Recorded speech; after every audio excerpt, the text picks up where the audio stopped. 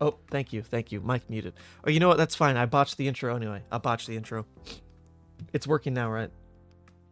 First time to join live and muted. Yeah, we're amateurs here. You can peace out, Spexus. It's true. But yeah, anyway, I was talking about Canadian Nationals. Let's just story time it to get things started here. Canadian Nationals was last weekend, and hopefully you all got to tune in for some part of it, because it was pretty sick. Honestly, I didn't plan around the fact that it was like an international trip very well, and a couple things came up that almost like nuked the event to the point where we couldn't go live. It was terrifying. But namely, crossing the border, right? I didn't know that you have to sign like a carnet, this like document that basically declares that you're transporting a large monetary value of items, but you're bringing them back. You have to like do all this paperwork if you want to do that properly and not get charged taxes on all your gear. I didn't know that. I guess I could have looked into it, but I kind of just figured, oh, it's Canada. I'll just like, cross the border. Like, what could go wrong? And the border guard crossing into Canada actually didn't mention anything like that. He was pretty inquisitive. It's like, what's all this gear you've got with you? What are you doing with it? You're not selling it, are you? Blah, blah, blah. Like the normal stuff like that. And he let me go. No problem. It was actually on the return crossing back into the US where the guy got like really hung up about it. He's like, this is too much monetary value. Like, we're going to have to charge you taxes for this. I was like, no, please. You don't understand. Like, the Canadian guys were nice. They let me through. Like, there was no problem. Like, I promise. So we had a little bit of a chit chat, and he was very concerned that I perhaps stole the car, because at one point he's like, hey, roll down this window. And I was clicking every button imaginable and the window wouldn't roll down. So it was a little sketchy. Like, I definitely looked a little sketchy. I get it. But I talked my way out of it, and I didn't get charged tax on the way back in. So that was nice. But that was like a, 1 a.m. confrontation on Monday. It's not fun. Anyway, we're back home from Canada, and it was really, really cool. Mansant was a beast at Nats. Well done. Thank you, Ty. Thank you. Were you there? Did I see you in person, or you just commenting from the sidelines, watching it at home? Both are equally valuable, honestly, because if you enjoyed it like crazy from home, that means you like the stream a lot, which I had my doubts about the stream as well. There was a massive problem right when I got to the venue, where it turns out my phone, even though I pay for roaming like calls and text and whatever, just was not functioning.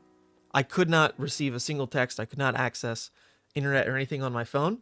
And so when I went to log in and like set up all my computer stuff in Canada at the venue, my email account, my Figma account, like everything was trying to ping my phone for like a text code to let me in, because, it was odd. I'm logging in from Canada, but I couldn't receive those texts. So I got locked out of my email account, and I got locked out of my Figma. And if you don't know what Figma is like, it's basically where I do all the graphics for the streams, right? So like I keep everything on this like cloud program Figma, and that way I can like, live edit stuff like really quickly, and then like, save it locally, and that's it. You don't have to have Photoshop open or whatever. So when I got locked out of Figma, I actually hadn't downloaded any of the assets locally yet. So I was freaking out. It's like, oh my God, like I spent like a week and a half working on this, and I can't access it. I'm locked out. So that was terrifying. I was on the phone with my phone company for like an hour and a half, and the phone cut at like 10 p.m. because their office is closed, and we hadn't resolved the issue yet. So I went home thinking, holy crap, like we just can't go live. Like I just don't have any of the assets. Like the stream is, there's just going to be like no overlays, nothing. It's just going to be like live feed from the cameras. That's it. This is going to be awful. But when I was at Flake's house, oh, by the way, I was staying with Flake, and he was an amazing host. Shout out to Flake. Props Flake. King. I got to Flake's house just like utterly defeated. And man, I was not having it. And he gave me a little bit of a pep talk, and I'm like, what, maybe I can get around this. And it turns out that on my backup laptop, I was still logged into Figma, and I copied the link and shared it to a new account. I had to make a new account in Canada that I could then log in and access on my other computer. And that way, with like the shared permissions from the link, I was able to get it all on the right laptop. Anyway, I really thought we couldn't go live the day before. It was so stressful, so unbelievably stressful. A lot of troubleshooting. I also had to call the hotel and try to get their internet fixed because we were getting throttled when we shouldn't have. We were supposed to get 10 megabytes per second upload, and it was stuck at like 2 megabytes per second upload. The hotel didn't know how to fix it. I had to call the internet provider to the hotel. I was on the phone with them for another 2 hours, trying to just troubleshoot. And in the end, they couldn't fix it either. So I really had no idea if the internet was going to be stable enough. We did like a bunch of tests the day before, and it was like passable, but it was dropping a lot of frames. So I just scaled down the bitrate and basically prayed, and then it all worked. It actually all worked. So I can't believe it. I mean, there was like 5 things going wrong the day before, and then on the day of, it just happened, James White, I guess, just like said a little blessing, and the stream just functioned. It was fantastic. So, all that to say, Canadian Nats, success. It was a really fun trip. Really long days. The first day was like a solid 12 hours of streaming. Second day was a solid 8, and the teardown and the drive back and all that. But if you haven't seen any of the tournament, it's on the Red Riot Games YouTube channel. So day 1 was 3 CC, 6 draft rounds. The draft rounds were actually really, really interesting to watch. I think the second draft pod was incredible. If you want to go back and like watch some really cool limited games, there's a lot of content here. Granted, it's Monarch, so who really cares going forward? But we got to see like Yuki's draft POV, which was really cool. So we saw her draft her deck, and then we went through and got to see some really, really close limited games, which was really fun. The CC games were a bunch of Lexi, honestly, on this day. And then the second day, the CC rounds were incredible again. We got a lot of Katsu back in there. And then I think one of my favorite segments of the day, we did a draft review with Tarek Patel, right? Previous reigning national champion. And he was live on the mic with us, and we went through and like reviewed his Levia draft deck. And I thought this was awesome. This is like my favorite part. I got to talk, which was nice. Tarek, super insightful, seeing his thought processes from like a really high level player. But then to the point where like, he is looking for advice. He's looking to comment and critique on his deck because he ended up going 0-3 with this deck. So to go back and look at it and have him like try to talk through some of the problem areas and then, have a discussion like back and forth about like Levia cards and whatever, it was really cool. I really like this segment. Anyway, stream was great. At the very end of it, Isaac ended up winning, Isaac Kroot, and he was actually so happy and smiley and giddy. His crew invited me out to dinner right after, which I thought was a really gracious gesture. I honestly didn't expect that. I don't know those guys super well, but it was really cool. They were just like, hey man, like, let's go out to dinner, celebrate a bit. I unfortunately couldn't because I needed to pack up and leave. The venue was shutting down, but still, I super appreciate that. So congrats to Isaac. Congrats to Isaac. Anyway, that's it. That's the Canadian Nats recap. It was really cool. But we're already moving on. Also, Gunter in the chat. Gunter, one of the amazing judges, hanging out in the chat right now. The judge staff was insane. Everyone was super nice, super helpful. Yeah, it was just it was a very good event. Very good event. But we're moving on to new projects already. The Savage Feats train just don't stop. I'm so idle otherwise without these projects. Like I'm chomping at the bit to get to them. So sure enough, we've got Battle Hardened Portland this week. So that's crazy. I mean, we're going back to back to back. International last weekend, traveling all the way to the West Coast this weekend. It's going to be crazy. But yeah, I'm going to be traveling to Portland to stream this event. This is actually, I believe, and you can correct me in the chat, I believe this is the first Team Blitz event that will be streamed ever. So a lot of firsts going on. It's going to be an interesting challenge to kind of portray the story well of, what the team is going through, because we can only really cover one match. But to like kind of flip flip between it all, like try to get some captain discussion going. It'll probably end up similar to how Baltimore went, Battle Hardened Baltimore. So it'll be cool to try this again. The one thing that made things a little awkward with Portland is that we could not find a second caster. Pankaj was locked pretty early on because he's local. He's like right there in Seattle, so it's an easy trip. But we asked so many people to try to fill that second caster role, money offer on the table and all that, and no one could swing it. Because honestly, it was a little bit last minute to try to get it all sorted because I was busy with Canadian Nats. So, had to pivot, and in the end, we just couldn't find anybody, not even locally. So, I'm going to be casting. That's our last resort, is I'm just going to cast it. So, it's going to be me and Pankaj, and Nathan is going to be running production. Nathan, my business partner in Savage Feats, he actually lives out there anyway, so he was going to be there to kind of just shadow and learn. But now he's getting thrown into the fire feet first and is going to have to just produce while Pankaj and I hold down the fort on the cast. So that brings us to this week where I need to try to catch up pretty drastically. Feats first. Yes, Ty. Perfect. Where I need to catch up on my Blitz knowledge pretty drastically because I don't really play Blitz. I especially have not been playing Blitz because it's not part of Worlds. So even in this past skirmish season, I didn't really go out of my way to play Blitz skirmishes. I played in the draft one that I won, and that was about it.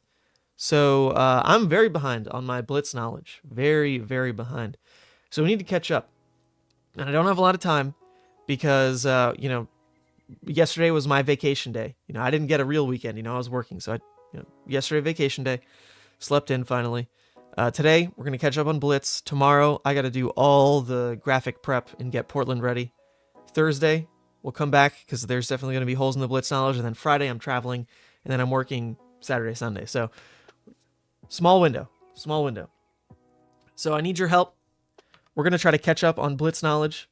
Not just in gameplay, but also I need to be able to talk about the game more higher level. Talk about the meta more higher level. So this is not going to be a tier list, not an exact tier list, but just more of a way to partition out what heroes I should probably get some games in on, because learning their play patterns at least a little bit is worth it. Pankaj is going to do a lot of the heavy lifting, but as play by play, I need to know what's going on, and I'm not like that far removed from how these heroes work. Like I understand them all, but just in terms of refreshing and making sure that, if if it turns out that like a Prism build is like really viable and I just had no idea, like I don't want to miss that, So we're going to break out all the Blitz heroes into what's worth learning, what's playing a couple games with, the maybes, maybe more fringe heroes if there's extra time on Thursday or something, and then the don't bothers. Okay? So this is a community effort. I need your help to get this right. I think it's pretty easy to fill in the don't bothers. So we can start pretty easily, I think. The merchants are definitely in the don't bother list. By the way, the Battle Hardened Portland, the way that I'll extend the title. Team Blitz. So the way Battle Hardened Portland works is it is a Team Blitz event. There's going to be A, B, C, right? Player A always plays against A, B always plays against B, C always plays against C. Technically, there's no team captain in this kind of formatting. You are allowed to talk to anybody. Like A can talk to C. And there was a little like prep article that went on FabTCG about this, if you want to read it. But generally, you want to make up some kind of lineup that you don't get to like kind of choose once you see your opponent's heroes, like what to line up with and get better matchups that way. That's not how it's going to work. But you generally do want like a spread of heroes that can try to target like, different kinds of matchups, I would guess. I don't think you want like 3 fatigue style decks. Like, okay, I'll take, fatigue, like a Great Axe Dori, a Bravo, and like a Yoji. I don't think people are going to play it that way because you would figure if someone else is building their lineup to kind of like, I'm going to target fatigue in this lane, this and this lane, this and this lane, then if you build your lineup that way, you are kind of going in to like at least one loss automatically each round. So I'd assume everyone builds their list to kind of cover different holes. And in the past, the Team Blitz tournaments, even though we didn't have them on stream, the winning lists were like always kind of built around that, you know, like a Fatigue Oldhim, a Kano, and like a Rhinar, you know, something like that. Okay, so in the Don't Bothers, we can definitely start it off with, unfortunately, Data Doll and the Merchants for now. I'd imagine a bunch more just like don't make sense as well. Like Katsu, no one plays this hero in Blitz. I haven't seen Benji do anything recently, but he did get a new spec card that I guess people could be playing around with. I haven't seen him make enough of an impact. I don't think that's super relevant. You can correct me if I'm wrong. Chane is probably the best deck from Battle Hardened results, then Kano. Chane just gets to play Spellvoid 4 and AB3 versus Kano, though, so then a third slot like Prism or Kassai is really strong. Yeah, I think Chane is nuts. There is like a spicy Chane list that at least like was teased on Twitter a bit. It's basically a Chane list that plays like Vincent, and you just, you know, make a bunch of rune chants, and then you can even give like Read the Runes Go Again, and then you just drop like 18 damage turns. It's insane. I've played a bit of that deck, you know, completely unrefined, just, you know, saw someone have the deck concept on Twitter and tried it, and it is insane. I think out of all the games I played, most of the wins were like in 3 turns, like 2 or 3 turns. It turns out that Chane just plays the Vincent strategy better. Like, no joke. It is the same Vincent strategy, but just stronger, because you just click a button for Go Again, and that's it. And you can give, like, even Read the Runes Go Again. It's crazy. It's crazy. So, yes, Chane doesn't even have to be built that way. He's crazy in any regard. But yeah, Chane's up there. Kano's up there. Right. I think Rhinar, definitely worth learning. People will play that hero if they're looking for the short game. I hope we don't put Rhinars on camera over and over again, because those games will take like 2 minutes. I would figure Fatigue Yoji is also up there. Even post-drone ban, Fatigue Yoji list didn't even necessarily run drone, so I'm pretty sure that's worth it.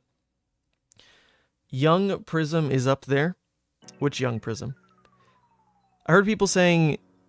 Wait, do I have the other Prism? Oh yeah, I do. I do have both Prisms. Wasn't the idea like the new Prism with Luminaris is crazy? Is that the one? Or is it still the old Prism playstyle with like a bunch of auras? I don't know. My Prism knowledge is like super weak. It is the new one? Okay. Alright, new Prism's worth learning. That's fine. I would assume old Prism is probably still viable in that slot as well. I think it's probably worth learning both Prisms, honestly. They can't be that different anyway. That's probably fine. Why is Benji in Don't Bother? Mostly because I haven't seen Benji do anything. It's really unfortunate, because you'd think with even like a new specialization, the fact that like Spring Tidings is also a card, you'd think he's doing something out there in the Blitz world, but I haven't seen any musings about Benji like post skirmish. Like, he's kind of just an armory deck if you want to be degen. I don't think he's real. Okay. Yes, Kassai also in the worth learning. I would agree. Luckily with Kassai, there's not much to learn. You do the same thing every turn. Sweet. What about Ira? Because Ira was abusing the Drone of Brutality playstyle like quite a bit. But drone is banned. You know, the format is back to exactly 40 cards now, and no drone. Ira is a worse Kassai now? Okay.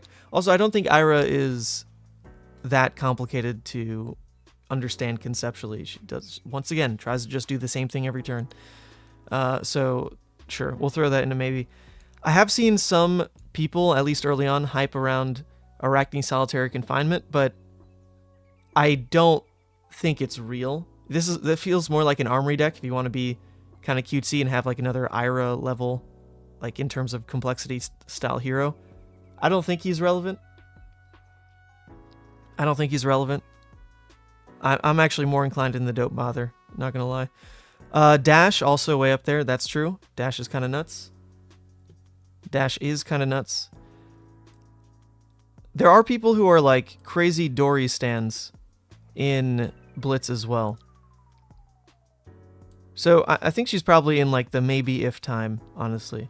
I don't think she'll be popular, but you know, it would be cool to see a team like, I don't know if Josh Lau is going, but there are people who stand Dori in Blitz. I think that feels fine. Other Dori is probably a don't bother. I've seen people experiment, but there's no way it's better than real Dori. I don't think.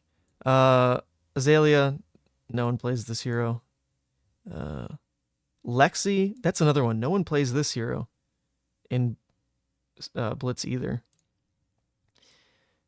Young Briar. Briar's probably... She's probably a maybe, I would think. Probably a maybe. What do people think on Briar? I haven't really seen much Briar in Blitz. She's not LL, right? No, she's not. She's real. Briar's not worth playing when Chane exists? Okay, good point. So there we go. Probably a don't bother then. We'll just straight up toss it. Don't bother. Valda and Yoji are like... I mean, they're not the same deck. Valda isn't pure fatigue.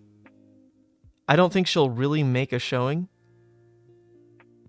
But people do like Guardian a lot, and not everyone likes the just straight fatigue Yoji playstyle, so she's probably a maybe. Valda's unplayable? Alright, well, if Noah says it, you know it's fact.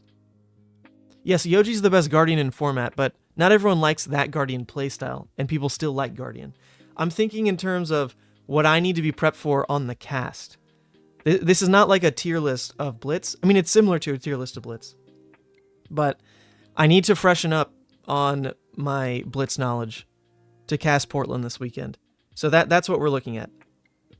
That's what we're looking at. That's why Bravo exists. You think people play Bravo over Valda? Actually, I don't. From my limited experience with Blitz, I don't think that's true. People like Valda a lot. She's unique in Blitz. She's a big, strong woman. But if they're not playing Valda, are they not playing Bravo, or you think Bravo's the maybe? All right, we'll wait on that answer. I honestly think we might see some KOs. Maybe just as like a for fun pick, like like we kind of want someone to potentially high roll every game. I could see KO making his way onto a lineup, just because you know you aren't just relying on KO to pull weight and win the matchup, but you need to win 2 out of 3. So if you think that your other 2 decks are like pretty consistent, like pushing like decent matchups across the board, and then like sometimes KO just spikes and like is a free win because your opponent can't do anything about it, I could see KO making his way onto a lineup. I'm gonna put KO in the maybe. KO in the maybe. Crippling is good. Okay, I guess we'll put Bravo in the maybe if time. Levia similarly is in the maybe. I don't think we'll really see Levia do anything in Portland. She's got some pretty fun builds in Blitz. She's got some builds that honestly are pretty powerful. But I don't know top of mind any like Levia players per se that are going to be in Portland. I haven't seen any chatter about it in the League of Levia, and I don't know anyone out there who plays Levia. The Brute player is like basically Nathan, and Nathan plays mostly Rhinar, but he will play Levia, and Nathan's going to be working the event. So I don't think we'll really see Levia. It's actually, honestly, this is going to look counterintuitive. I'm going to put her in the don't bother. It's her own category though. It's a don't bother because I already know this deck. So in terms of like splitting my time, I don't need to learn Levia, but she's in her own. She's still a queen. She's still a queen.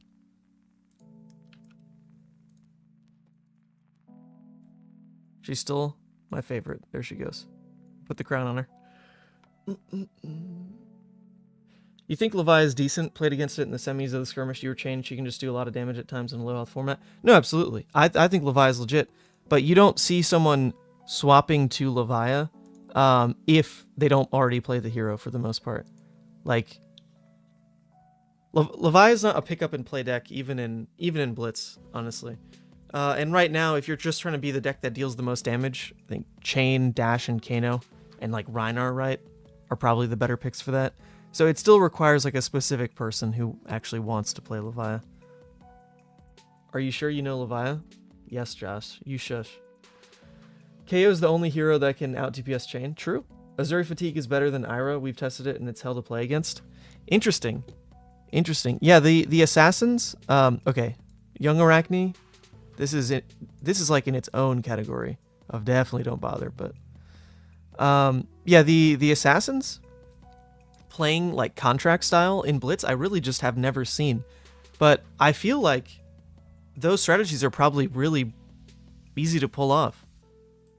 You know, like Blitz, you've got 2 of power cards, so like all of a sudden you hit a contract on like, you know, I don't know, an Art of War against Chane.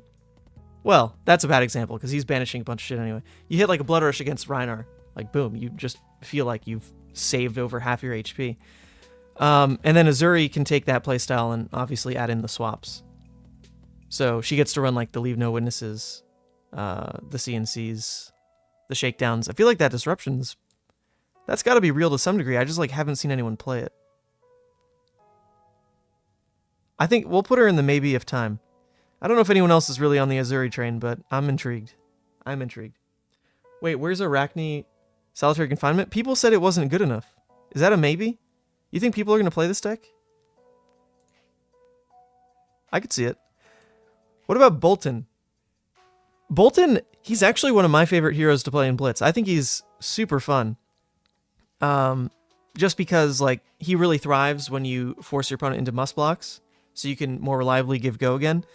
And in Blitz, you can get to the must block range a lot faster. I haven't seen him do anything competitively, but as a skirmish deck, or like as a armory deck rather, I do like Bolton. But I don't know. For a Battle Hardened, are people really going to play him? That's tough. I think he's probably in the don't bother category. I'll wait to see what chat says on that one. Solitary Confinement is super good. Okay, I've seen it on Talishar here and there. It's like a super linear deck.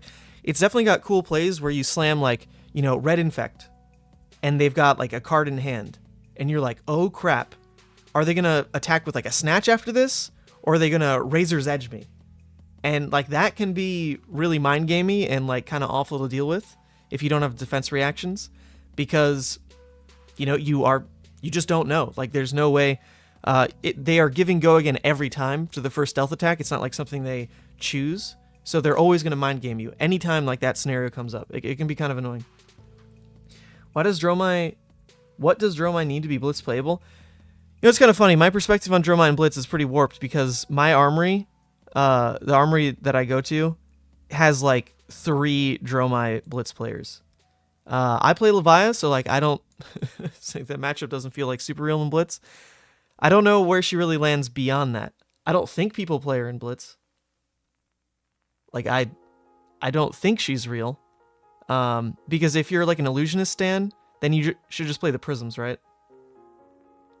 Just play the prisms. If you're an illusionist stan. So you have to like specifically really like the dragon generation, and also really like the fact that you need to take damage to develop board, and then don't really steal your opponent's turn away if they deal with your board, which is what the prisms do, right? Levia is cracked in Blitz, I think, but she's in the don't bother tier because I already know the hero. This is not a tier list. This is a what do I need to do prep-wise before Portland this weekend. That's what we're looking at here. So that's why she's got a crown on. Don't mistake her placement for weakness. There you go. Yeah, everyone's triggered. Okay. Shiana, I don't know why she was hanging out for so long. Is she real at all? She just got all those new specializations. And at Battle Hardened, what was it, Salt Lake City? There was a Shiana that like at some point was like 2-0 or something, right? Wasn't that a thing? I think she's probably in the maybe category because she's unique enough that if she's on a team, we probably really want to put that game on camera, because that game is going to be pretty spicy, and I would not know anything about Shiana if I don't at least play a little bit. So we're going to put her in the maybe. She's super fringe, but I don't want to know nothing about this hero. I think that's a fair place to put it. Fi. I don't think people really play this hero in Blitz. If you like this playstyle, then like play Arachne, or like they're very similar. Just drop 3 damage, 3 damage, 3 damage, 3 damage. So I'm not sure why people would want to stick with Fi. Emperor. I do really enjoy Emperor. He's probably not quite there yet. He absolutely hard loses to Kano. It's not even close. His Chane matchup is also pretty miserable. He's also pretty awful into Dash and Rhinar. It's sad because he's actually a pretty consistent deck, but he does not beat like most of this tier. Like not even close. So he's probably not really worth learning. I do love him though. Emperor is a bomb. He's fun. He's fun. Yes, Emperor you will see. I don't think legitimately teams that are trying to well, okay, if that's my argument, if that's my argument, then he should be in the maybe of time because he's fringe, but people who are trying to have fun probably do play him. Him not being the best and not beating the meta decks is actually maybe not super relevant in how a team might construct their lineup because Emperor doesn't need to only see good matchups, right? Like you can see a bad matchup and just accept the loss and then, you know, go help your team. I could see it. I could see it. I don't know. That's close. I don't feel like he's there. Considering that at what was it, Battle Hardened Baltimore, the one tied to Pro Tour, there was one Emperor in like a 400 player Blitz Battle Hardened event, and that one Emperor was Jacob, and Jacob was gonna meme no matter what. So he was not playing Emperor to like seriously win the whole thing. He was playing Emperor to have fun, and he was the only one out of like 400 plus players. So the meta has changed. To be fair, you know, Icelander and Oldhim are gone. Icelander was like another instant loss for Emperor, and Oldhim was pretty freaking bad. I'm gonna put him in the don't bother. I also know the deck pretty well because I play him a lot as like my for fun deck, so I'm not super concerned with needing to play him. Also, so there's Vincent, and Vincent is kind of awkward because Yoji did just win the Battle Hardened with Vincent, but as soon as that like Chane version of the list started like making its way around, right, circulating, Vincent is just like straight up the worst way to play that style. Like Chane actually does it better. Chane actually does the Vincent playstyle better. I don't know if like most of the community is really caught up on that though, and maybe they're still playing Vincent because of like the recent Battle Hardened win. So we'll put her in the maybe of time. And there's Riptide. And Riptide just lost Drone of Brutality. And so that version of the deck can no longer be real, like the Fatigue version. But Riptide has a real deck, a deck that's like actually forced to play the game. I have no idea. Where does he end up? I doubt he's like really at the top, but there's a possibility he's worth learning. You don't think I'll see him? Yeah, it's definitely between these two tiers. This one is absolutely up to the community. I have no idea. I have no idea what people think of Riptide now. Mask Nourishing Riptide really liked Drone, did it not? Can you still play it that way? I thought that list played that way because Drone could supplement Inevitability. No? You can still play Riptide that way?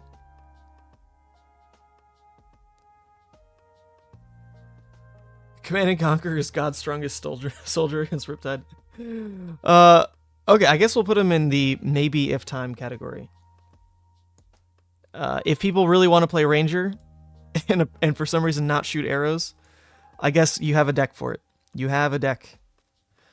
All right, for tidiness sake, I feel like we should bump down a hero because we've got an open spot right here, and this guy's hanging. So let's because that way we can concentrate it. It can be 8 heroes today and then 8 heroes on Thursday, right? And that can catch me up. That can catch me up. So who drops? Who drops? Is it the Azuri? I trust Galaxy in chat said there's a spicy Azuri list, but like, how many people know that? How many people know that? I don't know. I could see dropping Azuri. And leave it like this. Yes, no. Different suggestion. Out of that list, it's Arachne, Solitary Confinement probably. Really? Over the Azuri? Interesting, interesting. Wow, people hating on Solitary Confinement now.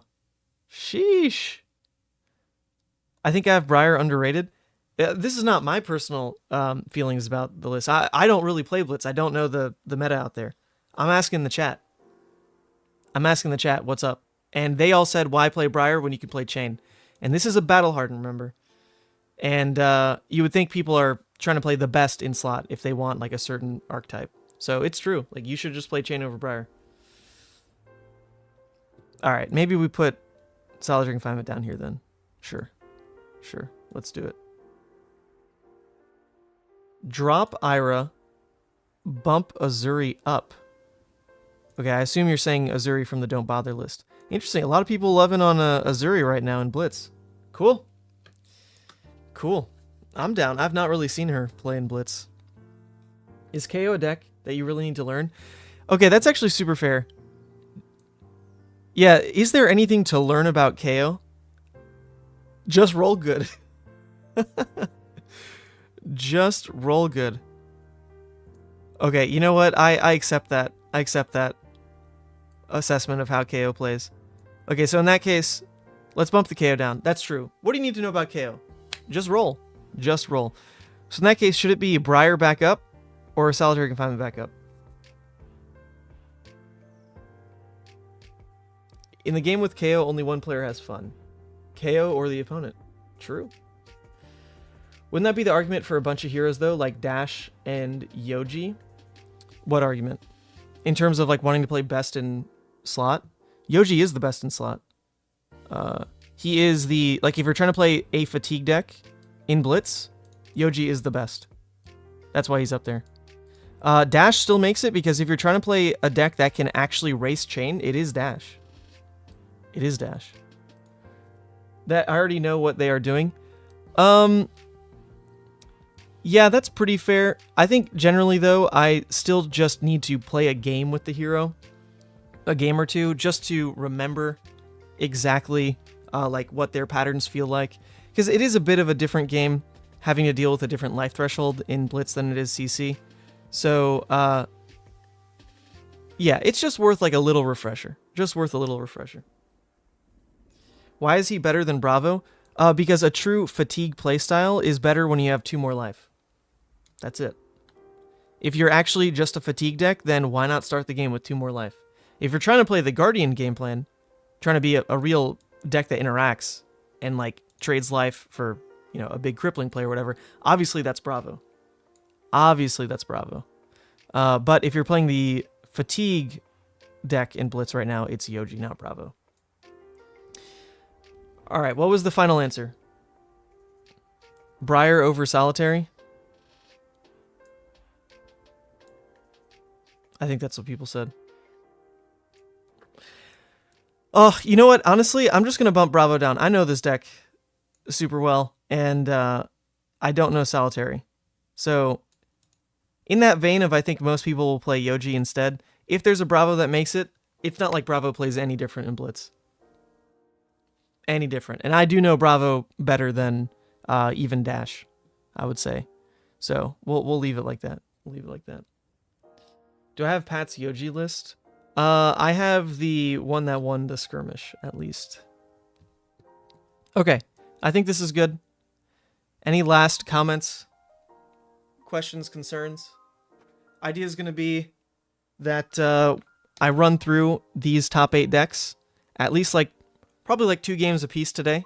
Just two games apiece, that'll be enough. Maybe 3, if the games are like really bad. That'll be today. And then these will be on Thursday. Unless I need to go back and like really feel like I don't understand these decks well enough. And that seems like a decent breakdown. I'll say it once again, Azalea has got to be at least in the maybe. She can win against a lot of heroes without high rolling. Very few decks will beat her high roll. 2 games apiece to learn Kano. I'm not trying to be the best Kano. I'm trying to just recognize the cards that make their way into a Blitz Kano deck. That is it. That is it. I'm not trying to be the better Kano player. That job is for Pankaj. Pankaj is the analysis. He's the color. I am just the play-by-play at Portland. So that's all I need to do. That's all I need to do. Recognize the card names. Let him carry. And I already do know like 90% of cards in this game, probably. And it's just a question of being a little bit more familiar for this weekend, so there's less of a mental load. New Prism loses a lot to the top heroes. Yes, but you gotta figure though, this is a Team Blitz event. So even if a hero, like a singular hero, doesn't have great matchups across the board, then if you're part of a team, your singular matchup, even if you have like a lot of bad ones out there, is not the end-all be-all of your team's result, right? So you can play a deck that's a bit more risky, that has a couple bad matchups, like if you assume, oh man, for whatever reason, like maybe they're going to put the fatigue deck in the middle or something, because, you know, that deck plays the longest, so that when player A and C are done, they can turn in and help player B and like blah, blah, blah. There is like some strategizing you can do around where the heroes are seated. I think at the end of the day, no one really tries that hard to figure it out, because there's not like that much data on how like anyone does these things. But you can make guesses, and sometimes it can work.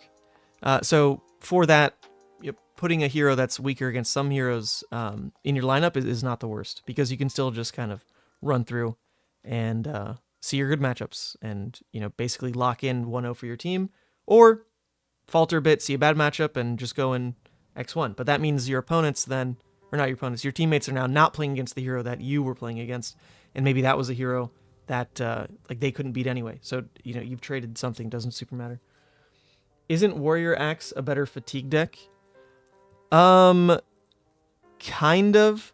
The thing about it though is fatigue and Blitz is generally like not trying to attack. Blitz is such a low health format that you're trying to just survive more than anything. Like a fatigue deck is not blocking 9, swinging Great Axe, and calling that fatigue. Blocking 9 in Blitz means you'll still die. You know? Because decks are just able to go over that. So generally it is truly about tanking. You are blocking everything. And then if you're left with an extra card in hand, you're just going to heal with it. And that's what Yoji does specifically better than any other like fatigue playstyle. Because Yoji just starts with 2 extra life. So if that's your playstyle of, I'm generally going to block like 12 a turn, but if they push me down and like want to take an arsenal turn or something, and so I'm allowed to keep an extra card, that extra card is going to be a healing bomb. Like boom, just go up 3. That extra card is going to be like a blessing. You know, just play out the blessing, whatever it is, heal some life. So that is like the fatigue playstyle that Yoji really executes on. It's not just like some weapon grind value. So yeah, I mean, Great Axe, in theory, yes, if you're playing against that kind of fatigue deck like Yoji, Great Axe is better, because you can't just tank forever. You're now playing against a hero that has like a really good weapon. But that's not the playstyle that Yoji really needs to beat a lot of decks. Okay, I think we're good. I think we'll lock this in. I put Shiana, someone asked before, I put Shiana in here because if there is a Shiana that makes its way to stream, we absolutely want that hero on feature. And I just know nothing about Shiana and Blitz. So because she is so different than a lot of the other heroes, and could be there just as like a spicy pick, I don't want to be clueless about a Shiana. I don't want to be clueless. So that's why she's there. All right, now the second part of this is get deck lists. Deck lists. Rhinar can kill a fatigue Yoji, although it's not easy. Yeah, I mean, that's one of the reasons you pick Rhinar. Rhinar should line up to the fatigue decks pretty easily. He can line up into Kano pretty easily, line up into like Prism. Rhinar's a real deck. There's a reason he's at the top. What if Blitz Levia shows up and you don't know any of the cards? Oh, well, then I guess I'm fired.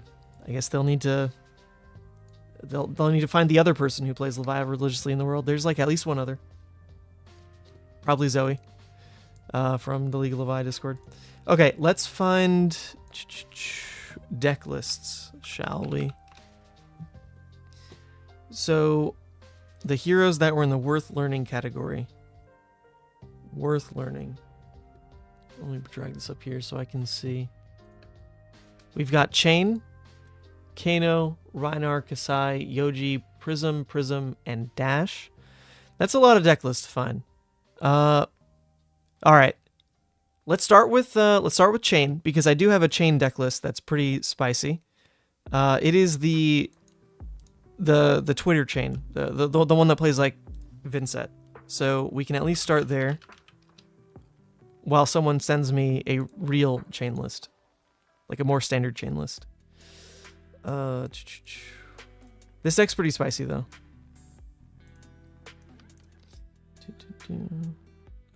Here.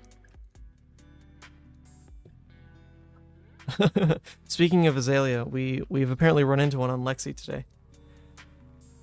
Oh, you know what? This is true. I have seen a couple people trying to play Ice Lexi in Blitz. So I wonder if that's worth learning. That's questionable. I don't know about that. I've seen it a lot on Talishar, but it's Talishar, so who knows?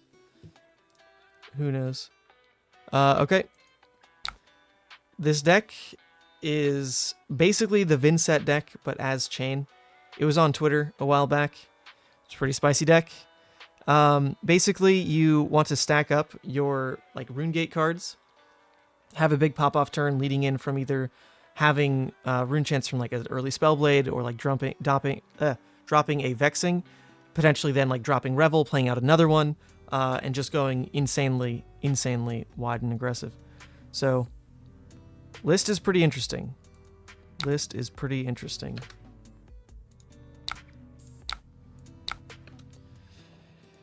We're just gonna make a Soul Shackle, drop the Spellblade Assault, sit on some Rune Chants, and say go, basically. I like this deck a lot. Mostly because it's a little bit different. If it was normal Chane, I would never touch him in a million years. But this is spicy Chane. And so until this deck is known to be miserable to play against, it's safe. It's safe to touch this hero.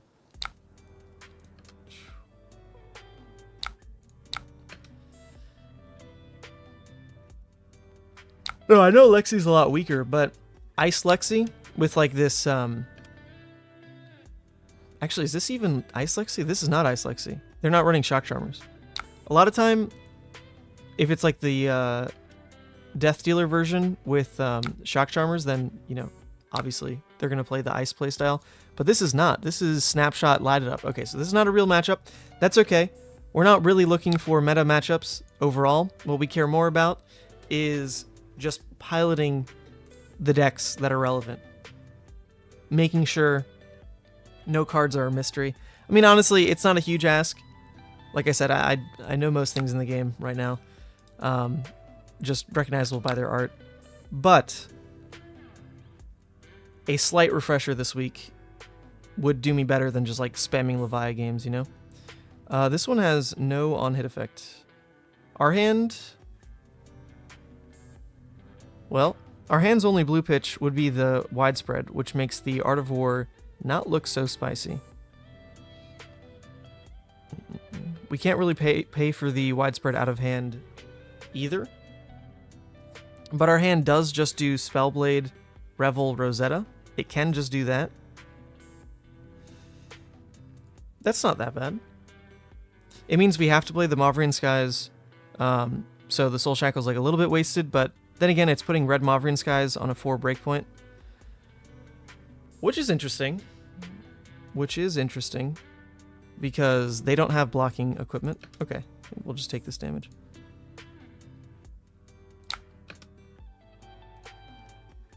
Probably going to Carrion Husk whatever the second attack is.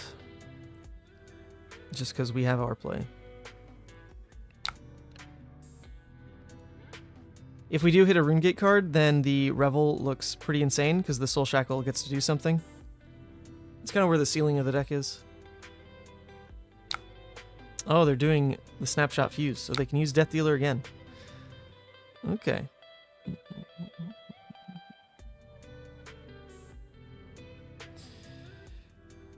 Well, considering that Husk is definitely gone this turn anyway, we can just use it now. They're probably not going taller than just a 4 this turn. They showed the lightning. Or we can try to search with Crown. Either dig for a new blue. I think that's a little too greedy right now.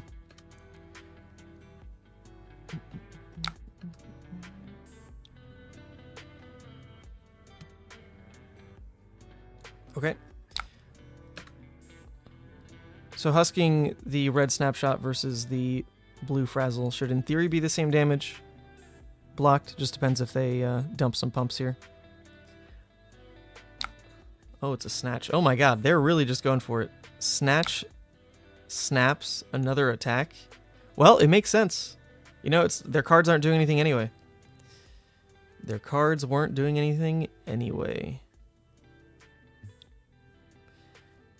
Well, this becomes a little awkward. I guess we can just hope that the card draw doesn't really net them anything. It's just 4 damage here. They're going to shoot the frazzle anyway, whether I block snatch or not. So their draw, like most punishing draw, is some other pump. Or like some go again from hand.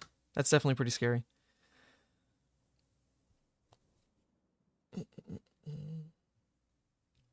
Amazing work on the Nats coverage this past weekend. Appreciate that, Nathan.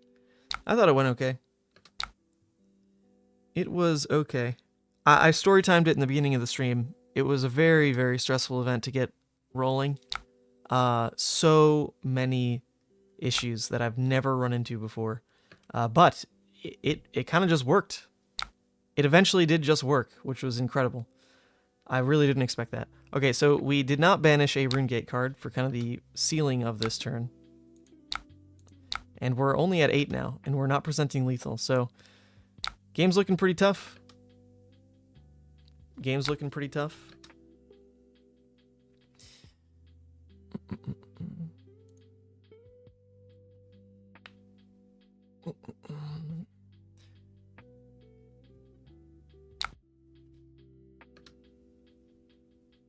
Okay, they're letting all that through. Sure. So we still want to make a Soul Shackle. It is wasted this turn, but that's fine.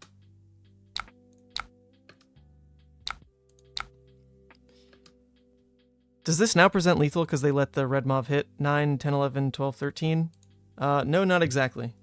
Right?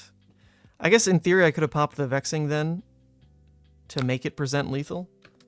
But then that kind of screws me if I banish a Runegate card next turn and don't have a way to generate rune chants. That would be a problem. But maybe that'll be the difference. If they just think they can go to 1. I do have invert existence in the list. There is an invert. A target for... Oh, wow. I haven't seen that pop up. It's definitely there.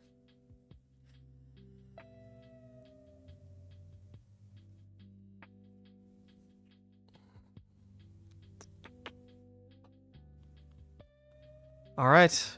Go to 1. I'll win with invert. I believe. Oh, actually, they don't have a non-attack. Never mind. They pitched an Electrify. They didn't ever play anything. So, that probably doesn't happen unless they play out an Electrify to start the turn. You saw an Ira thumbnail and came running. This is not Ira. Ira's on the list. She's in the what if. Or no, what is it called? The maybe if time. She's in the maybe if time category. Why did you get so excited about seeing Ira gameplay? That is old. Who cares about seeing Ira gameplay? Come on. Oh, we drew the invert. Oh, we win. Ha! We did it. Oh, Chane, you're disgusting. Oh, Chane, I hate you so much. All right, well, we successfully rune-gated 0 times, and yet we're going to win the game. That's pretty funny. Ha! Got him. What's my gripe with normal Chane anyway? The deck's just disgusting. When you draw well with Chane, it dumps more damage than should be allowed in the Blitz format. It is unreal. There's a lot of decks that can do that, but Chane's feels a little bit more bullshit because he's he's balancing a lot of RNG anyway with just like the random banishes. So there are Chane games that can be very poor over nothing your opponent does. Your opponent can just like show up and Chane just banishes all his wrong cards, and he just doesn't look very good. Or there's times where Chane hits on exactly Shackle 1, like draws Art of War, you know, in his second hand or whatever, and just dumps like 20 plus damage turns. And so you don't really control much against the Chane matchup. It's just up to whatever he does. You know, Chane's running hot, he's running hot. You cannot beat that damage. It is misery. It is misery. Okay. We should be able to win. Alright, let's say they run a Sigil though. If they run a Sigil, then, you know, we can play it safe here. Just wait to see more of his cards played from hand, I guess.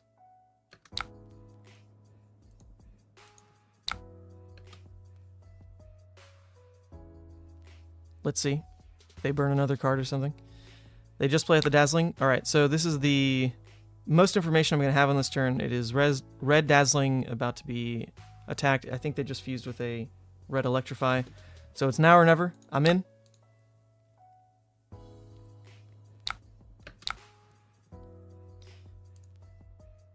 There's a world where I don't really need to do it this way, honestly. I could just try to win on my turn. But I don't care. We're doing the Chane things. Done. Oh, that was a great 3-turn game. That was fun. Good game.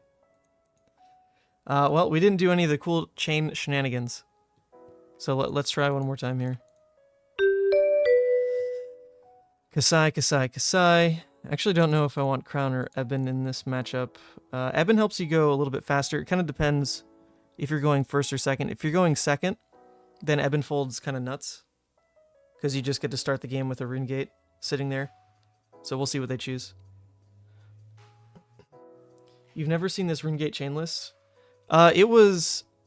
I forget what it won or something, but it was on Twitter a while back. Basically saying, like, why is no one exploring this? It's pretty crazy. I've played it... Let's see. I've played at least 15 games with it, and I've only lost once. It's pretty... Oh, and this was a Fatigue Dorinthia, by the way. So to whoever said, like, Fatigue, Great Axe, like, what's up with that deck? Well, it got me. It got me one time. Because I didn't play it like it was going to be Fatigue. Because why would you play Fatigue on Dorinthia Quicksilver Prodigy? Who knows? Who knows? Okay, so they're letting me go first. I don't need Evan Fold then.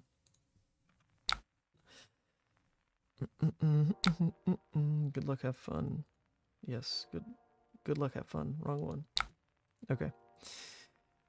We've got our turn here. We can set up a widespread at minimum in our banish zone, which is pretty decent. It is pretty decent.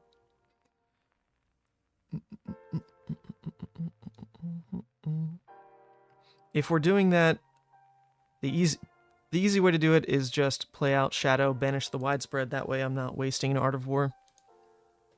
Which could be the right way to play it. Or just burn the Art of War now. Because finding any kind of rune chant generation on this turn would be pretty sick. So I think we'll do that. You don't really get as much mileage out of like +1 or go again on Art of War, really. The banish is what carries it in this deck. Okay, so there we go. We did find rune chant generators. That's pretty good.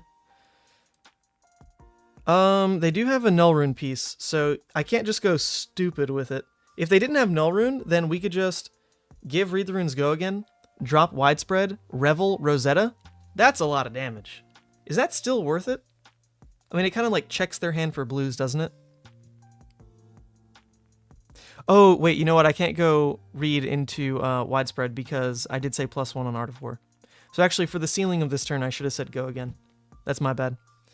Alright, so then we're not going to do that. We're just going to make a Soul Shackle, read the runes, and then Arsenal the Revel. And that should be fine.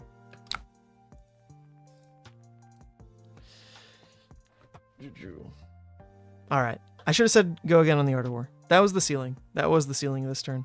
I didn't really expect to use either mode necessarily. But the idea was if my turn at least pivots into just playing out like a Runegate card from hand or something, it makes it a breakpoint at the very minimum.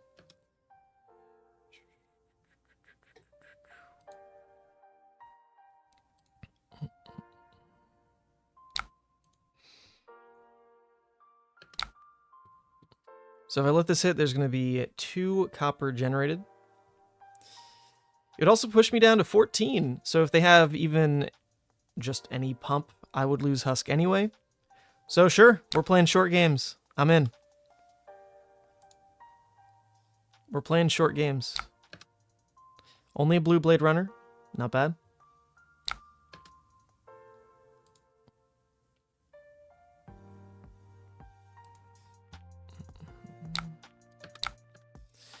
This one's fine, of course.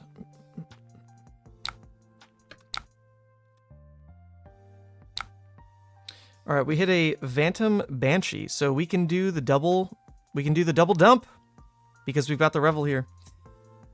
Okay, let's do it. Make another rune chant because we want the Revel active here.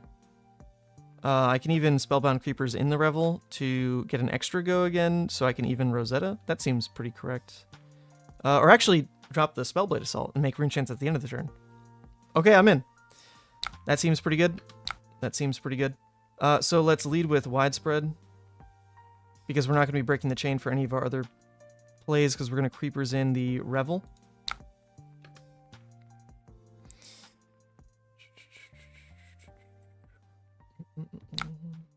Should the invert be in the deck in this matchup?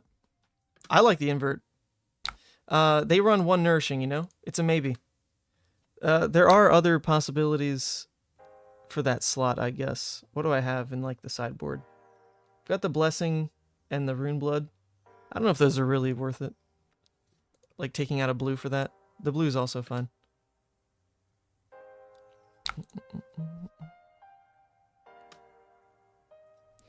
Good God.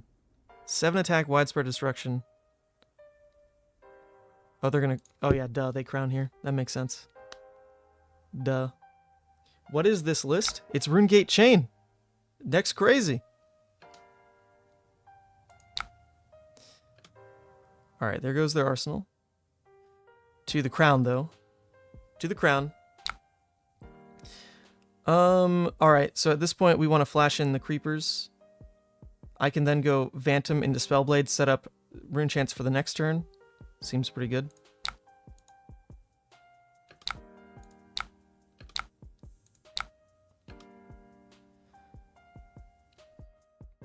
Seems pretty good. So if you just count the damage this turn, this was 11, 18, 19, 20, 21, 24 damage. Oh, I'm losing rune chants end of turn because of Revel. Oh, true. True.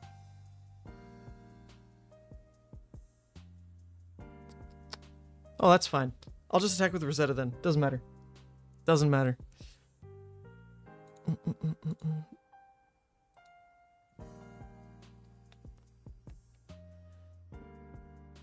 Or I guess no, the play was then just Spellblade first.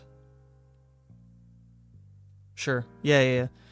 So if I want to do the same thing, I could just Spellblade first. Because I did have the Gogan anyway from the Chane. And then Spellbound Creepers in the Revel after that. And then drop Phantom. So yes, that was possible. That was possible. To still do all the same damage plus 2.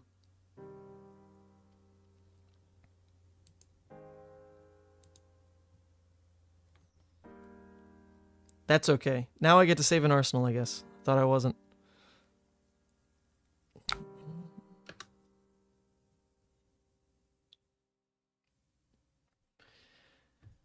So it is still a 24 damage turn, though. We're just not banking rune chants into the next turn. Pretty good. Pretty good. Buzz? Yes, obviously. I'm not, like, really trying to, win these games, not gonna lie. We're just trying to play cards. I am not in the mindset to, like, super pay attention, honestly. Because I'm not prepping for the Blitz event as the player. Prepping as the caster. And... I gotta be sloppy because that makes it more engaging for the viewers. Oh, baby, look at the nourishing. What'd I say? When you're sloppy as a caster and the chat rips you apart, who doesn't love that? It's the best. All right, well, now invert is a real card. There you go. There you go. Is there any world where it's worth it to invert now and then just pitch the Spellblade for Rosetta?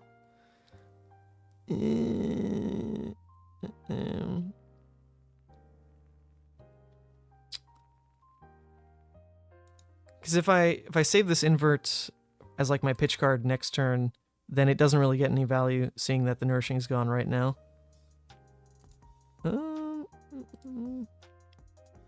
Because I could hit the Outland and the Nourishing. Yeah, I think Arsenal Spellblade is still better, though.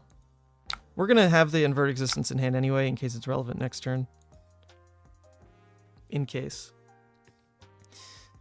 In case. It doesn't disappear this turn.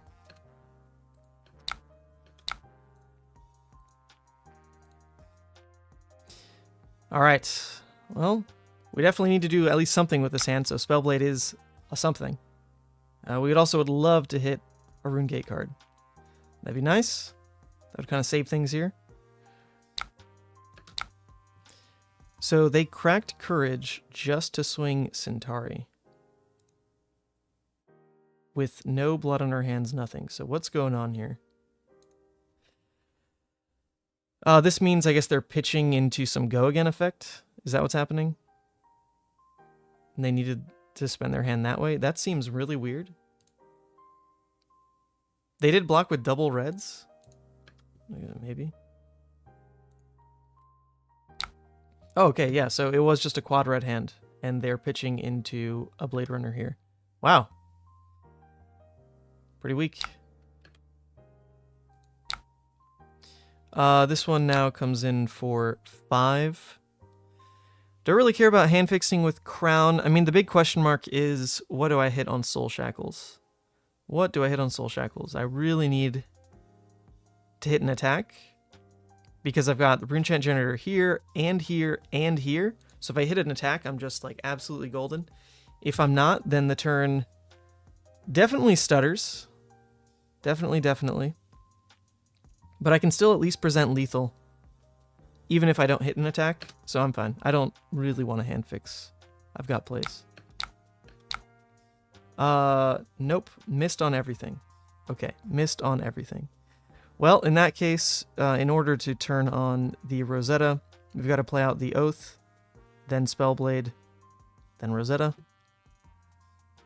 Arsenal the Envelope.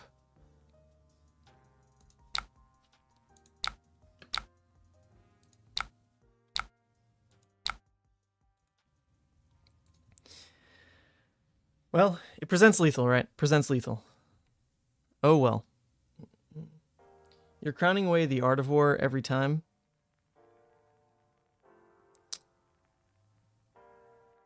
Yeah. What was First Banish? First Banish was, I guess, the Deathly Duet. So it would have been crowning away the Art of War for the Deathly Duet. Doesn't really change how the hand plays, but in terms of Art of War not being useful in an exact hand, sure. Idea being, though, the Art of War is the card we're not, like, really using on this hand. We had resources in other spaces, and we had Runechant Generators. So if we do hit the Runegate cards, then the Art of War just gets to be the new arsenal. And I do want to keep an arsenal, because I've got Crown. So I think it was fine. It was fine to keep it. What are my thoughts on Bravo in Blitz? Well, it depends what you're trying to play. If you're trying to play like an aggressive Guardian, then Valda is probably better. If you're trying to play a Fatigue Guardian, then Yoji is better. If you're trying to play like a flexible Guardian, then sure, you can play Bravo. You can play him. But I don't think he's particularly good. Just because, like, your Guardian matchups, like, that are traditionally bad are, like, no better in Blitz. You know, like, Prism. Still tough. Bravo doesn't fatigue as well as, like, a Yoji will, so even Chane can be an issue. Bravo into Rhinar. Even, like, Rhinar doesn't even need to really high roll you for that to be a decent matchup on the Rhinar's end. So against, like, the top decks, I don't see him being too unique. Even, you know, just as, like, a grind game into another Guardian like Yoji. Yoji packs freaking Remembrance, and I don't think Bravo does. So in the kind of war of attrition, you probably still lose that game. Your dominates shouldn't matter. Yoji's stacked with a bunch of D-reacts. His weapon is still a breakpoint. Alright, here we go. We got the Deathly Whale Soul Reaping combo. We're in. Okay, so this turn is going to be 4, 5, 6 damage. It is going to be 6 damage. Right now we're looking at the ability to generate 4 rune chants pretty easily. The problem with that would be playing the Soul Reaping for Go again kind of takes away the ability to use the Spellblade Assault as rune chant generation for Deathly Wail. So the way to get 3 rune chants easy access for the Deathly Wail would be the Vexing and the Envelope. So we don't really need the Spellblade. Spellblade can block, I think, and we can still play the turn we want.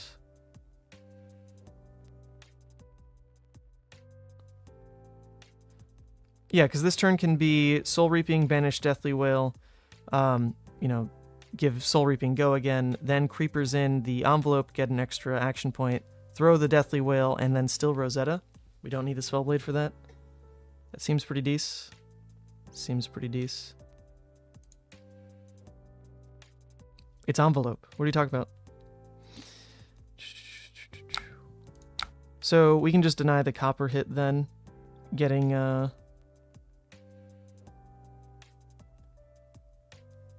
yeah, I mean, this buys more life than just saying, sure, let this hit and then block 3 here. Because there's a world where, like, the Blood Debt potentially ruins us. If they somehow don't die. So I'll take 2 on this. Now Blood Debt wouldn't kill us. Even though we got 3 of it. 3 is a lot. Alright. I believe the plan will still function.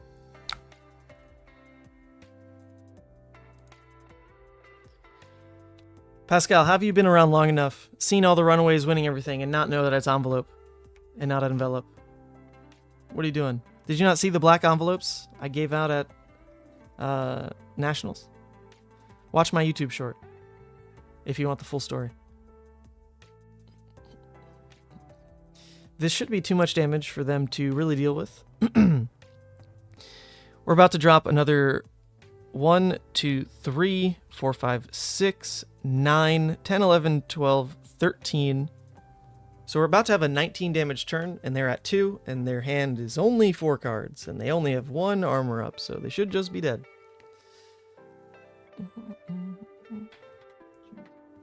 Enjoy being able to play your Blood Debt? I mean, that's the kind of Levia I always play. A Recursion Levia is best Levia. Playing your Blood Debt's broken. Don't think you have unique mechanics over here in Chane Land. Levia can do this too.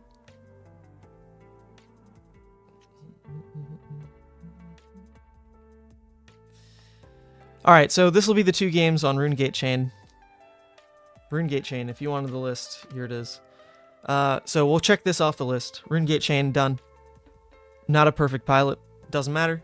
I'm not the one playing. I'm not the one trying to win a PTI in like $250 or whatever it is. I'm just the one sitting pretty and gonna have to talk about these plays. So we'll need a real chain list next. A real chain list.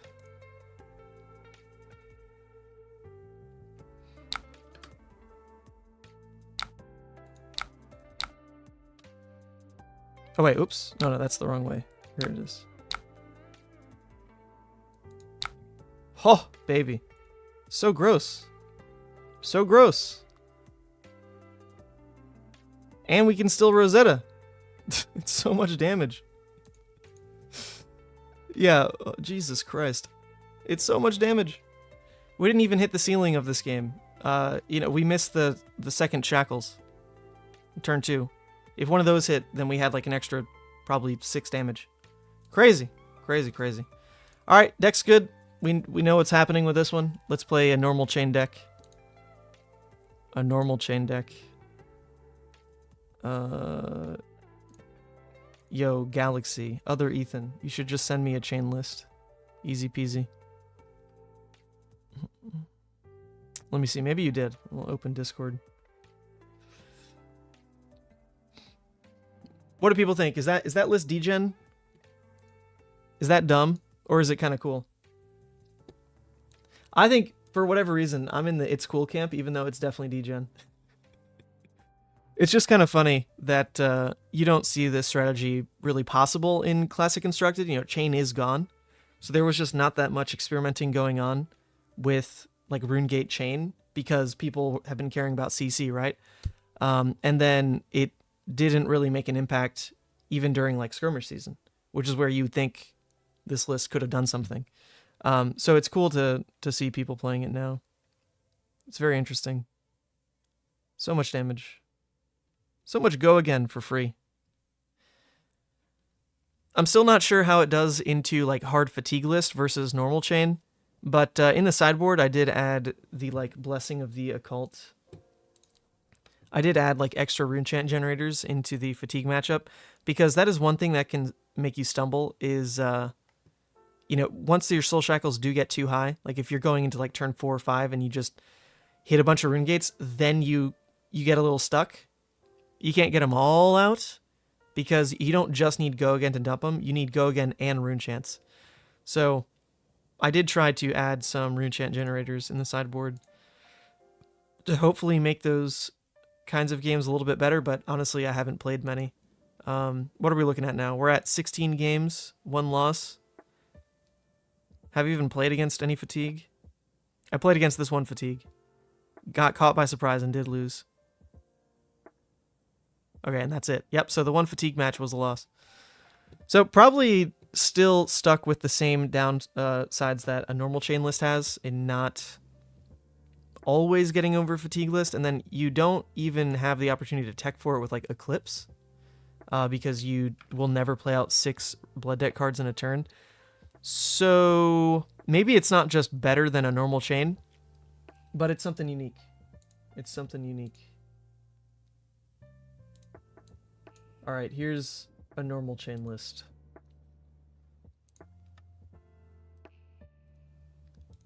Post-Icelander Chane, correct. We are living in a post-ice world. Let's see.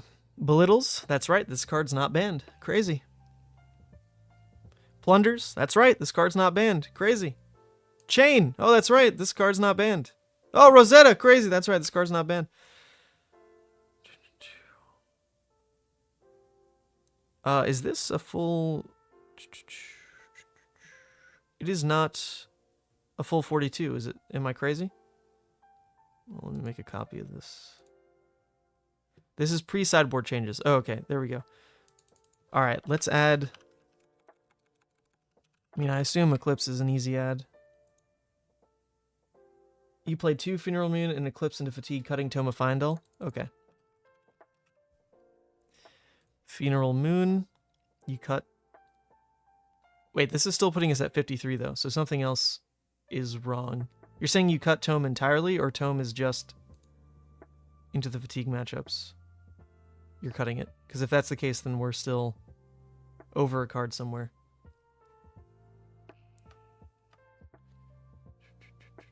Alright, we'll just drop 1 Funeral Moon for now. That's fine. Because you have to present exactly 40. You can't actually just, like, cut Tome, go up to 42 cards. The rule is exactly 40. You're cutting the Ironweave. Oh, here we go. This is what's happening. You're cutting the Ironweave and the Nullrune Robe for Dyadic Carapace. That's starting to make sense there. Good cards are good cards. Alright. We're in with this disgusting, broken pile of a deck.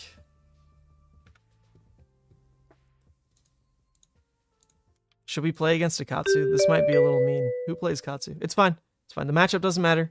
We're just playing games. Traditionally, making a Soul Shackle with Chane was always good in CC. In Blitz, who knows? We'll try it. Maybe you don't want to go first. Because it's Blitz after all. Because it is Blitz. Chane always goes second in Blitz. Alright, we've thrown. So here's what's going to happen. We're going to go first. We're just going to Arsenal Plunder Run, make a Soul Shackle, and make a Rune Chant. It's going to be the best start you can have. Just watch. Just wait and see. Good luck, have fun. What'd I say? What'd I say? What did I say? Do we want to pitch? Oh, actually, we don't even need to pitch into weapon. We're Chane. We're broken. We don't need double plunder run. So we can pitch away a plunder and a shrill. I can arsenal the plunder run. And we're set. And we're set. Not the best draw here. Not hitting the ceiling. That's fine.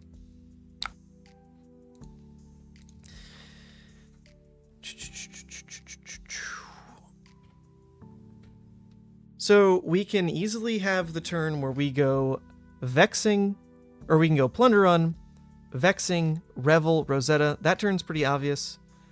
That means we don't really need to do anything with Howl. We could park this in Arsenal just as a crown target. Would be okay.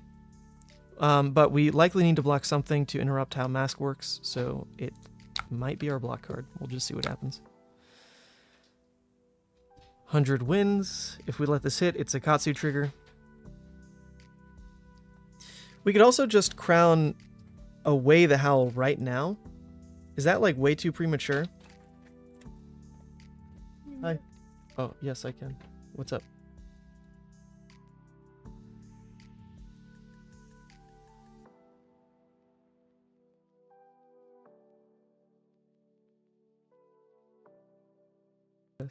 Okay. I don't mind just blocking with it then. Just to turn off the Mask and Katsu on this turn, most likely. Most likely. I think it's fine.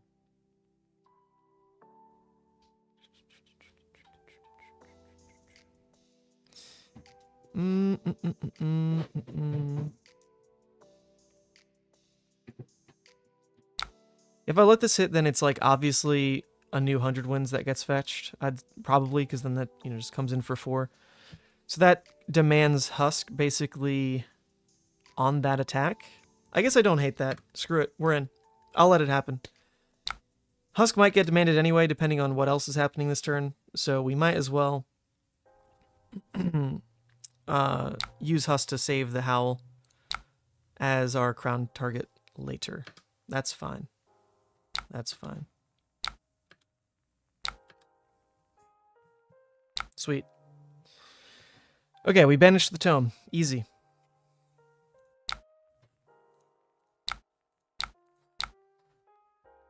Yes, Katsu. Hit him up. Into the ghostly draw. That's not more damage than the Rosetta. Okay, please stop. Please stop, phone. Playing out the ghostly is not more damage than the Rosetta, but playing it out means we just don't hold a red in hand. Maybe that's worth it. Is there a world where it's worth paying into creepers to be able to go ghostly and Rosetta and give up the Howl? It's 4 more damage right now. That's interesting. Pay into creepers, 1 floating. Rosetta, pitch, ghostly, give up arsenal. That would be presenting 4, 8, 12 damage, in theory lethal. That's kind of spicy. I'm in.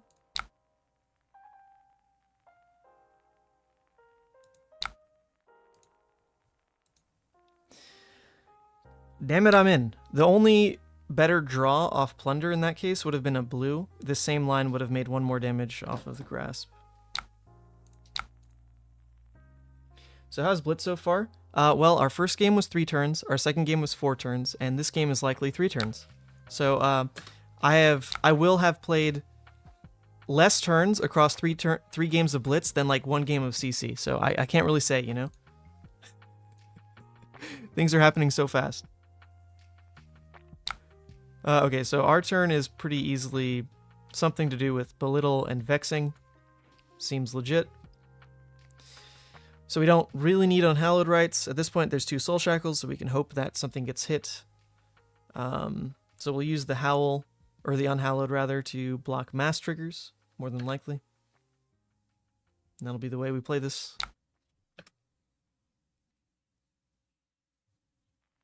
Hello, Hammer. I don't even know if I want to play a second Blitz game with this version of Chane. Not gonna lie. Not gonna lie. It'd be...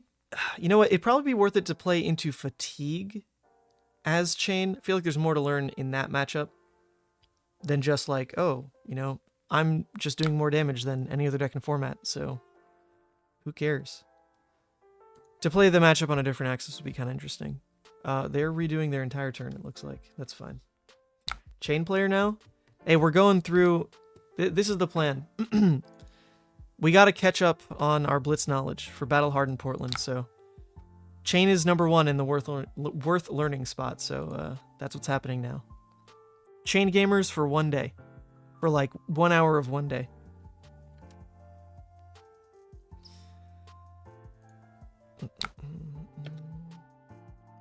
Alright, where's the Unhallowed blocking?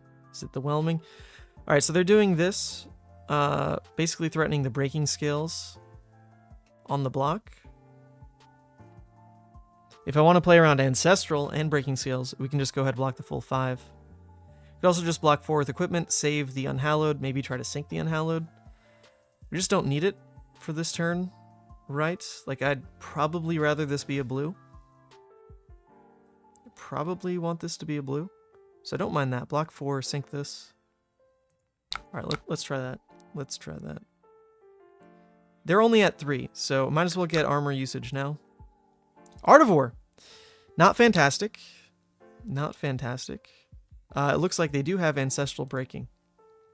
Should have blocked 5. Should have blocked 5.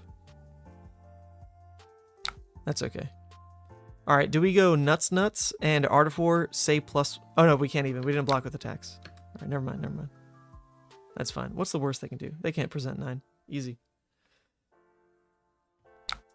Artivore is amazing if I have a red minnow left. I do have a red minnow left.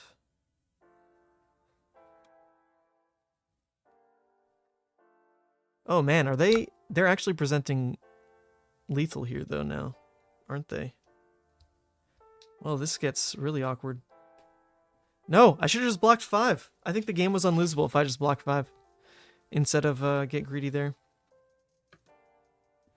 Rip. Rip. This is at least 9 damage, 10, 11. It's 11 damage showing right now. They don't have any AB though. So... in theory, I win off of Vexing and blue, right? So then I really wanted this card to block, but it doesn't. Oh no. Oh no. They have no AB though, so is that it? Is that all I need to do? Grasp and Vexing wins the game. Can I survive? I block 2 here, go to 3. Their turn is at least Kadachi, double strike. So if that last card can attack in any capacity, and it likely can, then I'm like really screwed. But if it's just Kadachi, double strike, then I live off the Spellbound block.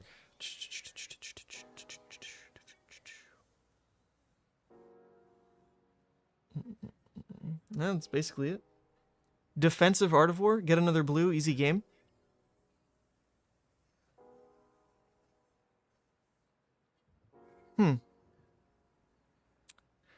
Would that really be it? I pitch Artivore here, say banish +1, draw 2. At that point, I get to block in theory for 4 on the Flusterfisk from hand, and then block with the Spellbound for 1.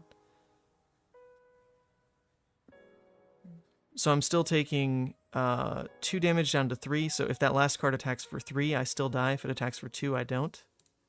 Art, I'm in. Alright, hold up. I'm going to do the defensive Artivore. I'm in. Buff, banish to draw.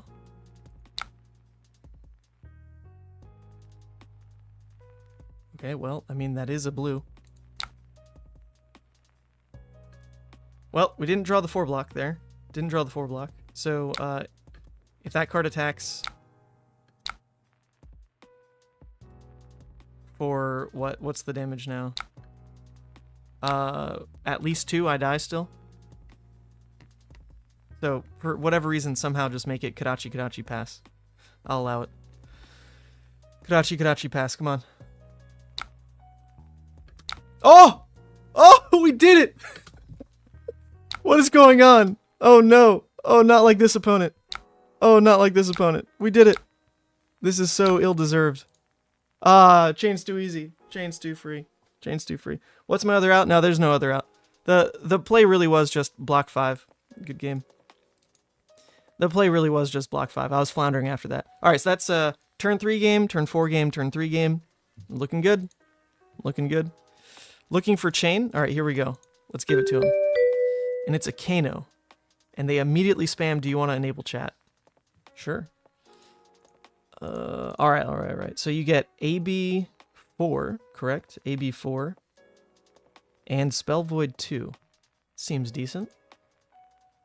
Do I care about swapping in a blue over like a red somewhere? Could be. Could be. How's that seem? I mean, Shadow Puppetry would be like a really aggressive card to cut. Maybe it's like Plunder Run? No. Maybe a Howl. Howl's expensive. Tome doesn't do much? Okay, so Tome. Oh, but that's still getting rid of a yellow. I almost feel like... Nah, okay, it's fine. We'll ship it. I'm in. Alright.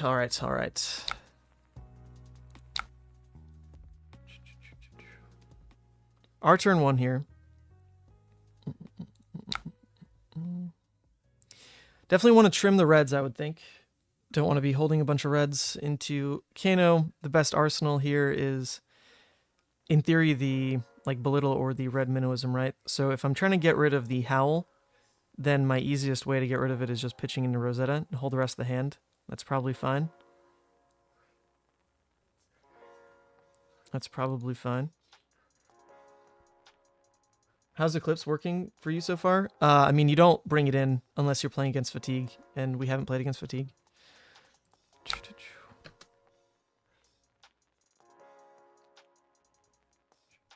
They're playing Frontline Gauntlets. Interesting. So I guess they just like slam that into the Rosetta. Otherwise it doesn't get good value. Pietro? Yo. This is on stream right now, haha. I'm good, man.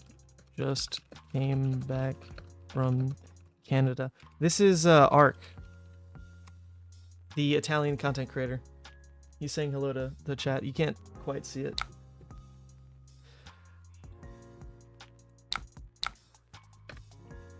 Alright, I'm pretty sure this is all I'm supposed to do. Pretty sure. I feel like I want to arsenal the red Minnowism, right? Just so I'm not holding a red. And this card's fine. And this card is fine. So I think I pass here.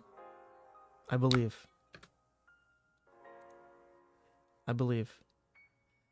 We've got, in this case, 5 AB to work with. No! You bastard. Just starting with a Heart and Cross Trap? That's not fair, dude. Calm down. Not fair. I want to Arsenal the Belittle. It's the best card in the matchup. Okay, if that's the case, do I just burn the Minnowism then? Or should I have pitched that instead of the Howl?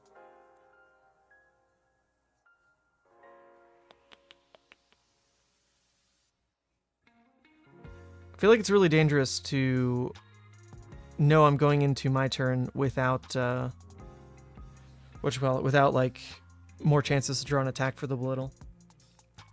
Yeah, see, Arsenal the Minnow.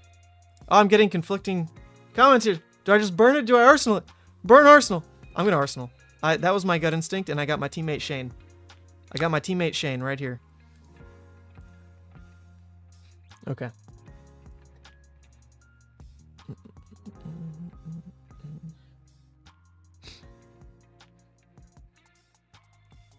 Teammate, someone else named Ethan.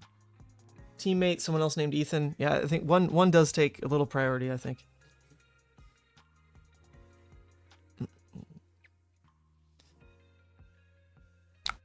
All right, all right. So we've got the easy reveal on the Riftbind. Easy reveal on the Riftbind. I think because of that I can give up one blue because I'll be searching a blue anyway, right? So this blue should always go into AB. Seems correct.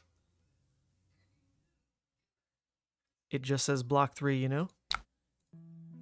This also guarantees that I can't mill the Soul Shackle, the other blue minnowism, right?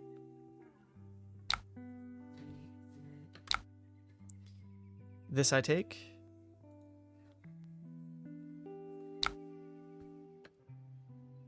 Yeah, because there's a world where I mill the blue minnowism to the Soul Shackle, and then this can't fetch a blue. That'd be funny. Oh, it's a plunder run. Okay. So do I care about playing out Minnow? I probably do, right? Because that will turn on my Rosetta, so I can go Minnowism, Belittle, Reveal, Rosetta, Arsenal, Riftbind? Is that it?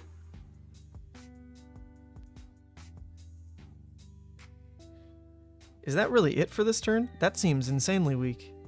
Well, then again, this is Chane early game. This is Chane early game, you know? Or is it just Minnowism, Riftbind, Rosetta?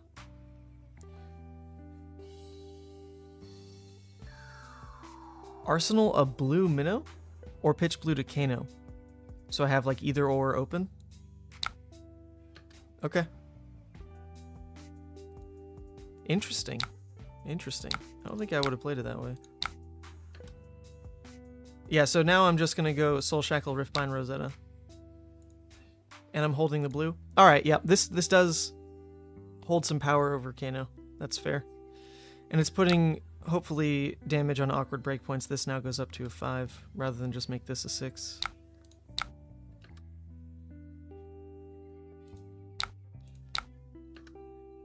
Okay.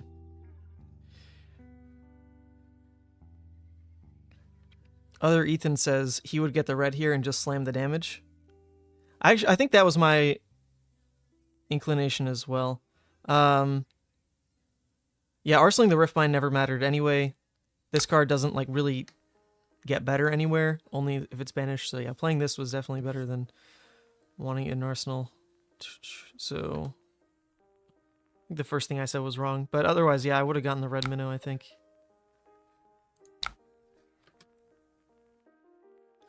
This in Arsenal says 1 damage, I guess.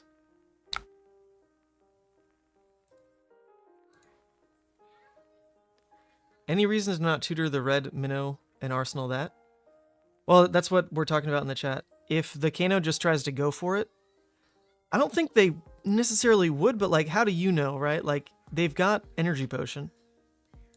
In theory, they can just send it. Ooh, interesting here. Interesting. They go down to 7. They're keeping a 2-card hand, likely just 1 cost with Waning Moon. Alright, we got another Belittle hand, baby! Man, this card's so good! Oh, no. Oh, not like this. Not like this. What can I do? Where's the outplay button? I guess right now, no. I can't really pay into AB here. Let's let it happen.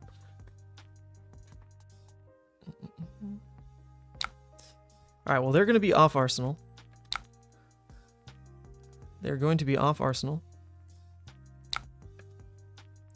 We're going to be not slamming them with crazy damage, but it is some amount of damage, you know?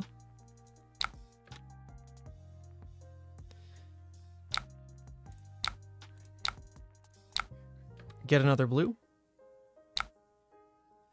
Oh, wait, actually, hold up. Is it right to get the red here? Is it actually better to get the red here?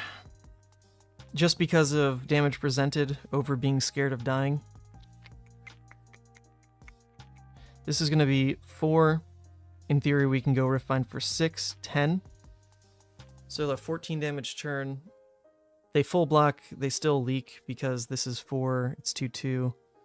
Their easy block is here, so in theory they leak 3 damage on this. We get to Arsenal the Unhallowed. Holding the blue means we don't, like, die, though. That seems pretty relevant. Alright, I'm in. Yeah, also, they don't know what pitch I have, right? Because I'm withholding a card. I am withholding a card. So it's a little safe. It's a little safe, I think.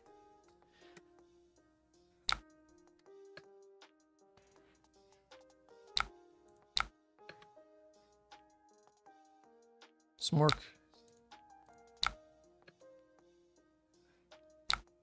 Alright, Riftbind for 6. And then Rosetta, and then Arsenal Unhallowed. Or I guess, who said it in chat that maybe popping Vexing could be right?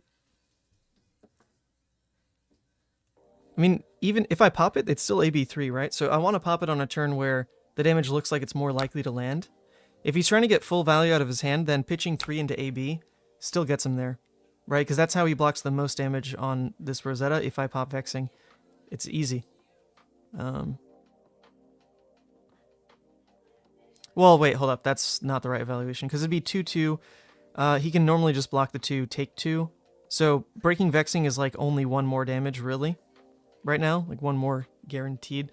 But it's not even guaranteed because he could just block from hand, pitch here, so it's 1. I don't think it's worth it. Is it worth it? Is it worth it on the quill hand? All right, I'm just do it. We're just gonna do it. Experiments. All right. You do it. All right, then we're doing it. Plus, we got to keep these games short. You know, it's about turn 3, turn 4. That's the sweet spot, right? Turn 3, turn 4. Every Blitz game is about right there.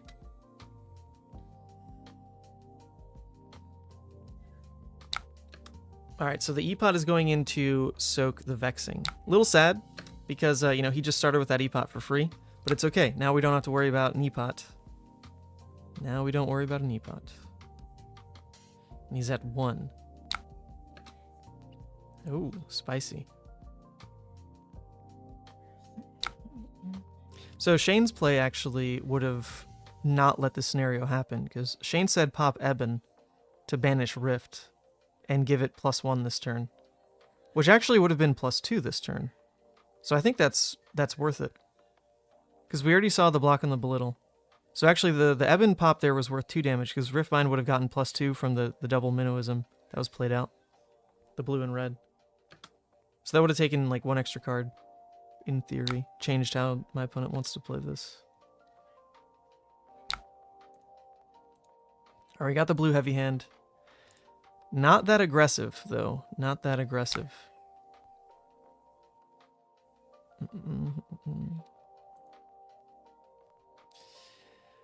Huh. Okay, so with 2 Constellus counters, they have a free Waning Moon into their next turn. It's effectively the same as like an E-Pot right now. I think I just pitched the blue in, though. Right? It's 3 damage now, it's 3 damage later. Or I want to play out the blue Vexing. Well, that's scary. They have AB2. But then they'd also need to block 1.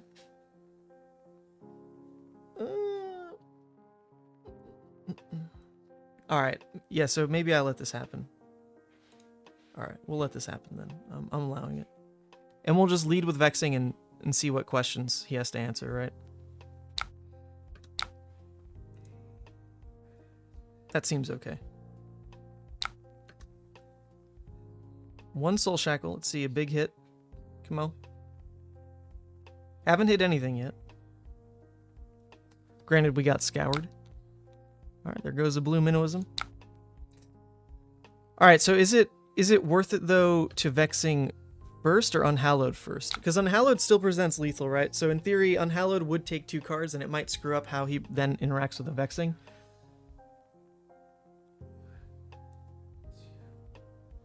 So it should be lead with Unhallowed, right? I would think.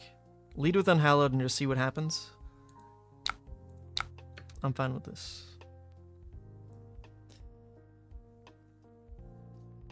Show him the red. Make him think maybe he's got it, because we didn't pitch into AB and we're starting with a red. Uh-oh, he's saying rip? Why? He's dead?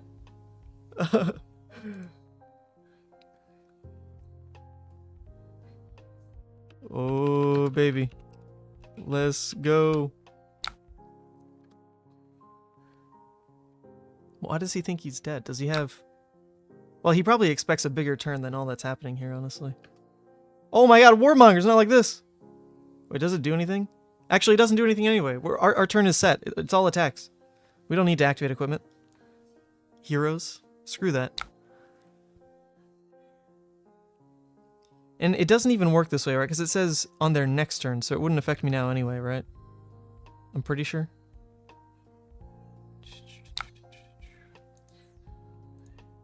Yeah, I don't think it does anything. Yeah, it does next turn. Next turn. But there shouldn't be a next turn in theory. In theory, we win.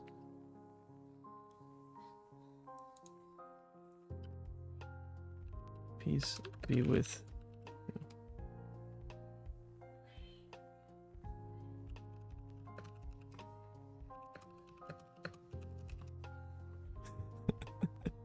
you. Oh, he'll rest in peace. That's good. That's good. If you guys don't know Ark, he's a good friend of mine. Ark Kano. I don't know how you find his channel these days, because he switched it to like all Italian. But he used to be known pretty widely because he was the first person to win a nationals with Kano. He won the Italian nationals with Kano. Okay, sorry. I don't know how to find his channel anymore though. It's named something different because he switched it to all Italian. Centering Foresight. Okay. Well, the good news is we know we win because we've got a total of, I mean, if we need it, 9 life right now. 9 extra life. And his first Kano went into 0 damage. So, looking pretty nice.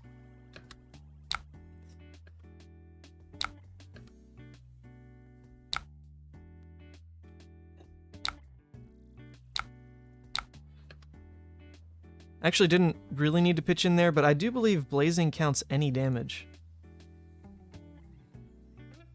I'm pretty sure. Blazing counts any damage, even on weapon. Is that right? But his cards are gone, and then we just win on the next attack. Easy. Oof, yeah, the double red there. Okay, now we can read it. Where X is the amount of arcane you've done. Yeah, so blazing actually does still scale off of the waning moon in theory. I mean, he's not going to win there. But GG's. He is just Flesh and Blood Italia. Okay, that's how you find it. Flesh and Blood Italia. Here we go. This is who we're playing against. Ark. This guy. This was great. Thank you. I will be there. Yeah. We getting drinks and ham. I like him a lot. Back in where was I think it was Leal, maybe? Maybe it was Leal, maybe it was Worlds. I honestly forget. We just had like a really good night together. Like getting to know each other like personally really well. Not just flesh and blood talk, but like legit just went to a bar, talked, told life stories. He's a really cool dude. I like him a lot. Okay, that's it for Chane. That's it for Chane. Let's check again. Okay, we don't need Chane anymore. So we can oh, okay, that's not working for whatever reason. We don't need Chane no more. He's done. We're caught up. We're caught up on Chane. We played both versions. We could play him into fatigue as well. I don't super care about that, whatever. So now it's actually time for Kano. Oh my god. Or Yoji. Change your pace? Yoji, Kano? Holy moly. Both of those just sound miserable. Miserable. Where can I find a recent Kano list, you know? I don't know anything about recent Kano. Let's see. Alright, this looks more traditional. More of the Kano that we all know and love.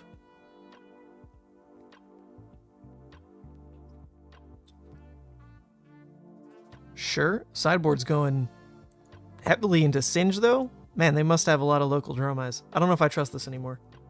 Am I playing or doing coverage? I am casting with Pankaj. We could not find another caster. We asked, like, you know, with money offer, you know, we asked, like, probably 8 different people. And no one could swing it that weekend. So I'm going to be casting with Pankaj. It was not the plan, but it's actually okay because Nathan is there. Nathan lives in that area. So he was going to be there to shadow and, like, learn production anyway. But now it's just, he's going in. He's going in head first. He's going to have to learn on the fly because I am not going to be able to run production at this event. It's going to be all him. All right, someone send me, you're going to carry us because you know nothing about Blitz. Pankaj, then do what I'm doing. The whole point of this week is I got to catch up. We can't know nothing about the format, you know? I can't carry. I'm like scratching the surface level of all the Blitz heroes. I need you for the deep dive. I need you for the deep dive. Oh my god. Okay. Someone send me a Kano list. I need it. I don't have one.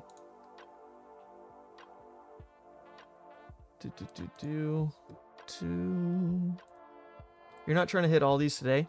No. The plan is we're going to hit the worth learnings today. And then we're going to hit the maybe if times on Thursday, depending if I need to go back on any of these heroes. The don't bothers are in the don't bother for a reason. We're not touching those. But yes, this is the plan. We're going to go through all these heroes. At least 2 games. I want 2 games on every hero. Minimum. Minimum. Phone a friend and get you for a Prism game? Alright, you want to just do that now, Fino? Let's just spectate you playing Prism. That will teach me more than me slamming buttons on Talishar with that hero. Let's get you. Are you free right now? We can just knock out 4 games with both Prisms. Wait, you can't jump on. What are you doing? Baiting me. Oh my god. Alright, well, if you can be free Thursday, then maybe we save the Prism till then. Oh, you mean for the Battle Hardened? Phone a friend, so you're not going to be there. You're talking like remote. Nah, we're not doing remote, man. I ain't about it. Okay. Talishar. Oops, already had that tab open. We need a Kano list. I believe... Yeah, here we go. There are enough Kanos that did well in Vegas. We can just snipe one of these. Oh god, this is going to be horrible. And this is even stranger because it's attack action Kano. Oh my lord. Is this the real Kano? Are people going to play this? I feel like my brain's not big enough for this one. I don't know if I can do it. Attack action Kano?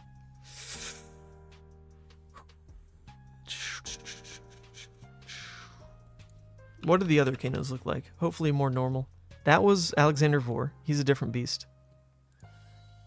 Then we had the Waning Moon Kano that we basically just played against.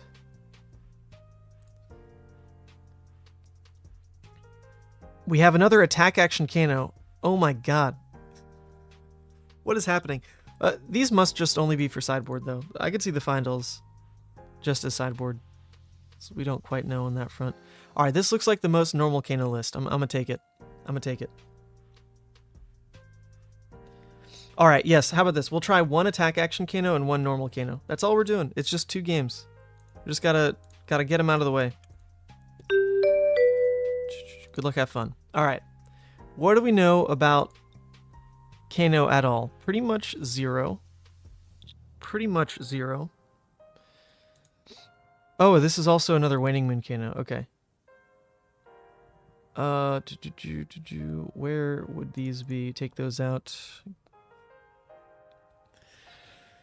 We need to go down to 40. It's just straight not allowed to play more than that right now. So what gets cut? What on earth are even the sideboard cards? What are even the sideboard cards? Oh my lord.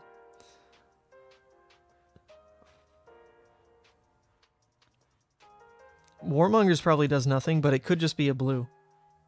That could be the way the deck's built. We might just need the blue. So that could be a throw. Not sure. All right, you know what? Just for simplicity's sake, I'm taking out the nourishing as well. I don't want any misses on my Kano. I don't want no feels bad. Let's do it. Let's do it. All right. They've only got AB2, and they're on Tunic.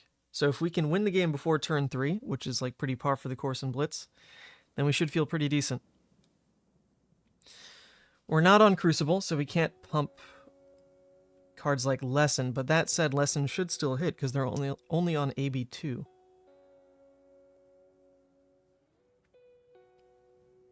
Huh. Huh. So the most damage we can do this turn is Aether Spindle. Get some ops going. That seems pretty decent. Lesson and Arsenal is probably fine.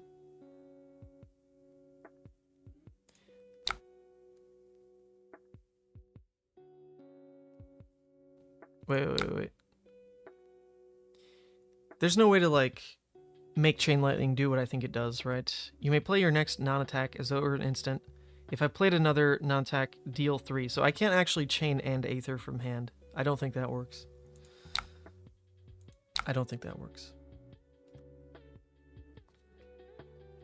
It's more of a combo thing. Alright, we've got Tome. Tome is kind of funny. I don't have a blue to just pitch into Kano, draw the Tome, and just keep going right now.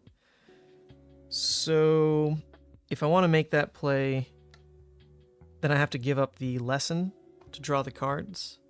And then my Arsenal is random, where I think I don't mind the Lesson right now. So if that's the case, then I just don't want Tome. I can't really use it. We can just leave the blue on top. For the next hand, blue block 3. That seems okay. I don't know. I don't really know what we're doing here. Don't really know.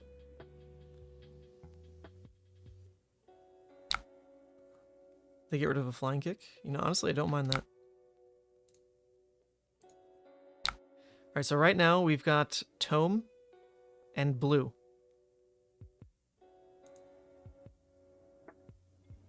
Let's remember for whatever reason. I don't think it'll come up. But we've got Tome and then, oh, a blue and yellow draw. Yeah, because we put the chain as well. Okay, so the Tome will draw a blue and a yellow. Remember, folks. Kadachi, yes. So I think I want to Arsenal the Emeritus. I do believe cycling the Arsenal out for like kind of the kill turn will matter more. So in the meantime, that means I want to use Lesson and a blue for waning at least. For like Lesson waning. Although this will always hit because they only have AB2. So if that's the case, maybe I keep double blue so I can also pull off like Tome of the Aetherwind. I can put that on top. Banish it. Does Humble do anything to me? Honestly, it's just an easy enough block that I think I'm just going to do it. Just save the HP, right? It means Lesson... Oh, wait. Oh, I'm thinking of Amnesia. Humble just blanks my hero. Okay. Cool. Humble just blanks my hero. Not a big deal. I wasn't going to use it anyway.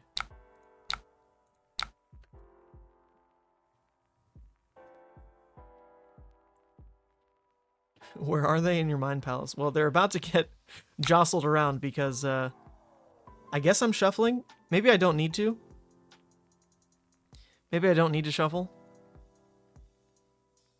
It kind of depends. Like, what do I think is happening here? I could tutor out like a Blazing, and then I know I've got Emeritus, Blazing, and whatever the hell else. Maybe that's worth it. It's before they've got Tunic, you know? So, like, maybe it's worth it. Oh, God. Who knows? Do I want to guarantee the blue or guarantee the Blazing? It's probably too early, right? It's too early for Blazing. I don't know. I don't know anymore. I'm gonna do it. Name of the game. Just be fast. Fast like lightning.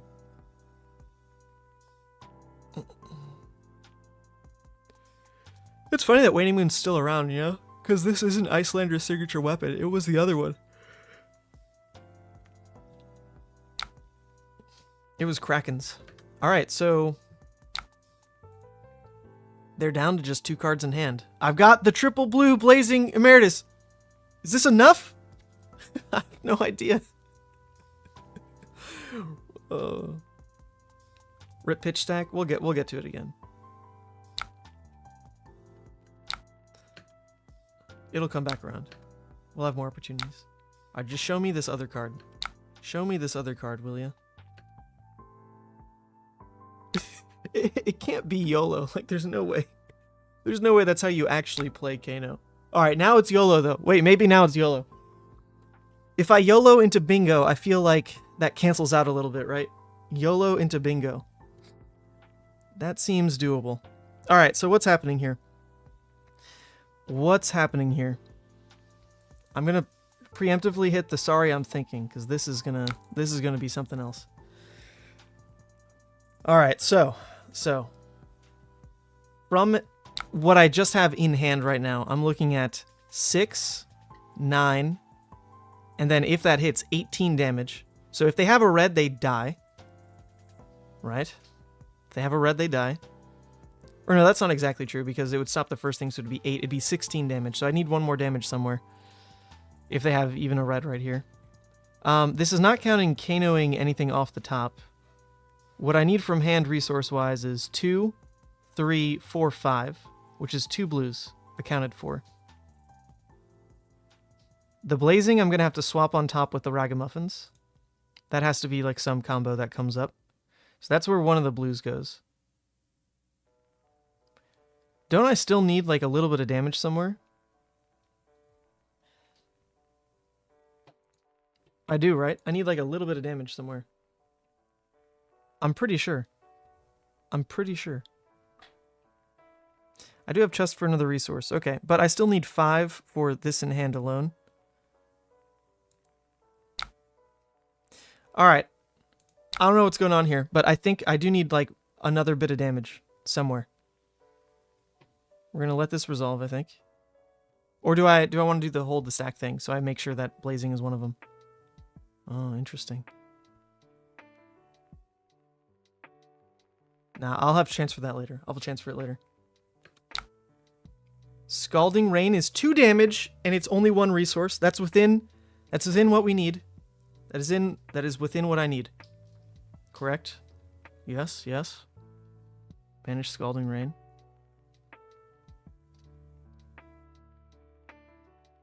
Or is it already thrown? Did I throw?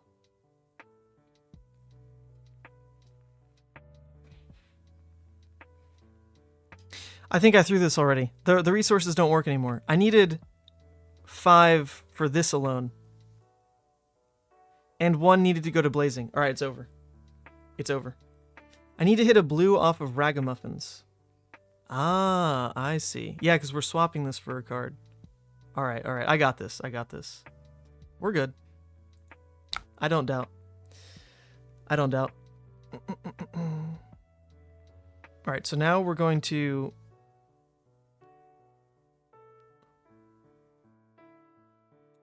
Yep. We got to get down to the ragamuffins. So I'm going to play this out, and then Kano, right? Hold priority on this. Ragamuffins. Oh, easy, dude. Easy. Choose a card from hand. This is to go back on top of the deck, correct? That can stay on top. Yep. Let that banish. Yep. Yes, I'm going to let that banish. Then we're going to pay for Storm Striders. Yes, yes. Let that resolve. Then we're going to pay for this. Here. Yep. And then we're going to Waning Moon. Uh-huh. Yep. We're going to let these resolve. Let these resolve.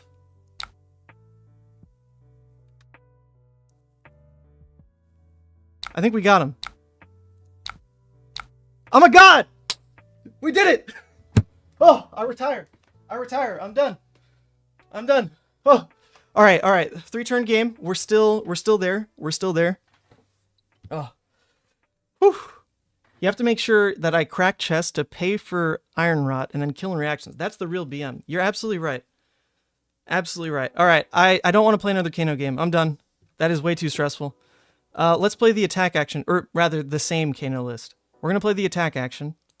Get one game in with that, just in case this is what makes his debut. I don't want to be completely in the, just out of the know on this one. Let's do Blitz. Alright, so this is attack action Kano. If I hit a yellow, I also win with chest. Thank you, Elias. There you go, see? Fino, my plays are better than yours. That's on the books now, fact. Recorded it live on stream. Okay. Attack action Kano. Funny enough, I think this probably has like a mildly better Prism matchup, does it not? Maybe much better. Probably still a bad matchup, though. Probably still a pretty bad matchup. What the hell do I sideboard with these lists? This is beyond me. Absolutely beyond me. Alright, we're adding a lot of red attacks, so I'm going to cut like the kind of in-between reds. I don't feel like that one's good enough.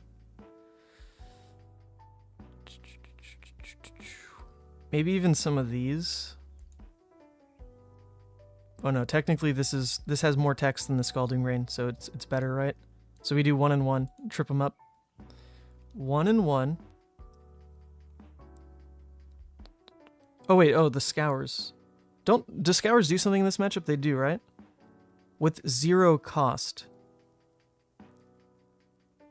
Well, that could come up, you know, in theory. In theory.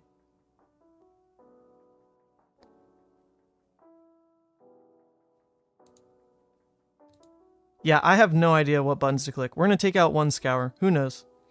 Alluvian isn't it. Might be a bit of a longer game. Could be Tunic. Could be a short game, though, because they are on 16 life. Maybe you just kill him.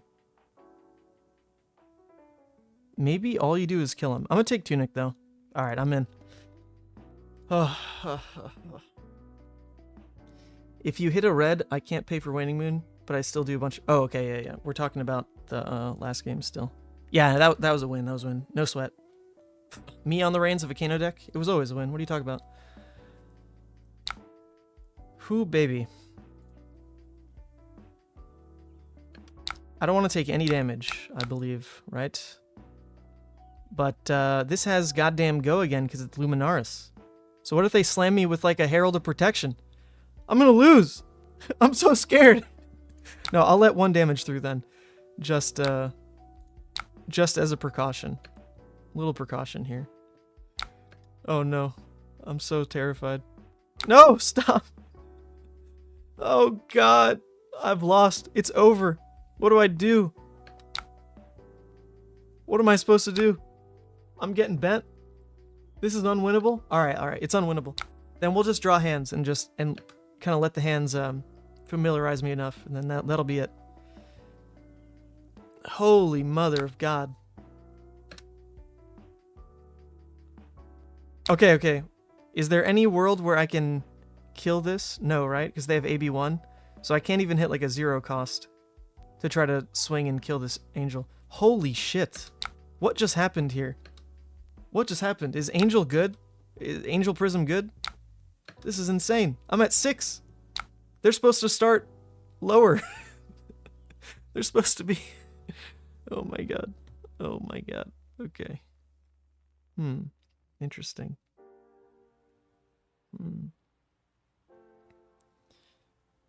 Oh yeah. Well, I guess we deal damage to them, in theory. Drop the E-pot. Set ourselves up. We got this, I think.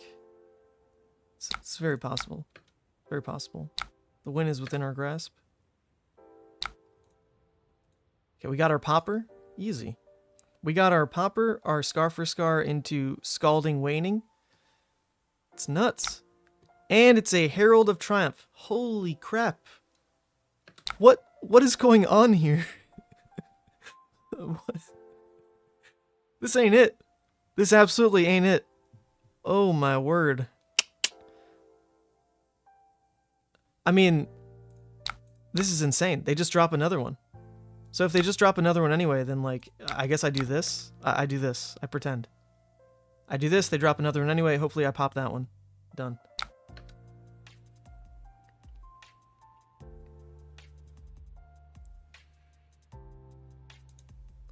Yikes. If Kano can't beat Prism, then he's a bad deck, right? Then he's just a bad deck?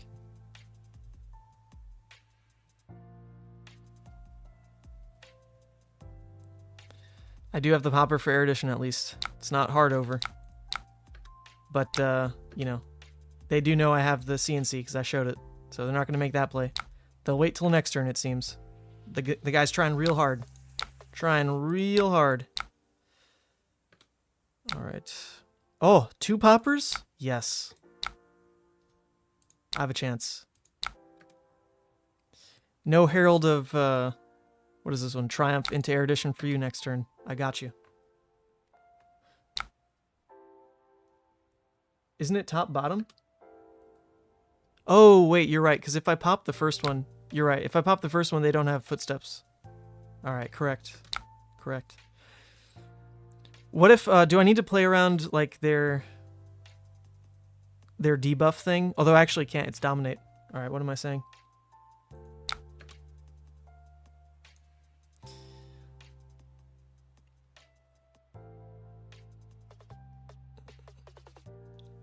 I'm a fool. I can attack on my turn. Damn right. This is aggro Kano. Alright, so if that was the case, I actually should have attacked with Findle's Fighting Spirit. The throws are everywhere.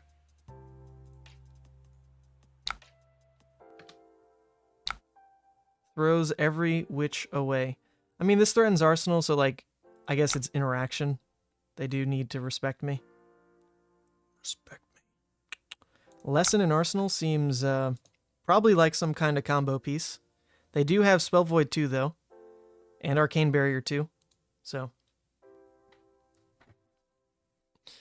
it probably doesn't do anything. But we can pretend. Blocking the CNC would have been a mistake because of Halo Figment Triumph to blow up. See, I knew there was a reason. Thank you. Thank you, Devin. It just wasn't top of mind, but there was a reason.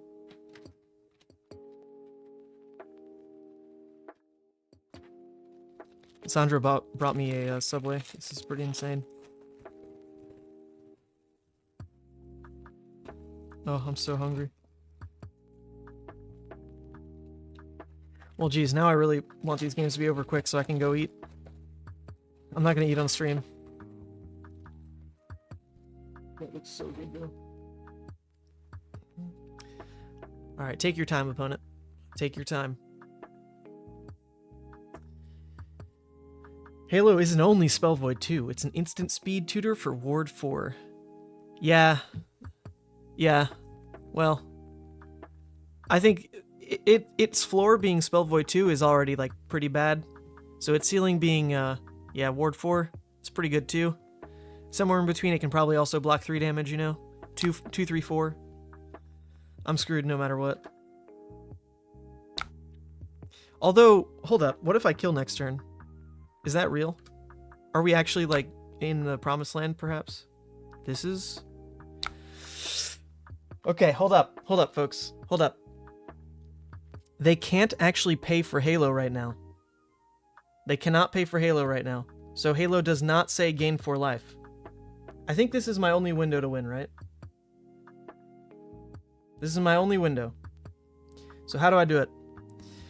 How do I do it? I've got the Lesson in Lava. But I feel like I want to slam that after some other sort of damage has happened. So that they're less likely to block it.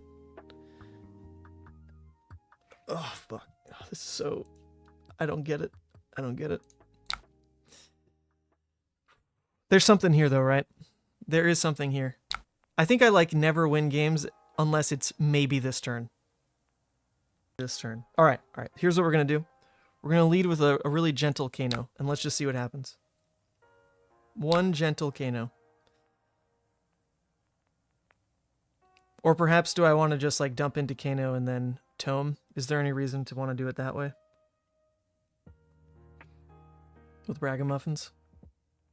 No, I'll let this one Kano resolve, right? Well, wait, hold up. I have no opt effects, so I'm really just like pretending that these hit, because I have attacks in the deck. So this is awful. This is like huge gamble. I can't guarantee anything here. Oh my god. I can guarantee nothing. Let's just see. Emeritus Scolding, that's a good start. That's a good start. Oh, we're doing it. Oh god. Are we gonna win? That's like the best hit possible. Okay. Well, let's keep going. Let's keep going. I believe. I do believe, right? Yes. Let's do one more. One more. Yeah, okay. No choices have changed here. I think we're good. Alright, well, now it's a little screwed. We traded a blue for nothing. Okay, well, it's falling apart, isn't it? But we could actually draw into the Fyendals to pop the heart with Ragamuffin's Tome, could we not? If I do that, though, how do I win? Right now,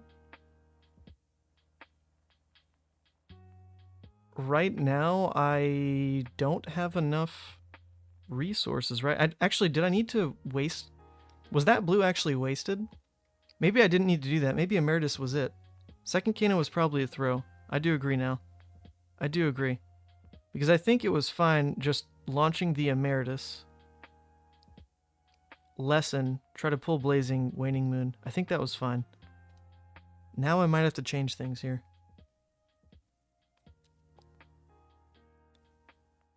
If I Kano, Ragamuffins, put Tome on top. I think it's my only way to like not straight die right now.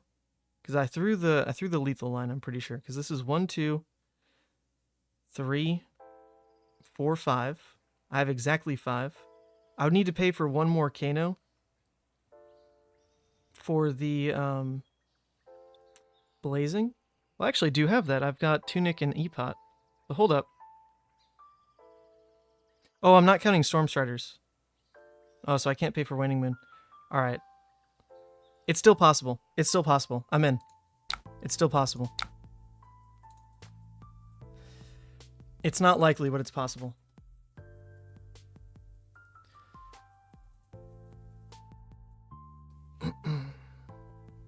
Let's see. I think I threw. It was a blue. Oh my god. 'Twas a blue.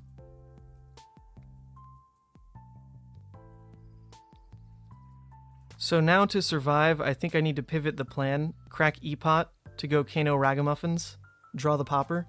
I think that's the only thing I've got left, right? Yeah. Or can I still do something else here? Hold up. Alright, so they took 1 damage from Emeritus. 1 damage.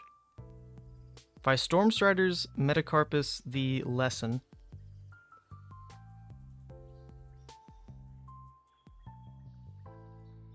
Lesson comes in for 4.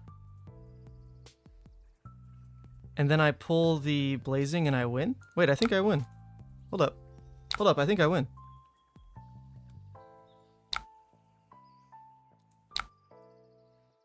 Yeah, I win. GG's. Easy. Easy.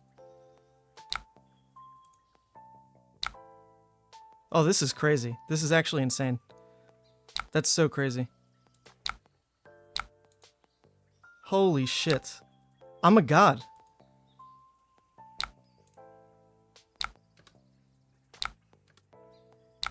That's insane. Well, how does this deck... Why is this deck allowed to do this? Why is this deck allowed to do this? What is going on? What is going on? I even threw, and I still win. Holy shit. The blue was BM. I didn't even need Ragamuffins. Oh my, what is going on? I'm a Kano player now? Whew, apparently. That was... Okay, so you wanna go back? Y'all wanna see something? Anyone who just tuned in? Y'all want to see how this game started? On turn 0, I was at 6 life. Watch this. Watch this.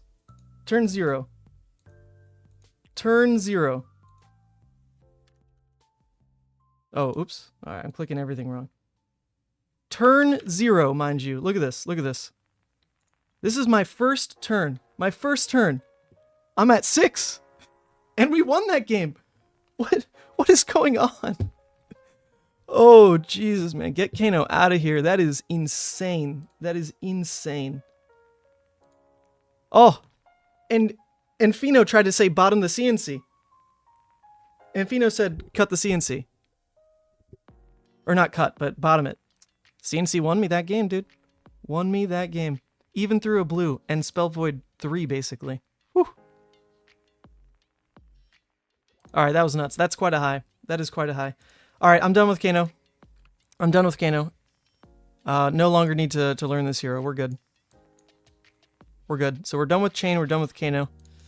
I guess on to Rhinar. Nice. Rhinar is nice and easy. And I know just where to go for Rhinar. Savage Lands news. In all his videos, he drops deck lists. Here we go. Skirmish 7 list. I'm in. Not gonna learn KO. Did KO make it in the end? I forget. I think the verdict on KO was just roll better.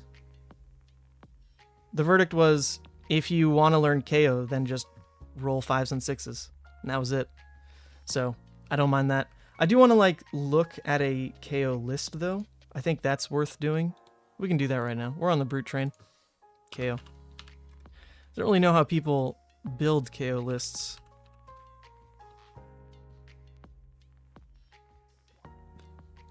This is a Skirmish Season 7 deck. Okay. Yeah, so this is what I'm not sure about. Like, do KO lists actually look like this? Or are these unrefined? Because you always see, sometimes people go crazy on, like, the dice rolling, like this list. Adding in bad beats, adding in the crazy brew. But is that, like, wrong? You do have ready to roll, you know? You're, I guess, running rugged roller. I just don't know if you actually play KO that way. Let's see. That's like pretty similar. Pretty similar. Okay, yeah. This is more so what I thought a KO list might look like. A more competitive KO list. Granted, this is not up to date with the new Blitz stuff, I don't think. But this is like mostly 2-card trades. The bad beats is kind of funny. I guess that's a staple. It's a block 3, why not? The Crazy Brew, also funny. I don't know about this being a staple, but I could see this making sense. It at least blocks 3.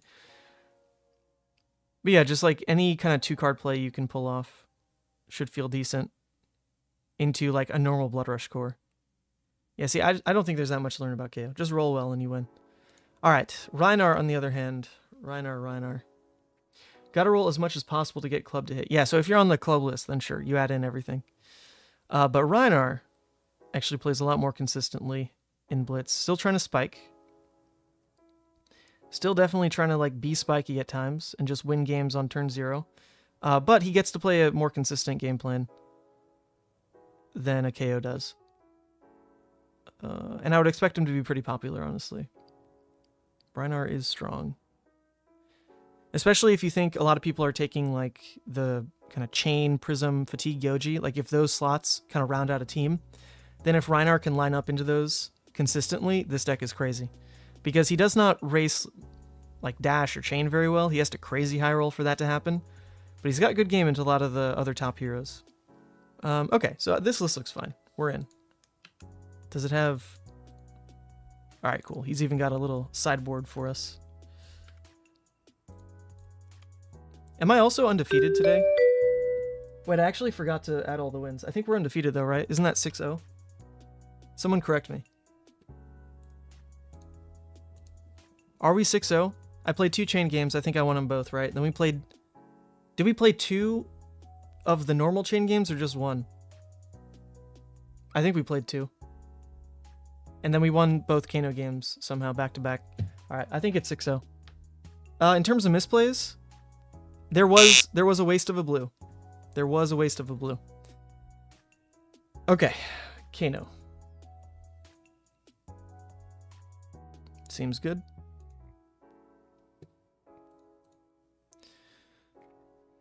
They're not running the frontline equip. Man, Kano lists are all over the place. Everything's different. Also, to the people who said, am I clipping? I actually think I was. I was getting very excited. When I get very excited, the mic does peak. That's my bad. If it's doing it all the time, then that's a different problem. But I definitely was peaking the mic at times. Kano just does that, apparently. Kano kind of crazy. Okay. This hand, not great. Not great. If I was going first, it'd be okay. Going second, it's like a beaten trackers or bust type of deal. I'm also going to take 2 damage that I cannot stop.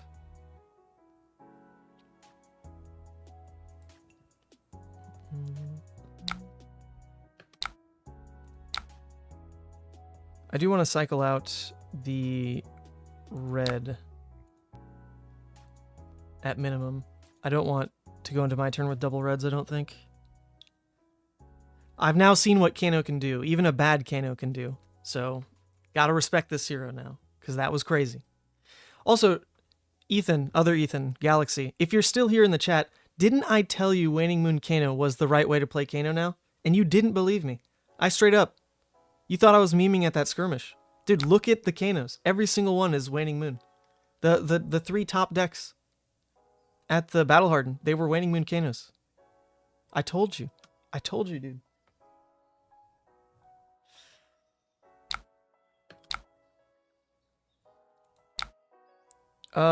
Do I want like the high roll potential of a Berserk turn with no arsenal? Or do I want to just like slam an Alpha Rampage? I think slamming the Alpha is more valuable.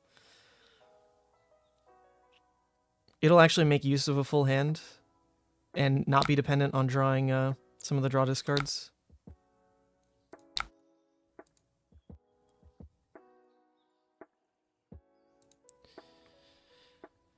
As you recall, says Emka, Joe Biden, Kanye West, Femboy Burger, or no, Joe... No, isn't it Joe, Kanye, Biden, West, Femboy Burger? Something like, oh my god, he's insane. Yes, he does have a KO list that he really likes. I haven't seen it. I haven't seen the list itself. I've seen him play it, though. Alright, so we high rolled here. Disgusting. We got him. We did it. We did the Rhinar thing. Okay, actually, pretty good defenses by them. They definitely wanted to have the Findals on defense. If we were giving them 3 cards, I would think. Rather than offense, otherwise how do you use it? Use all them cards.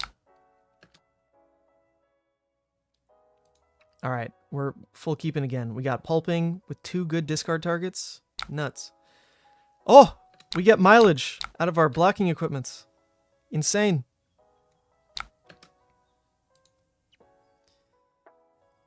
Oh, I'm taking it, dude. You know I'm racing.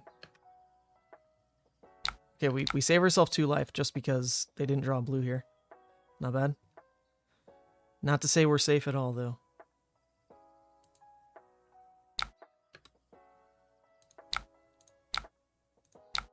Alright, come on. Come on, baby. Let's see it. Discard Beast Within. Draw me a blue. Or Skullcrack. I mean, both are fine. It was the Savage Swing. Okay, not great. Not great. That's fine. Still resolves an Intim. Kind of makes the Kano decide right now what they're doing.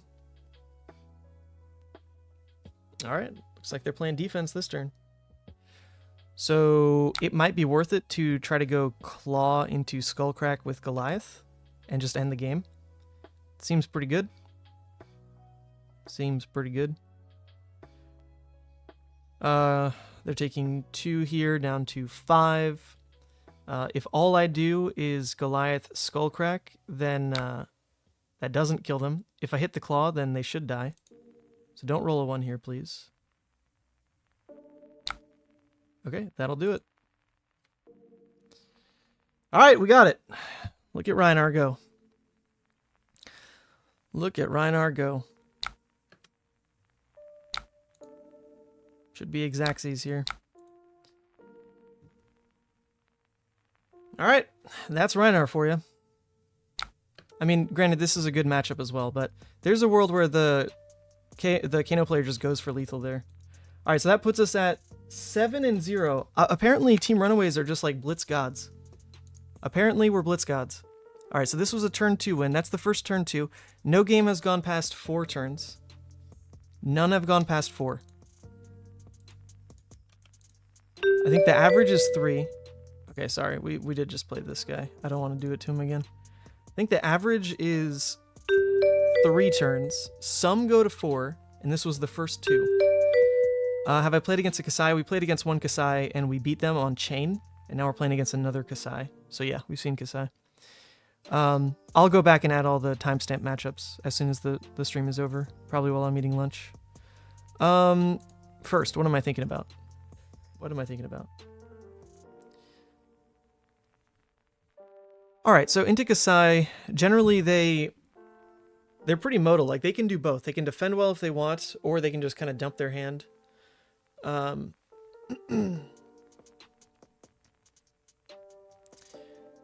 So I feel like playing more aggressive might get me there. If I play the Berserk, or rather the Blood Rush waiting room, there's a world where like I just fall behind like crazy, because a lot of my cards that block are attacks. So I think I don't really want to play the long game with Kassai as Rhinar. Pretty sure. But I don't know enough. We're just going to try it this way. Experiment, right? Try things both ways. Skullhorn for like true Berserk aggro. Okay, now it's looking a little ridiculous. Maybe this is wrong. If we play it this way, yeah, okay. We're just going to do the tank claws. Double sync. No explosive hand to get started here. I don't mind just playing out the Savage Feast to cycle this hand a bit. It guarantees that a Sink Below goes in Arsenal, and it gets one in... Oh, it actually doesn't Intimidate. I could also just Arsenal a Sink, keep a Sink. I think that's fine as well. It doesn't get us closer to Blood Rush, but it doesn't waste our Sink Belows either. Yeah, Claw's Flesh Bag. Yeah, as soon as I saw what the Berserk aggro brought in, it started to look a lot worse. The theory of wanting to end the game faster is, I think, still very true. But going all in on Skullhorn and Meat Axe versus Fleshbag and Claws, I don't know about that one. Nope. Opponent's taking it back.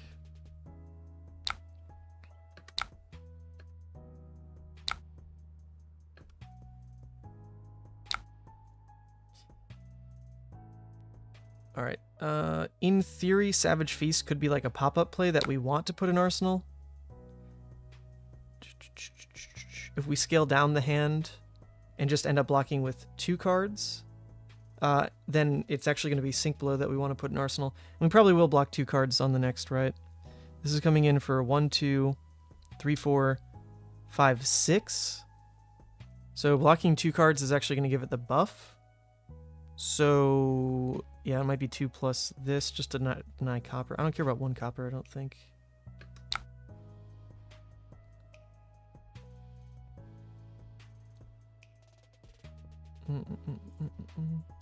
Yeah, so if it's block 2 and then just like Swing Claw, Arsenal, Sink Below, then the hand is fine as is.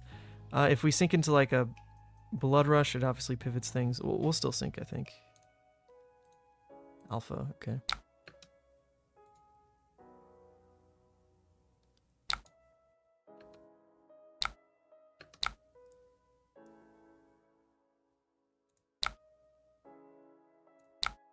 This would full cover it, put Alpha in Arsenal. I don't know how I feel about that. I kind of wish... I don't know actually why I did that. It should have been Sink the Skullcrack, because the Savage Feast is exactly what I was talking about wanting in Arsenal. So that was just straight wrong. Like, I literally said it out loud that it wanted to be the Savage Feast in Arsenal here. So a little bit forced.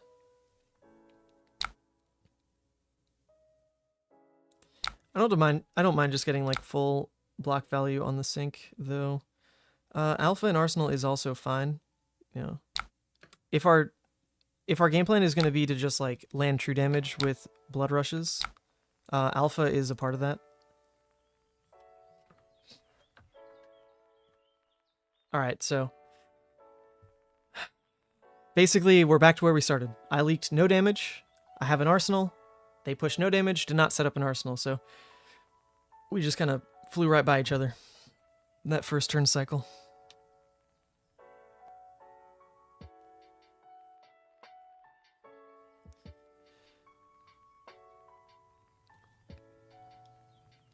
There's a world where this turn is nuts, though. It depends what Barkbone ends up doing. Not going to block in case it was a glint. It's a red Blade Runner. Yep. And we're really not blocking this turn anyway. It's just Blood Rush.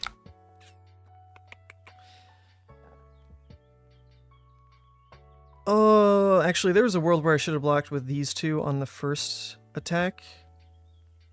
It would have denied a copper. It would have denied a copper, and set me up to potentially use Barkbone on this turn. Because it feels weird to just throw the Barkbone in now. I don't want to waste the life though, so that's another like minor misplay I think. I should have blocked both on here, just to deny the copper. That's okay. They're pitching one blood to the hands to the bottom, so.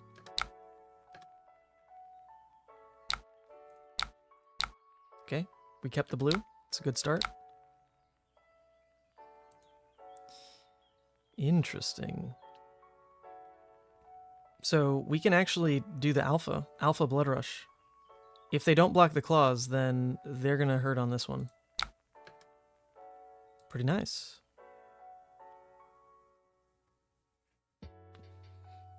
Sometimes opponents don't want to block the claws because in theory, the way that these turns work out is just where like the last stack isn't necessarily an intimidate. It might be like a swing big. So it's hard for the opponent to always tell, like, do they want to block the claws or not?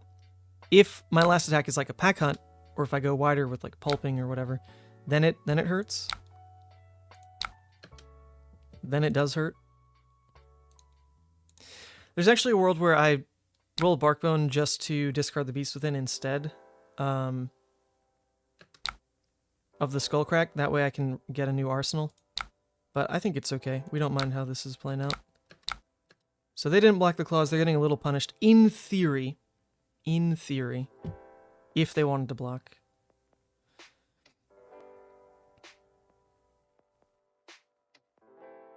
Pretty good. 21 damage, Blood Rush turn. We only took, 5 damage to pull this turn off? 5 damage to throw 21. Pretty good. Or no, that's not true. 6 damage. What am I saying? The math is right there. It's a little too early in the game for them to blow us out with copper. They haven't found a Spoils of War. We can slow down their push turn here with Scowling, hopefully. Into like one more big turn. Should be fine. Should be fine. Oh my god, I want to eat that Subway sandwich so bad. Okay, this hand isn't really the aggro hand. We could force it because Savage Feast with Beaten Trackers is fine. It's a fine force turn.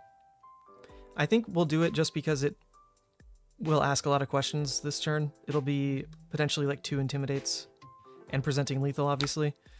So I think we do it. The problem, though, about disrespecting this turn is if their next hand has blood on their hands, they're going to generate so much freaking copper and the game's basically over. Maybe I should slow down and just make it a pack hunt turn.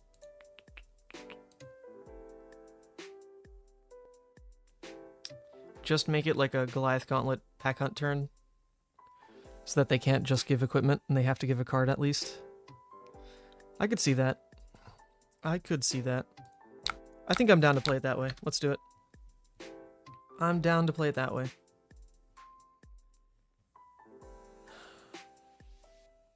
Oh, you bastard.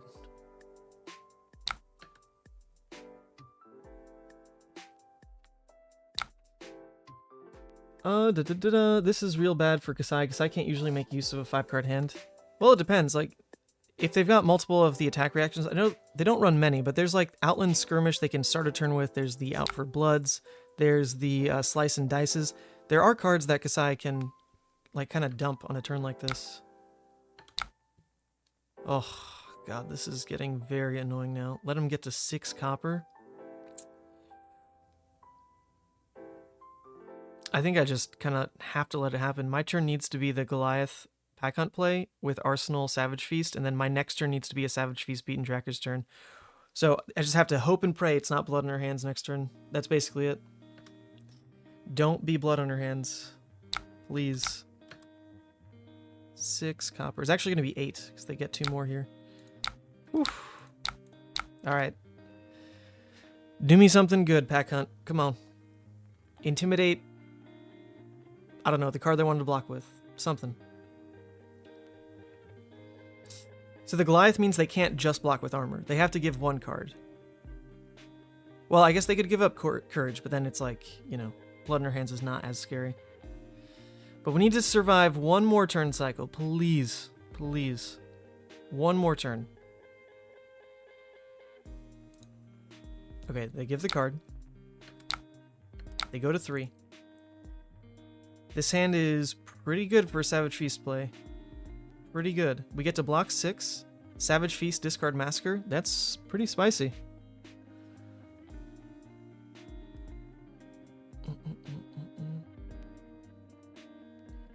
Yeah, they did pitch 1 blood in her hands, though. So that's why it kind of needs to be like this hand or die on their side. Like, kind of. Because we did see 1 already. Alright, so this is going to clean block, deny the copper. The one thing it doesn't play around is like a Glint the Quicksilver, in theory. But we want to block with 2 cards this turn. Actually, I guess we don't need to block with 2 cards. If we block with just the 1 blue, then our turn could be Savage Feast into Swing Big. With double Intim, like that's the ceiling of the turn. Rather than guarantee we discard the Massacre, draw something and hope that it's Savage Claw Claw. So yeah, I guess we only block with 1 card. So if that's the case, then... Unless it's 2 attack reacts that pump 3. I think I can say no blocks on this. If I die, I die. It's fine. If I die, I die. It's okay. Oh my god. Here it comes. Here it comes. Is it double attack react pumps? No? What? No way, dude. No way. Oh, that's crazy. I thought it for sure it was like some go again piece. It always is. Yeah, we're gonna crack. Yes, it's fine. All right, it's looking pretty good now. If Barkbone hits, we get to go Claw Massacre. Pretty good.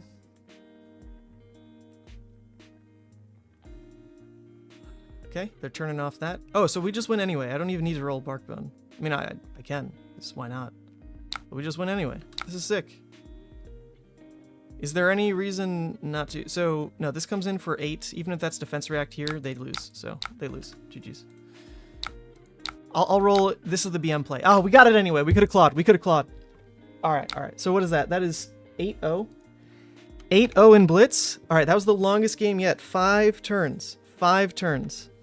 But that puts us... We're done with Rhinar now. We're done with Rhinar. Oh, God, there's so much more to play. What the hell? Oh, what the hell? All right, let's keep going. Kassai. Kassai, Kassai. Did any Kassais make top 8? Apparently not. Look at this. Chane, Chane, Chane, Chane, Chane, Chane, Chane, Kano, Kano, Kano. Kassai. All right, here we go. Battle Hardened Hong Kong. Relatively recent. We can give this a look. Honestly, I don't care too much that it's not updated with the current Blitz rules. We're just going to play it as is. I don't care. We just need to play the games. How does the Prism matchup work with Kassai? I have no idea, but let's give it a go. If we go first, it can hopefully shut down their aura generation. So I think even though Kassai wants to go second, because it's the Prism matchup, I need to respect that a little, I think. I would think.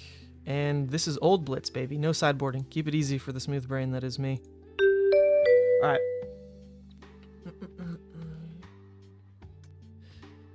Kassai will be represented in Portland for sure. Oh, absolutely. Absolutely. She's a very consistent deck. I think if you're trying to round out a team of 3, if you want like kind of an anchor point, Kassai is fine. Like Yoji is fine. They're just not very spiky decks, you know? They play a long game. Well, I guess it doesn't have to be that long with Kassai, but longer than a Kano and a Rhinar, let's say. So I'm pretty sure I'm supposed to just still pass priority and not cycle this hand at all. I think this hand's fine, right? So all I'm doing here is denying the aura generation. Maybe I still should have gone second. Don't quite know.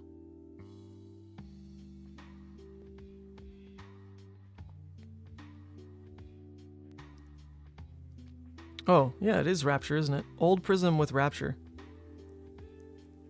How does this do anything for you? Well, that's odd. Now it's looking odd. Any benefit for one in Arsenal versus the other? I don't know. Oh, man. This is like a full send hand. It's crazy.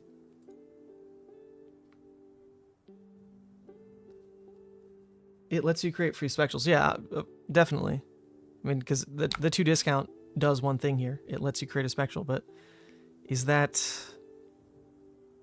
Oh, man, they popped Goliath. Oh, man, okay, what's happening here? They popped Goliath, but only played into a 1 cost, so something else is coming.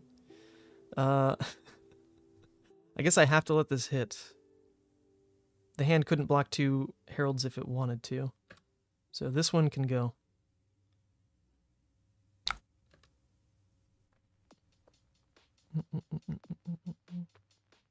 They do get to Empyrean. A free 1 damage. Did he mean to play Erudition?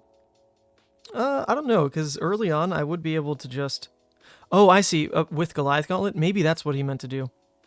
But even then I could block it easily. I wouldn't have minded if that was the play. 1 card block with equipment. It'd been fine.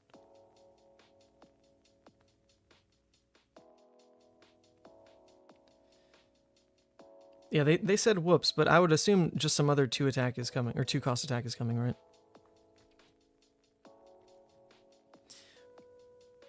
Even if I had a popper here, they had the 1 floating to still pay into like another yellow 2 cost.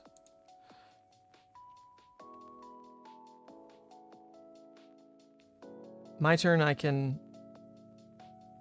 yeah, okay, so here we go. My turn, I can either play this full hand... I could either play this full hand, which means this only gets 2 value, or block with this and 2 equipment pieces to deny the additional soul. I think I do have to do that. I don't think it's that bad. I don't need this card. I still have 2 armor to block from another Erudition. We know that we're really not playing against 2 anymore. We're playing against just 1. So I think that's fine. Do this. Oh, Dynamo value. Oh yeah, Dynamo should have blocked on the first one. Yep, okay. That's right. Dynamo should have blocked on the first attack. Unless this was ever going to be 8. I guess in theory it's not that much of a misplay, right? Because this second attack most of the time would come in for 8. You figure if this is a bunch of yellows, this should be a 6, not a 5. So it's not necessarily a misplay. But I'll count it. I'll count it.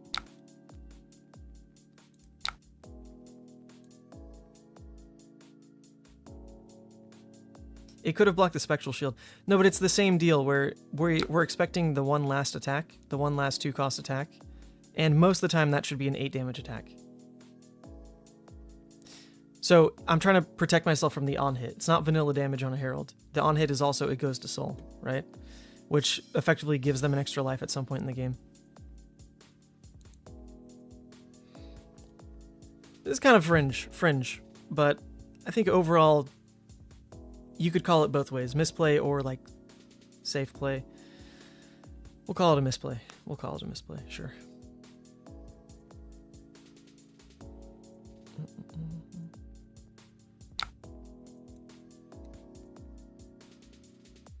I mean, this is like the most damage my hand can deal.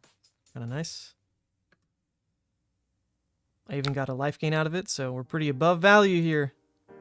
It's looking pretty good. This is also a Spoils of War turn, so hitting is nuts. Like, they just gave me 6 copper on this turn. That's crazy. Pretty crazy. I'm excited for the weekend. Dude, it's going to be so sick. Also, I don't know if I've met you in person before, Teklo, so that'll be nice. We should definitely hang out. I know you're friends with Pankaj. And, I love drinking a brewski with Pankaj. He's fun. So that'd be a nice little get-together. Here we go. We saved the 2 armor piece for this. We actually have the sync as well, so we could do sync and dynamo. Pretty easy. I think that's a pretty easy block, right? Sync and dynamo, and I look for a blue, right? I look for a blue. If I find a blue, then my hand, like, plays itself, right? So I should sync the Outland Skirmish because it's more value. I don't really need that much copper. So I'm going to do this, sync the slice, or sync the Outland, try to find a blue. We got it. All right, this game's easy. This game is easy. Kassai, too easy. Yep, Portland is going to be a little food haven for me. I can't wait. I want to try all the good food. In Canada, I really didn't get to eat too much. I was staying with Flake, and he made me dinner one night, and it was incredible. It was actually so good. The man is amazing. But I didn't get to go to any restaurants. Nothing. I ate, like, fast food one night, and then Flake's dinner the other night, and that was it.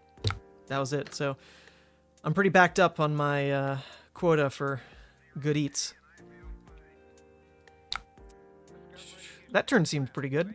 I feel like I didn't really do anything that complicated. We just kind of dumped some damage. That was fun. We can almost assume that Glint draws a card on next turn. Not that it'll present lethal, but it's like pretty close to where they'd need to respect.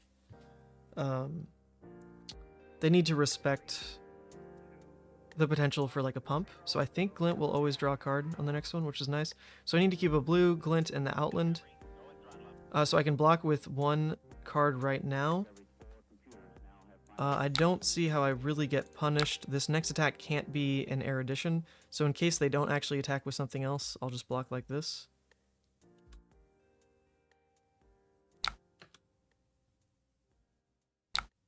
Yeah, it's all the same. I wasn't going to cover the full 7. So they just kind of get this. They do get to make a shield, gain a life. Actually, because of that, maybe Glint isn't as good. Because now they are insulated a bit. This is only going to be 5 damage. If I pump it... No, if I pump it, it'll be 8. If I pump it, it would be 8. So they do need to respect it. Because the Spectral doesn't save them alone. But they could just throw a Skull Cap. This might not work out. I might have needed to block with Glint, actually. No, but if I block with Glint, then I also don't heal Valiant Dynamo. Like, I think it's worth it. It's worth it. No need to keep Skirmish. Well, Skirmish is what might force them to block a card so Glint draws me something. If all I do is throw the Naked Centauri, then they don't need to respect it, and I don't get the card draw off Glint. So my hand becomes a 2-card 4, which is pretty awful. If they block with a real card here, then I have room to... Yeah, see, here we go. I have room to actually make this a much better rate turn. Much better rate. No, the blue Gogan is in theory 4 damage. A 2-card 4 damage is not worth keeping. I'd rather full block than keep a 2-card 4 damage.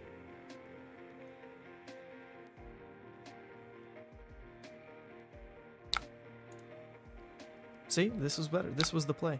This was the play.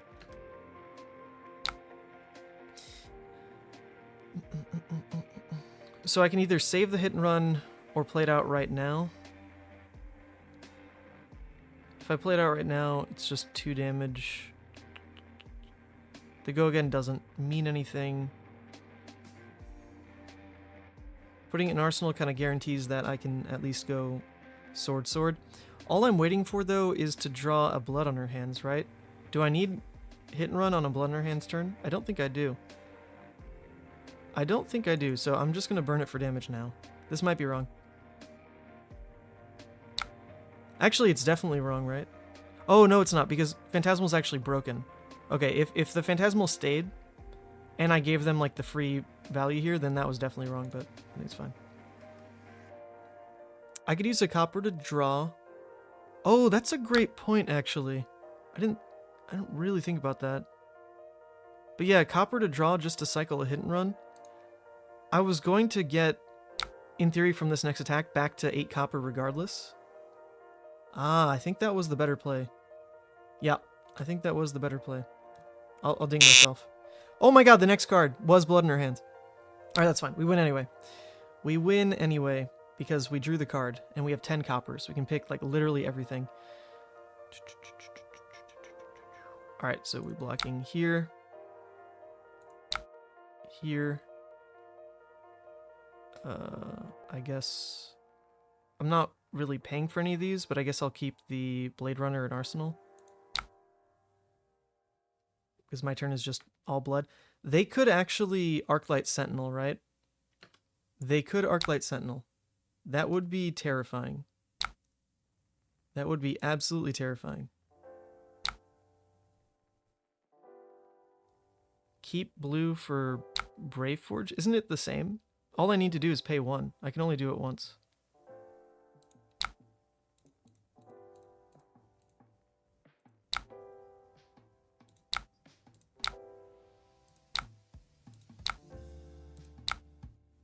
I have no idea how you actually choose the modes.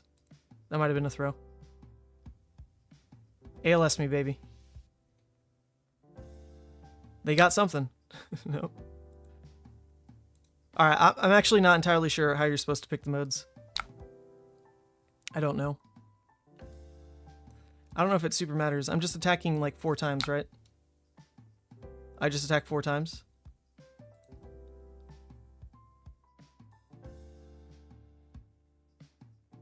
Uh-huh.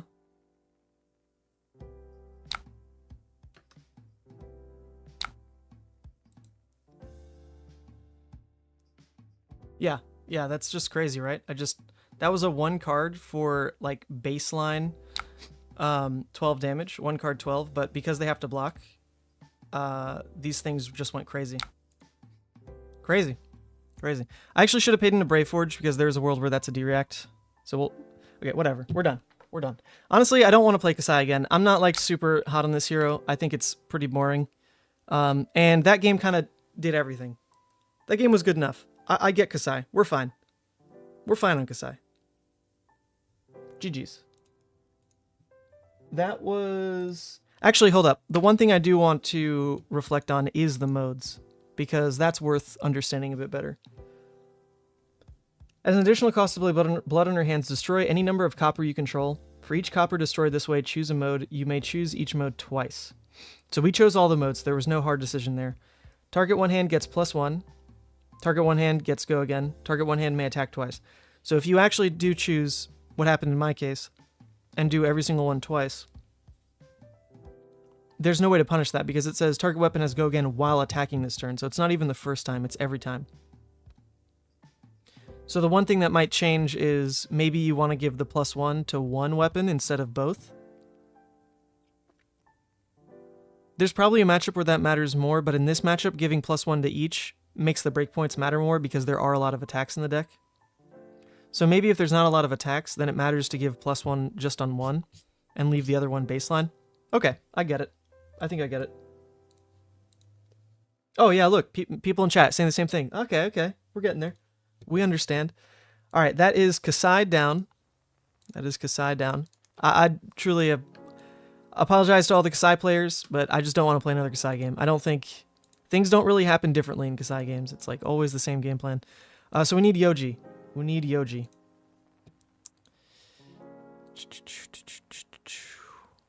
Tournament. Yoji. Oh, come on. How's there no Yoji deck list? All right, at minimum, we can check out my boy, I believe it's called Cherryland Gaming.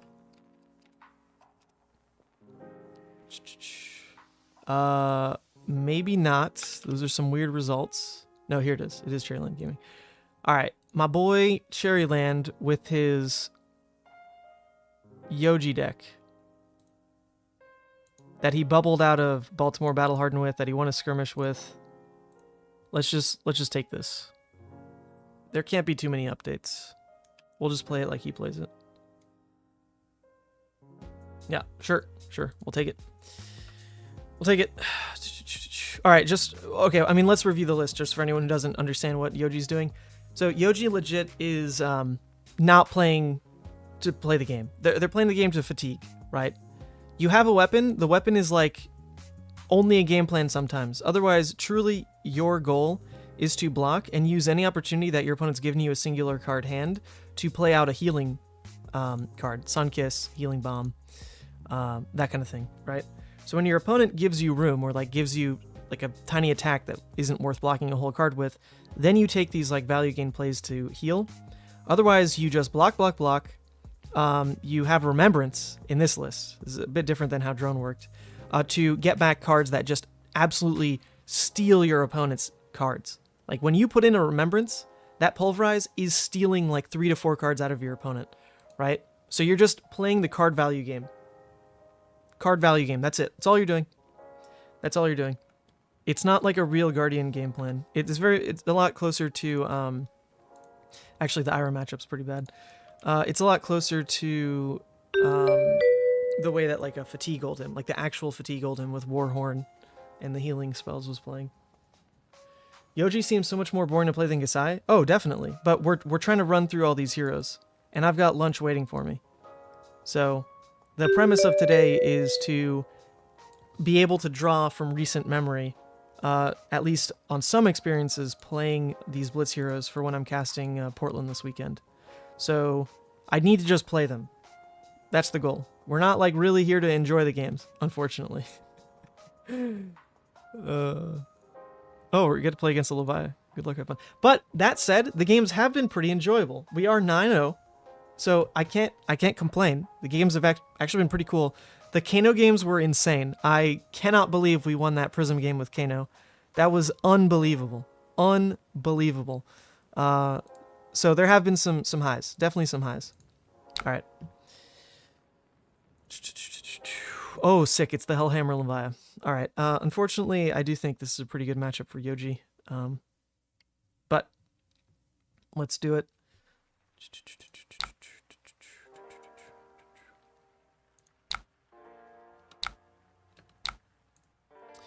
When the Levia isn't on Blood Rush and trying to stack like a 4-wide Blood Rush, then you can just fatigue out their damage pretty reasonably. And Yoji is not going to play into helping Levia fill her graveyard, so yeah, you get a lot of room to play the game.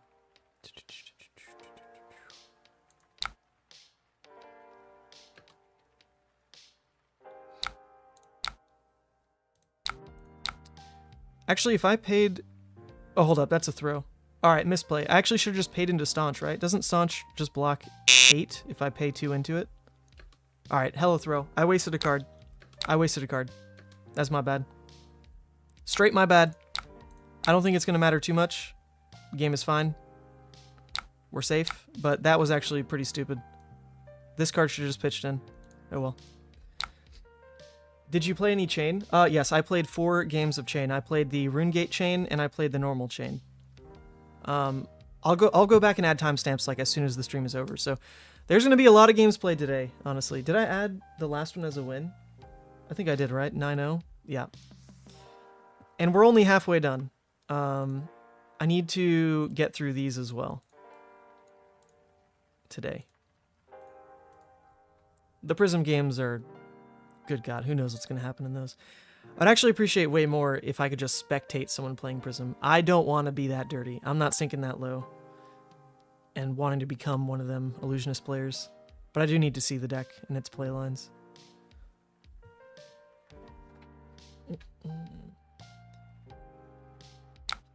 No last-ditch effort? No, not in the way that Cooper, my friend who made this, plays the list. Cooper is like pretty all in on just Remembrance endgames, which is pretty legit.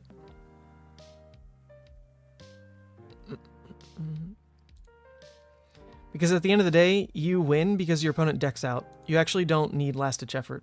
It's not like you're decking out and you need to have some kind of play or you know,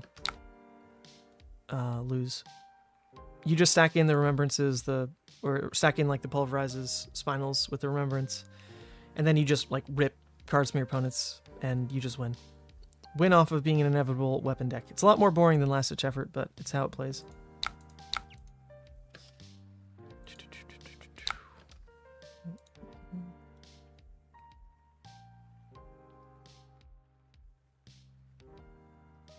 Pretty low opportunity cost. Well, actually, you would lose a popper and lose like additional like staying power for some other matches.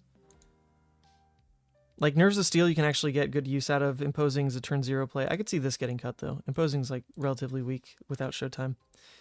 I'm not the one who built this list though. Cooper is against last-ditch effort. I'm just copying what he says. Alright, so turns like these, it's more valuable to use your armor because they go beyond what my normal hand could block anyway. So even though it looks weird, there's no on-hit effect here. Generally, like, what blocking with armor here means is, I'm assuming most of my other turns I can just block with cards from hand. And because this turn went above what I could block from hand, I don't mind blocking with armor. Yeah, actually, I don't think I mind at all. I can probably just throw at least these at it. Crown can protect to help me cycle Remembrance.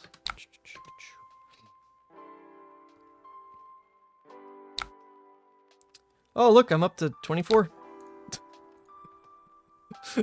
Stupid deck.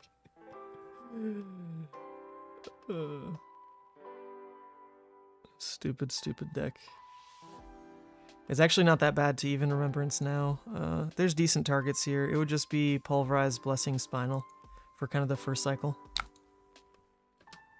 Oh, they got a Slithering. That's good. But they're cracking hooves as well. Okay, so we're going to expect like a 14 damage turn. Not bad. I have less cards in deck. That's not relevant because we have double Remembrance. We have double Remembrance, so we can always shuffle back in 6, and the moment that we do pivot and start attacking, because our opponent's deck is low threat because they're just pitching in blues, then our cards take more from them. Is the idea.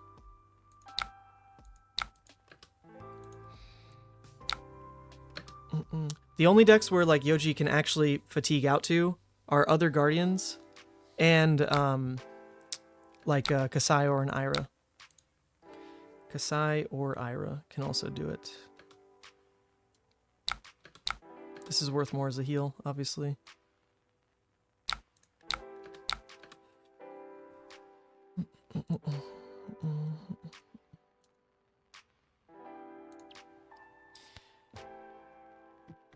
Oh, Yoji. Such a boring-ass hero.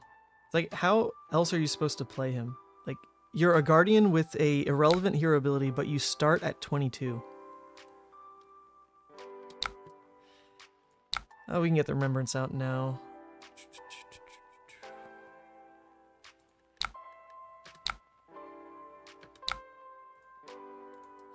Okay, new blocking card. Generally, I think I want to Arsenal the Immovable here just for more value. We're not under any threat for lethal. So we just leak 2. Heal, Arsenal Immovable, easy. The hero ability does cycle cards turn 0. This is true. It does do that.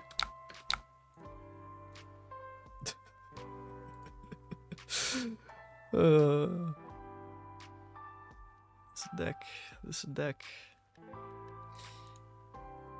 Alright, 2 back-to-back Blood Rushes. This Levia deck is running, I mean, it seems to be kind of like the normal Hellhammer one that we played on stream before, but they discarded Pulping, so in terms of Go Again, they should be running pretty light. Like, the deck is just Art of War, Dread, and Pulping. I mean, it's normal. It's like normal Levia stuff. But with Hooves gone, now, whenever they play a Blood Rush turn, they need to actually draw one of those Go Again pieces, or they just don't get to go too wide. So there you go. Alright, so now we're through with double Art of War and double Blood Rush, and we're still at Pretty high life. It is good on their side, though, to even have that, because if they don't have to go again, then their Blood Rush deals +2.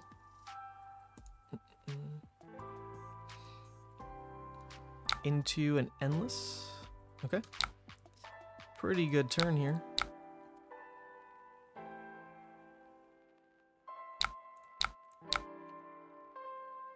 Oh, oops. Damn. Okay, misplay. I didn't need to block with a card. Oh, shoot. I didn't do the math. I get +1 from blocking that way. Bro. Alright, so I milled a card for no reason. I could have pitched into Staunch, and I missed 1 life. Block. Rough. Rough. But that is all their good cards gone. They have 1 more Dread Screamer, and that's pretty much it. 1 more Dread Screamer. 2 Blood Rushes gone. 2 Artivores gone. 2 Pulpings gone. So they've got basically the 1 more Dread, and then whatever Spoiled Skull will hit. So they want the Spoiled Skull to, in theory, hit a Go Again piece. Oh, they're also running Wild Rides. Okay. Okay, well now it's getting more interesting. They are also running Wild Rides. Ah. So now there's only 2 more. 1 Wild Ride, 1 Dread Screamer in terms of Go Again. Okay.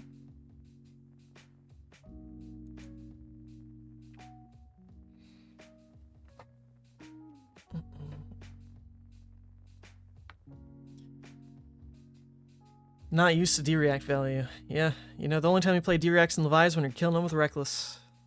That's it.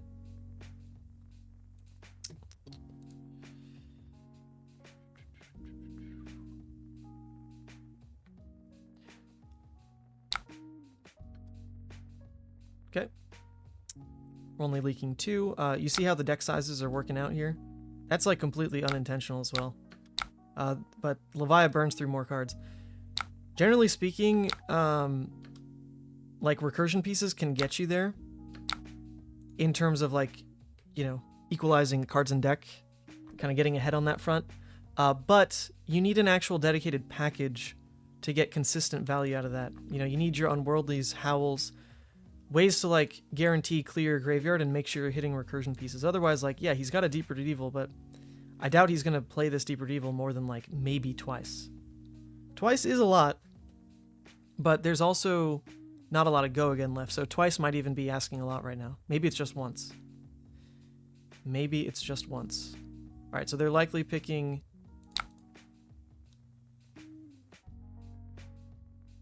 I'd say probably Blood Rush.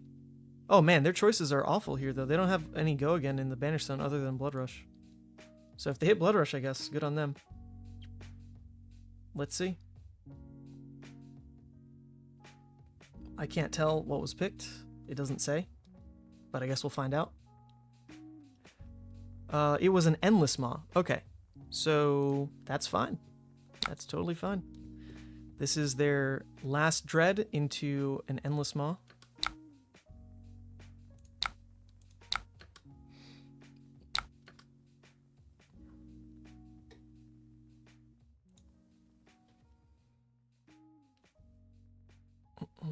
There comes that Endless.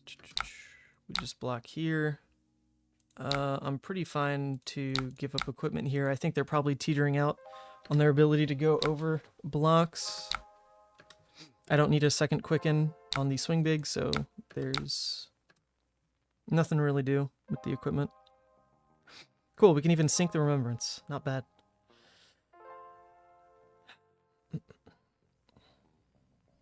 Blue Dreads. There they are.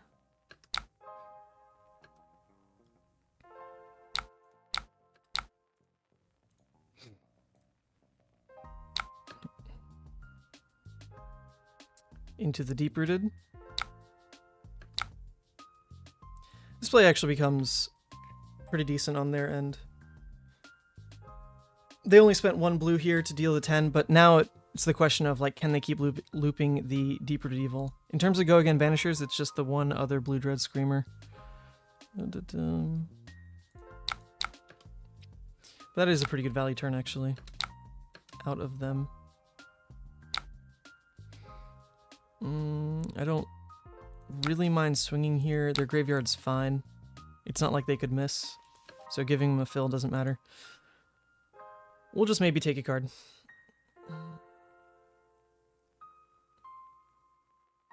I don't think that fatigue decks are going to be that great to feature. Well, what you don't want, though, is to feature the short game. And then you watch a game that's done in like 2 turns. And then that's it. You just kind of get stuck. That is the worst part about coverage. Is, if that happens, then, you know, you just kind of have dead air. We do have the ability to swap to backup games for this one, but it won't be the same quality. So, you know, it is possible, but it's not going to be the ideal. Coverage will include the entire team. Yeah, but only one game gets, like, the fancy stuff.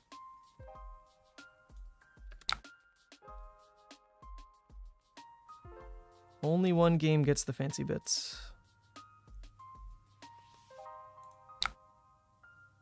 I don't actually mind taking the damage here. We've got the double sigil play right now. Let's start applying some pressure. Save some good blues in deck. Also, keeping the Staunch Response in Arsenal, knowing that we're about to draw into the Remembrance, is pretty decent, because the Remembrance can pay into the Staunch.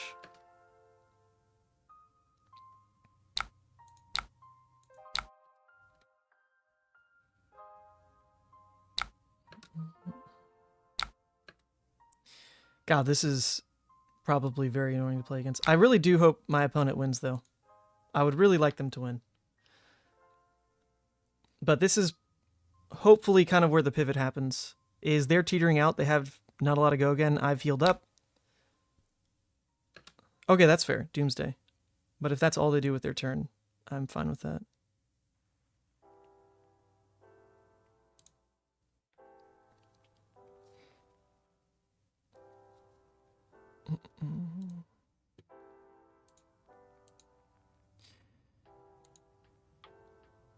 So there's another Remembrance in the next hand. So if they attack with Blasphemfet, I should be pretty safe to just pitch this Remembrance into the Staunch. And then kill Blasphemfet with Debilitate, making a Tech Plate.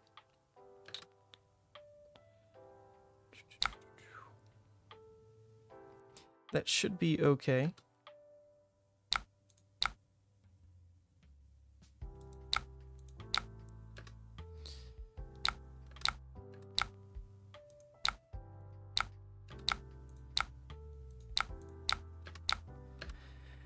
Okay, next hand is another Remembrance.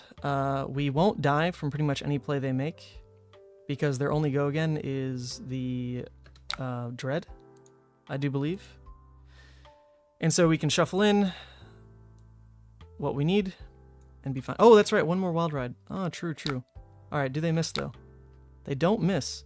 Ah, actually, this Wild Ride, I forgot about this one. This might make it a little more complicated, because 2 turns back-to-back of pressure is not really what we could manage. We wanted 1 turn, get Remembrance value back in, and then win. But actually, 2 turns back-to-back could be tough. Well done. I forgot about the Wild Ride. True. Let's just take this one, see what the follow-up is. Yeah, it could be Redeem Flip. That's true. They might just swing Hellhammer, though, because it's 6 damage. Why don't they go Hungering? Okay. Alright, so we have to do it this way. We're going to Remembrance in some good cards, Arsenal the Unmovable, and hopefully get across the finish line that way. I say hopefully. I don't really want this deck to win. Okay, so we need our high-value cards. Spinal are really good here. The Pulverize is like... yeah, probably what we have to pick. We're not going to go into our turn with a Tech Plate, so that's like a little out of sequence. That's kind of what we wanted last turn. But still, just in terms of picking cards that take cards, that's what we need to do. And then Arsenal this. Okay. Yeah, one card I threw away as well. And I missed one block. All fair points, though. Alright, so this turn is like where I need to be able to like just block with Pulverize. And then have my turn of... Yeah, okay. So we can do that.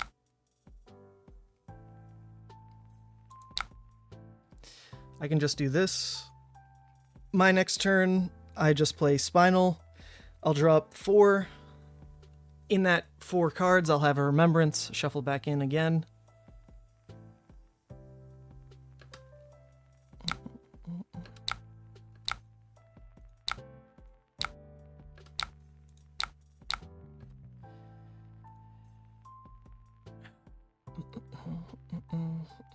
So next hand, I would hope, lets me swing another Spinal. I don't know if that's possible. I mean, I'm going to drop the 4. It's going to be 3 blues and the Remembrance. Or no, sorry, it's going to be blue, blue, Remembrance, and Spinal.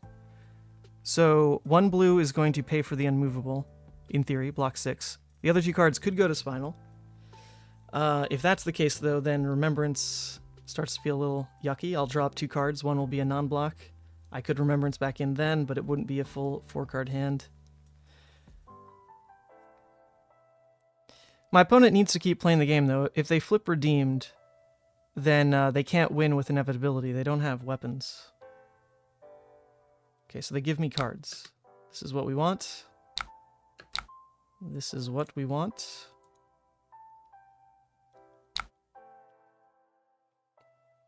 Oh my god, I was about to say, where did Unmovable go? There it is. Wait, what are they doing? They die. Oh no, they go to 1. They go to 1. Wait, what is going on though? Flip to redeem, buddy. What is happening?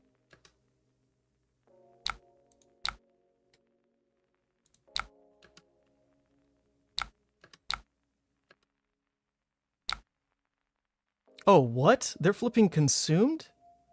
Okay, now I'm not sure what's happening. Oh, I could have made a tech plate. Okay, misplay.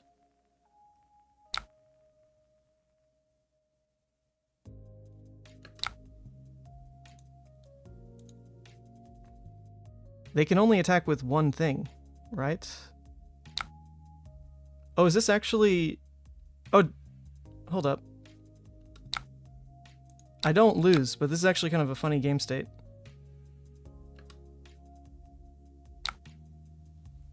What else can they pull here?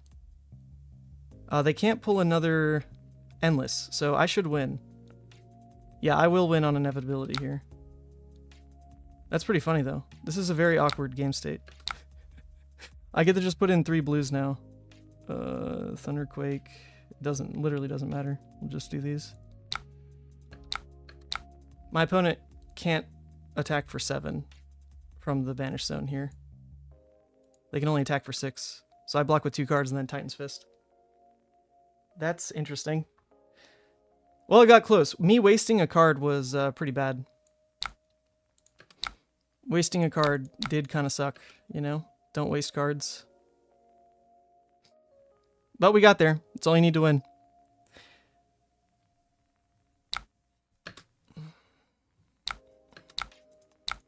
Alright, opponent. That's it. That's it. I win now. What a fun game. No. Alright, so a little closer than I wanted it to be, obviously. I misplayed on, honestly, 2 pretty big pieces of value. Like, the deck can't waste a card, and I wasted a card, and the deck can't waste armor, and I effectively, like, wasted an armor. Or not an armor, but like a block value. And those are like the 2 things you can't do with this deck. So I looked a little closer. Alright, we don't need to play another one of those, though. I think we're done with Yoji. Yoji's done. Oops. Yoji is very done. I don't think anyone wants to see that shit. Alright, let's play Dash, and then wrap up the Prism games for the day. Okay, Dash. Also, that puts me at 10 wins. 10 wins. Also, oh, wait, Teklo, you're hanging out. Send me a Dash list. I need a a good dash list for Blitz updated? Or do you have a video? Or here, wait, let me just promote you to,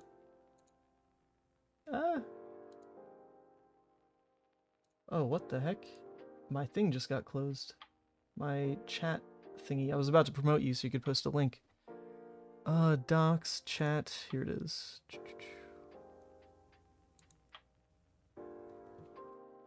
Come on.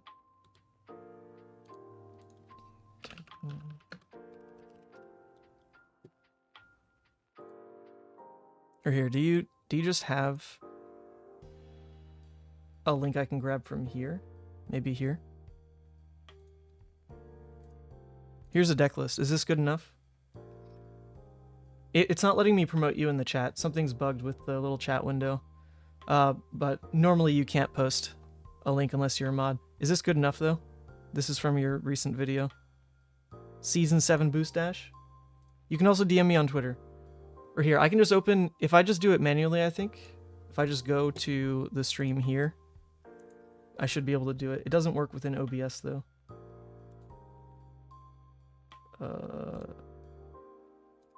Okay, yeah. I think you can do it now.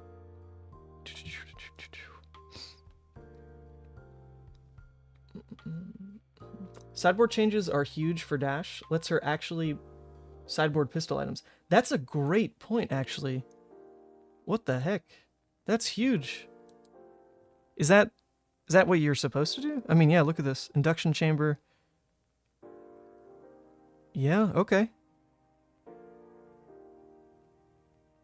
Interesting. Interesting. Yeah, Dash is probably a huge winner. That's crazy. I didn't think about that. All right, see, so this is why we play the games. Oops, the Azuri game is timed out. Let's do this one. All right. Good luck, have fun. Into Ira. It can be a little grindy. Ira might be a induction matchup, no? What do you think? What do you think? What do you think? I'm kind of feeling it. But Ira also runs 2 blocks, you know? So maybe you can just get over it. 2 induction and a payload cut the combustibles. Okay, I'm in. I'm in. Oh my god, there's so many items. What do I choose? Probably induction, right? If that's the route we're going.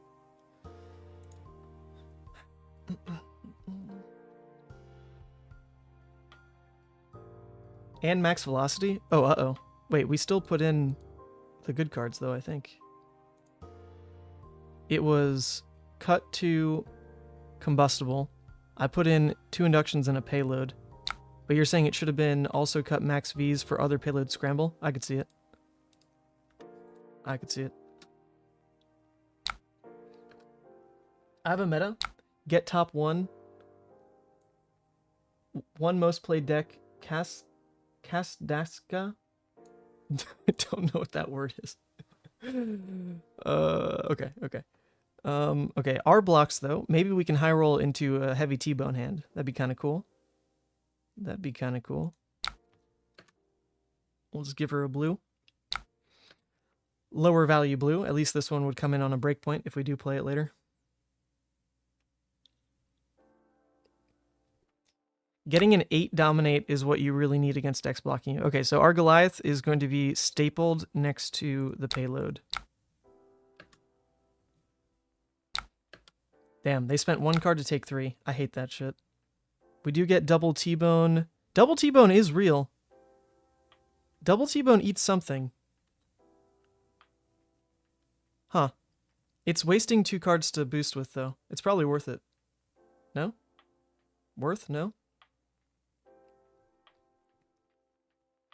You don't think so? Just straight pistol plan?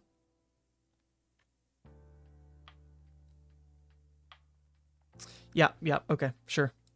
Sure, I'm in.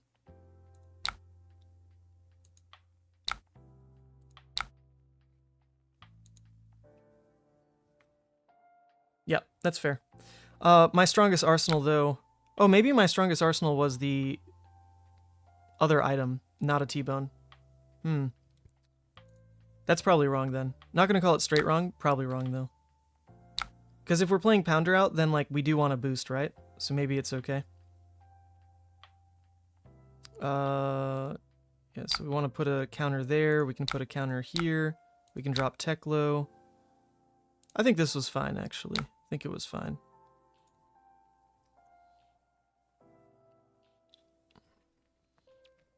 Alright, so if we're playing any kind of aggressive turn, then this is probably it, because we've got Pulse Wave, we've got Pounders ready. Although no blue, but our hand doesn't cost much, right? Our hand is 0, 0, 1. And we could even end with like Spark for Teklo. Interesting. I think we play this hand aggro. I'm feeling it. Also, do I super mind if they get a mask trigger? What are they going to do with this hand? They'd need to, I guess, razor it or snaps it to go wide, but they kept a full hand, so if they're trying to force a go wide, they can do it anyway. I don't think I super need to respect this, but maybe giving up armor isn't that wrong.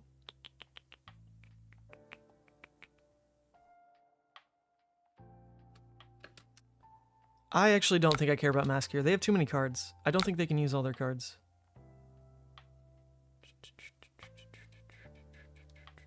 They can't even snaps this.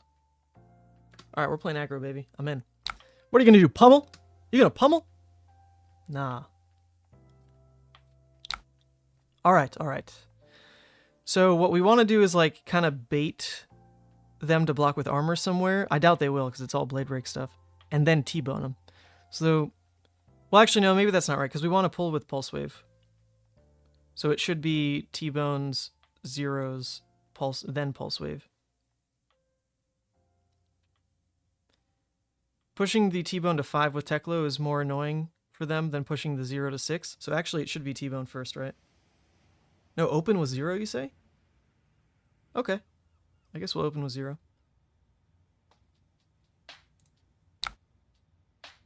Yeah, let's boost it. There goes a max V. Oh, we actually almost... This was a max V turn in some worlds. They're saying no... Oh, okay, flick flack. Good God, I was about to say.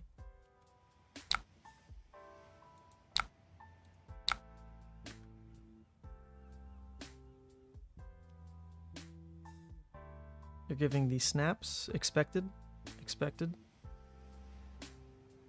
They likely don't want to block this with a card from hand because it eats up the flick flack. They give a bingo. So the bingo block actually breaks the flick flack. Because flick flack says the next card you defend with this turn, yeah, if it's combo, it gains +2. But it checks the next time you defend. So them blocking with bingo actually eats the flick flack. So I don't hate this. I don't hate this. Oh no! Oh no. Oh god. Is that like a lose con? Uh-oh. Uh-oh. Okay, yep, I guess I pulled the inline strike. They're playing Remembrance. Jesus Christ.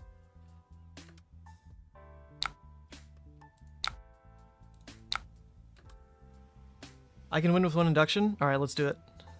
I'm here for it. I've been told I can win with 1 induction. I believe. I guess I want to add the steam counter back here. And then just play Spark. Let's grab the Teklo. Arsenal Pounder. Seems decent. It means we can't boost the Pounder away. Okay. And I know their hand is a blue and a Remembrance. It's a Knives Out and a Remembrance. Okay. Don't super care about this, right? Never giving cards on Kodachis. I could crown it. Do I not want to play it out like next to the first Pounder? I feel like I want to, right? Because I don't want to boost 6 times in a game. Well, across like 6 different turns, right? If I can stack them, then I don't need to actually boost as many cards from deck. That could be the wrong way to evaluate it, though. Yeah, because I guess it's already falling out of sync. Because if I play out this Pounder, the earliest I could cheated in would still cost me a counter here because I'd have to boost and then Achilles. So maybe it's not good enough. I could see it not being good enough.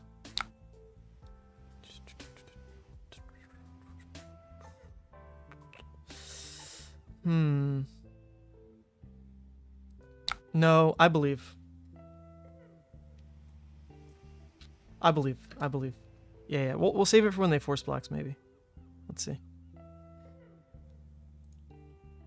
No reason to really do it this hand, right? Anyway.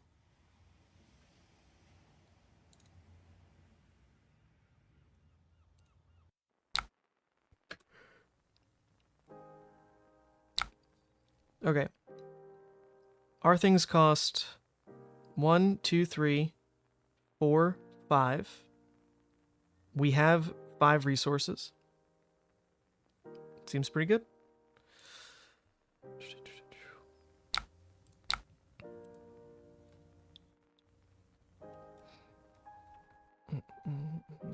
Teklo core as well. Yeah, I was counting the Teklo here. I was assuming we play this. Maybe we don't. Maybe this pays into Teklo. Not sure.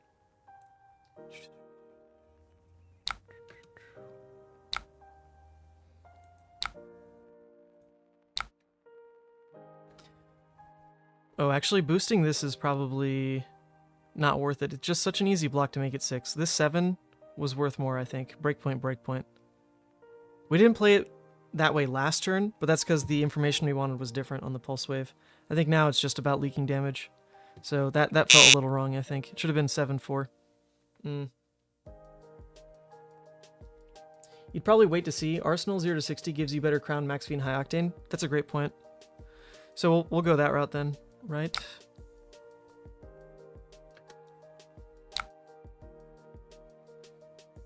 Oh, but then how do we pay for all that? Am I really using Teklo Foundry? No way, right? They're also not blocking, so like I feel like I need to be a little aggressive, right? They're just straight not blocking. Alright, screw it. I'm in. Even though they have a Remembrance and Arsenal, they are not blocking, so we're just going to show lethal. Just make them do something.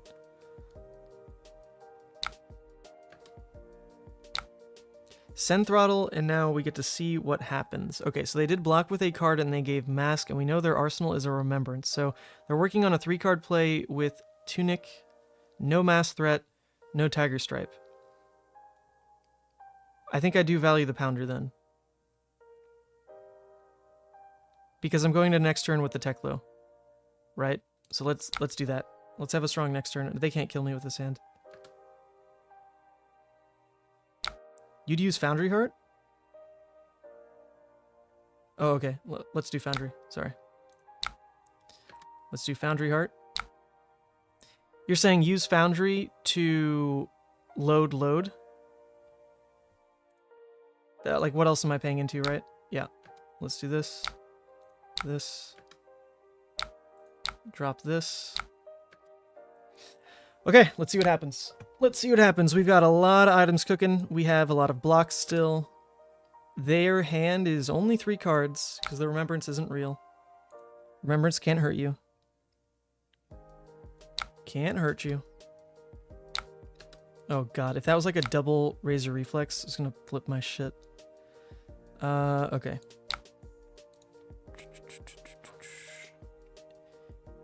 If it's singular Razor Reflex, then I need to block something here or I die. If it was double, they would have played it on the last one.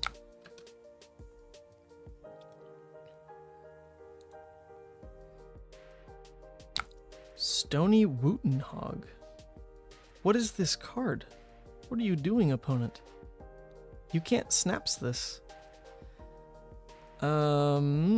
Interesting. Do I just block Pulse Wave and 0?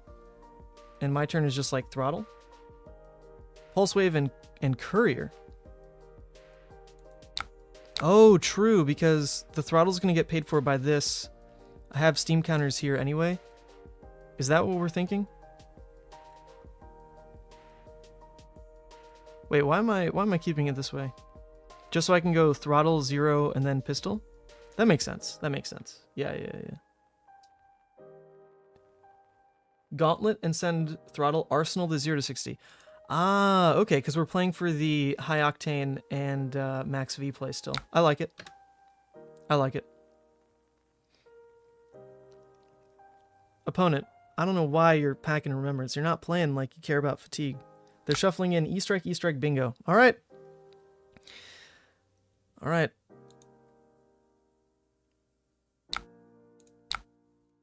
Boost. 12 damage throttle. We get to ping him with a pistol after Arsenal 0.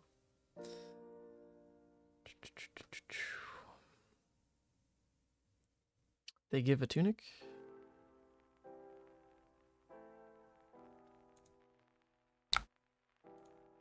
I'm really hoping we can find like the max V turn next. That'd be pretty sick. Oh man. So if they say no blocks, like I have to pivot the plan and not Arsenal 0, right? And just induction shoot. Like I have to make that the plan now. I can't Arsenal the 0 to 60. They're saying no blocks.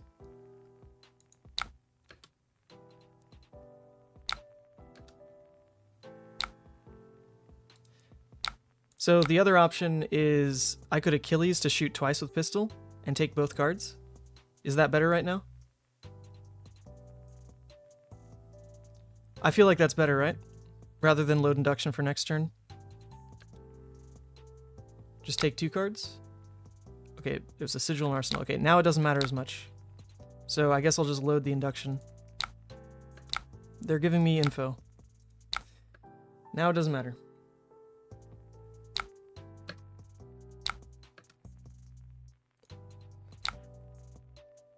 Kadachi. I don't die to the Razor, so we can say no blocks. Now I would die to the Razor, so I guess I crown. Do I care about crowning away any of this? Probably I don't need Spark. Spark probably is a bit awkward, right? I'm gonna be high octane style turning here. So the Spark is just... Oh, no, the Spark is good, right? The Spark is, like, actually great next to high octane. Because I just draw a card for free? Oh, but I actually... No, I have no targets left, because this Teklo's gone and my other one broke. So it's not doing anything. Oh, yeah. So let's sync the Spark. Here it goes. T-Bone? Perfect. Perfect. Beautiful. Holy crap. Stupid bingo. Stupid bingo. Alright, we can still do this. All I can show them is an attack action. So it'll gain go again. Well, I guess I could show them either, so that shouldn't matter though.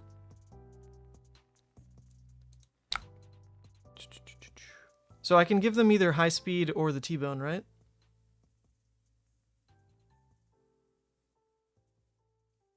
I think I'm supposed to give the high speed because the T-Bone letting me keep a resource is pretty big.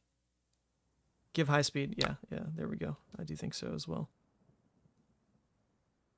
And so just double checking. I want to show them an attack action card. Yes. I'll show them the T-Bone. Sure. Payload. Interesting. Interesting. Payload's probably pretty good, right? Like that's game. We just won, right? If they take any damage, or rather, if they don't have another D-react at this point, then we just win on the payload. So I do want to Teklo, right?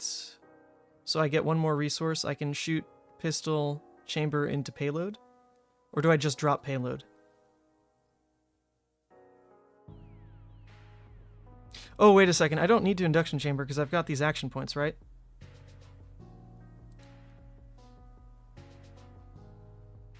Oh, if I've boosted this combat chain. Oh, so I want a payload and then Achilles. Oh, no, but then that takes my resources. Oh, no. So they've only played one Flick Flack and one Sync, but they did shuffle on Remembrance, so not seeing them yet doesn't, like, actually make a difference. You think I just pistol? Oh, that's crazy. What if they just don't have it, though?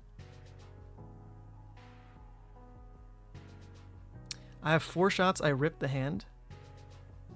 Okay. Okay. You're right. You're right. You're right. They're at 2 anyway. They're at 2 anyway.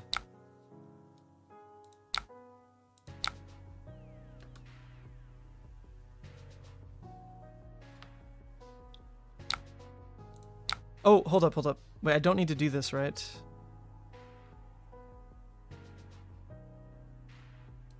Yeah, wait a second. I don't need to do that. I have another action point.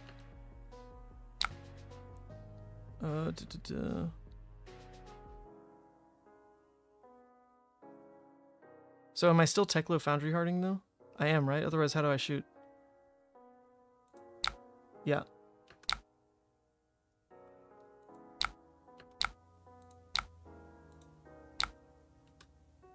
Alright, I think we're gonna like exactly win this game. This is pretty interesting. Pretty interesting.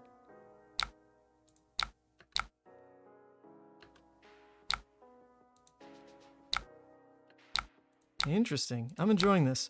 Dash and Blitz is pretty cool. Not bad, not bad. Is it worth Achilles to shoot Teklo and put him at 1? Yeah, let's do it. I'm in. No? Oh no, you said no after I did it. Oh no. Actually, yes? Okay, actually, yes. Payload will just eventually be lethal, right? It will just eventually be lethal? Well, that's not exactly true, because they could, No, they are out of sigils. I think we win anyway, though, right? Sounds sick. We have it. We have it. Deck's cracked. We got it. Who cares? We did it. We put him at 1. Now this is a 3-card block. We win.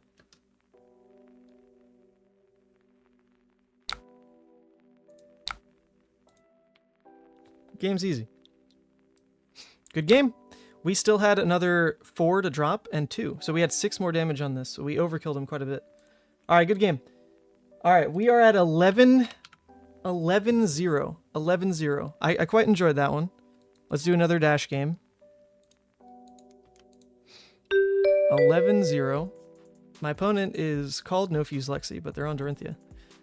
I mean, we're the aggressor into Dorinthia. So, second should feel good. I think against Dorinthia, you're never supposed to let them go second anyway, though, in Blitz. They just kind of take all the momentum away from you. So, Ethan, thank you so much for the signed Cold Foil Levia. I can't wait to come back from Nova Scotia to your new display. Oh, sick. Yeah, was that at Canadian Nats? Yeah, someone had me sign a Cold Foil. That was funny. No problem. No problem. All right, into Dorinthia, what do I do? What's the game plan?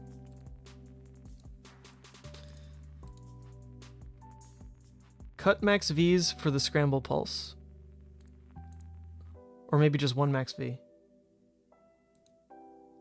Cut a max V for the Scramble Pulse and send it? Alright, I'm in. Oh wait, oops, I can't. What is going on? Wait, I don't need to cut. Oh, and run and induction. Okay, there we go. 40. Alright, so is it worth starting with the induction then?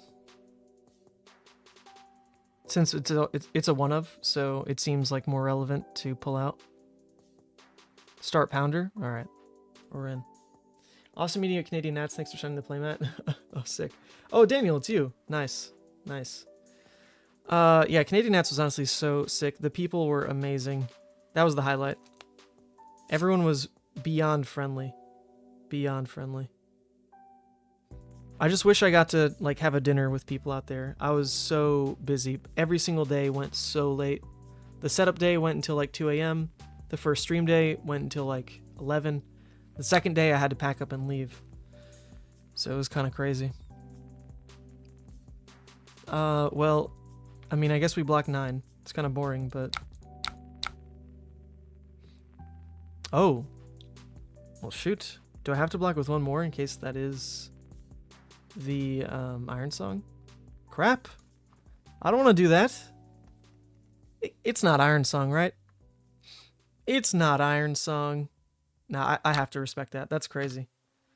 Damn, they burned 2 cards to get my 4. Oof. Are gonna see you casting at Worlds? No, I'm not a caster. I just do the video production. My plan is not to get into the casting sphere at all. But sometimes duty calls. Like at Portland, just no one could do it. We asked like 8 different people with like money offer on the table, and they just couldn't swing it. The date was too awkward for everyone. So I got to do it. I just got to do it. I guess all we do is high speed. No. We could just spark and then Arsenal max V, right? That's not giving up the game. It's maybe like a little sus. In a way, I could throw high speed impact. Then Teklo. Nope, that puts me at only 3 resources. So if I want to spark for like a pounder, I have to do it now. You know what? I feel it. I feel it. I'm in. We're gonna go like hella hard on double pounder. Arsenal max V, and then we're just set. Oh, this hand is it. We've got it. No blocks. It is the perfect amount of boost. Everything we need. You built the Swedish Nat stream for last year? Oh, nice. You did a little casting when you needed to, but you're more a technician equipment guy. Well, I wouldn't mind like actually trying to commit to the casting space, but it's just not worth it. There are other people who are very good at it, and there are not very many people who are good at the production side of it.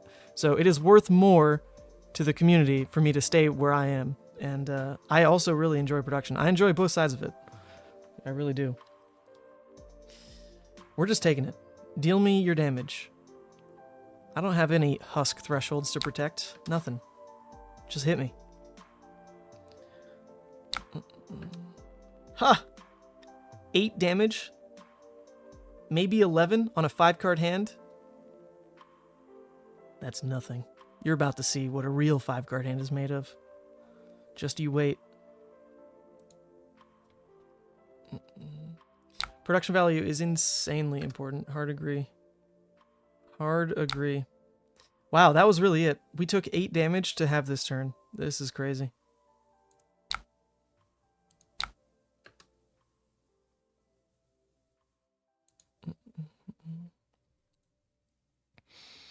We don't even need to Teklo, right? Yeah, no, because this costs 1. The max V is 2 right there. So the only reason a Teklo would be to like bank a counter on pistol. That's actually not the worst though, is it? Just bank the counter on pistol for later. Yeah. I don't hate that. I think it's right. Oh. There goes the red. Should have Goliath. I have to break the chain anyway. For the Teklo Foundry Heart. So it doesn't matter. I can Goliath then.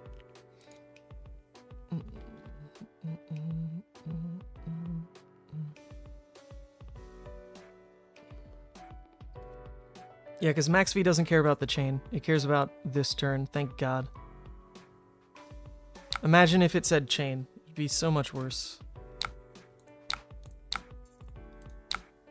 A little unfortunate these are all yellows instead of reds. We basically lost 3 damage from just drawing the wrong color.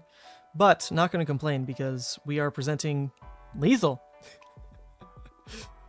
Just straight lethal. Okay, now it's a little unfortunate that we had to break the chain the way we did. That's fine.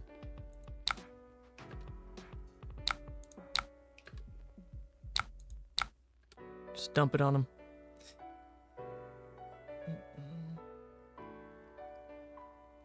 They, in theory, could just give armor and try to keep a 5-card hand again. They actually could still make that play.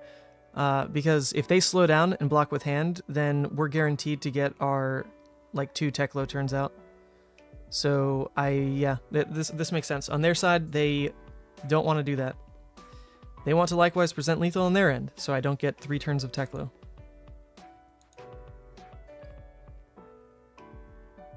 But we've got armor. There is armor at play. We've got a banked Teklo plasma pistol. So in theory, we draw like a, you know, T-bone, zipper hit, whatever. Not zipper hit, 0 to 60. That's a 1-card hand that presents a lot. A lot. Well, that's a non-block, so we can crown it away, hopefully. But this is the T-bone that we're talking about to go Teklo pistol.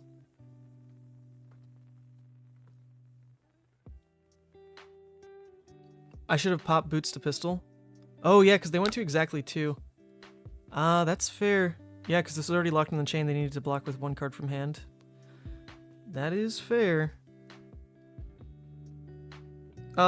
It's very hard for them to present lethal, though, if I just respect what's happening.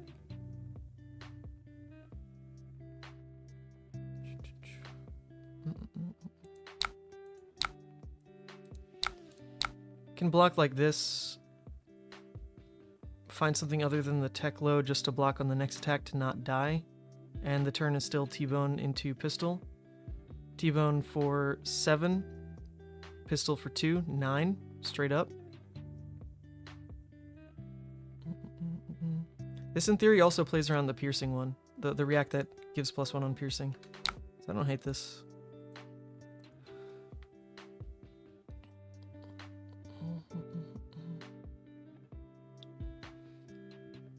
And Iron Song. Okay. Pushing everything. That's fine. They don't get to do this again.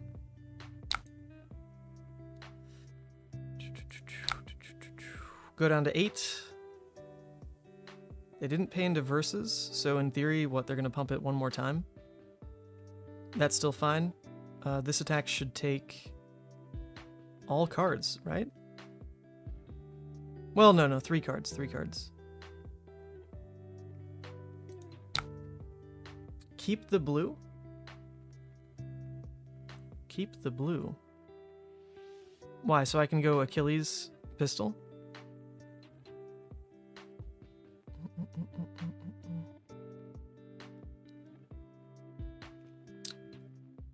Yeah, okay. Sure. We'll keep the blue.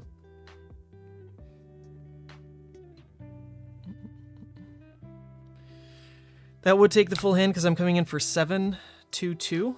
Yeah, so it doesn't matter that they get the Dawnblade here because I take the full hand.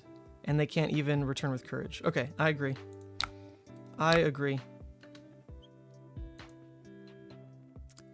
So then, funny enough, using Teklo Heart last turn didn't matter because of the way we're playing this. But I think last turn should have been the... I mean, I don't know. Using Achilles last turn means they're off Arsenal here, which is... I mean, I don't think they're really going to get mileage out of that Arsenal anyway.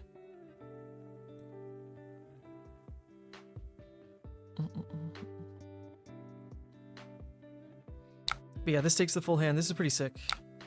This is pretty sick. They just have no choice about it. It's card because I'm about to Achilles. That's crazy.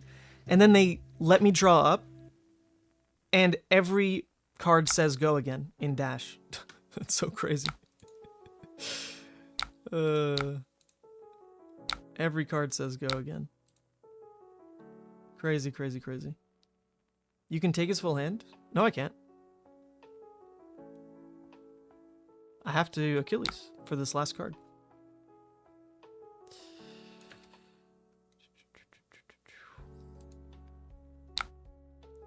Alright, we drew the exact resources needed to play this hand. Everything's a breakpoint. Oh, boosting the 0 to 60 saves boots? How does it save boots? I wouldn't, Oh, yes, because there was already the counter on pistol. Ah, true, there was already the counter. Okay, that makes sense. That makes sense.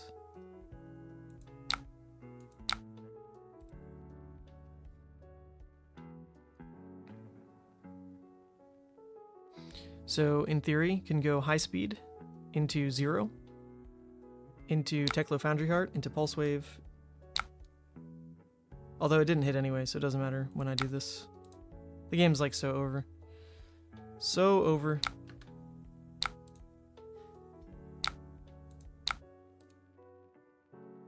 GG's. Good game.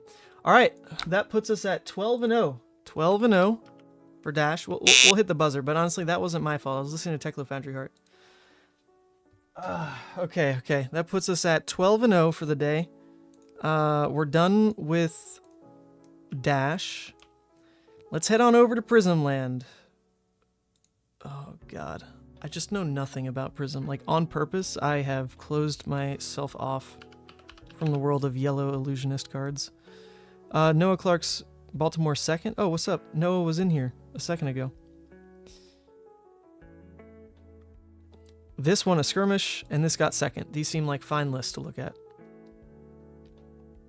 Although, granted, this was a different meta. This was Icelander, or rather, the skirmish was with Drone. This was with Icelander and Oldhim, so maybe not that up to snuff. Oh yeah, see, Devin's right. I would rather just spectate someone watching. I would rather spectate someone playing Prism so I can eat lunch and then also still learn. But I would need to know it's like someone I trust. A random Talishar player is not worth it. So who wants to play Prism? I gotta eat my lunch. I want to spectate 2 games of each. Maybe I'll even play one. But I wouldn't mind that. I would not mind that.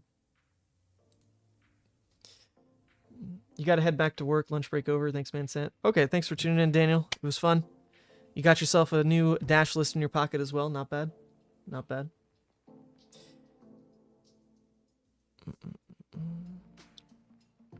All right, in the meantime, let's review. This is OG Prism.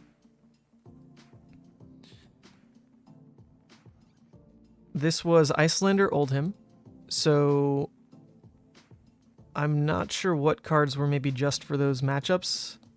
Vambrace into Oldhim, maybe? Or was this just to like be able to do the shield thing? Where you can now like one card without soul turn on all your spectral stuff. That's still like the point of Vambrace, I think, but maybe you still only needed that against Oldhim. Into other matchups, it's different. Yeah, really good spectate. It's about knowing the cards to cast. You'll misplay? That's fine. Misplays galore. We're still 12-0. And here's the good news. If I play Prism, I probably would lose games. So I don't mind. We can call it on my end. I'm 12-0, baby. Whatever you do on Prism, that's fine.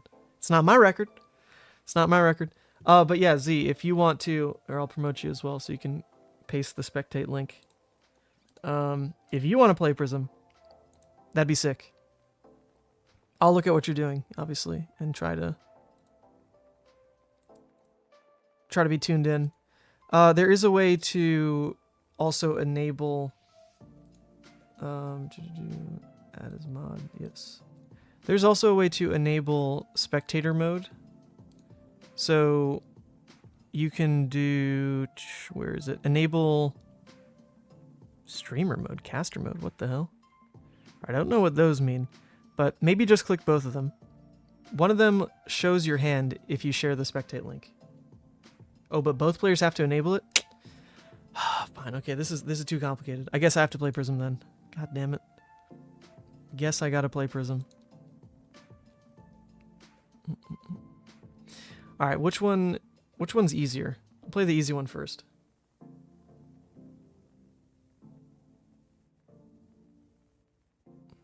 I guess this one's fine. Let's play normal. Normal Prism. Normal Prism. Punting away my win rate. I'm gonna like subconsciously int these games on purpose. I cannot stand Prism. Oh, Prism and a Dromai? Wait, never mind. Isn't this really good for normal Prism? Not new Prism, but normal Prism. Sick, I'll take it. Alright, into Dromai.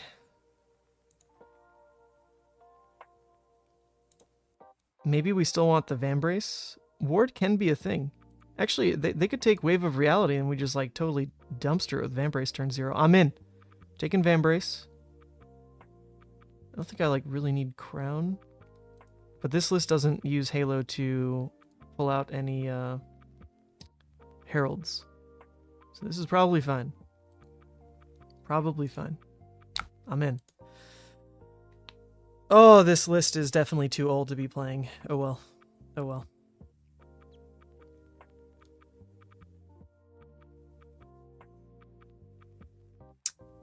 I can throw double heralds and arsenal a soul shield. Is that worth more than arsenaling a that all you got? That all you got does let you draw a card on some dragon attacks. Soul shield's less relevant. Alright, I guess it's the that all you got. I'm in.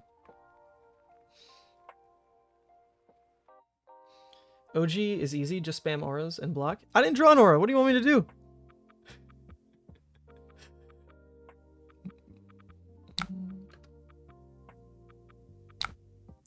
So this does not counter... Wait, it does, right?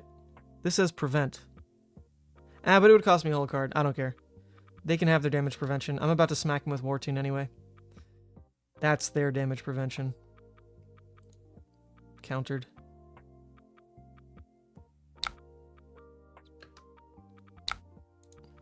There we go.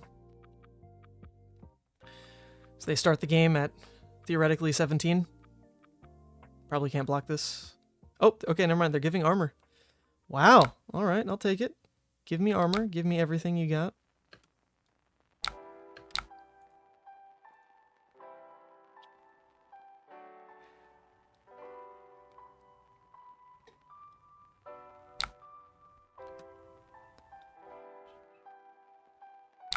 Alright, this is where that all you got draws me a card. I don't know if that's relevant at all, but there's a world where I want that, right? I want to draw a blue, so I can go like Herald into Aura. Right? That seems about what I'm looking for, I would think. Just draw me a blue. The rest of this I can ignore.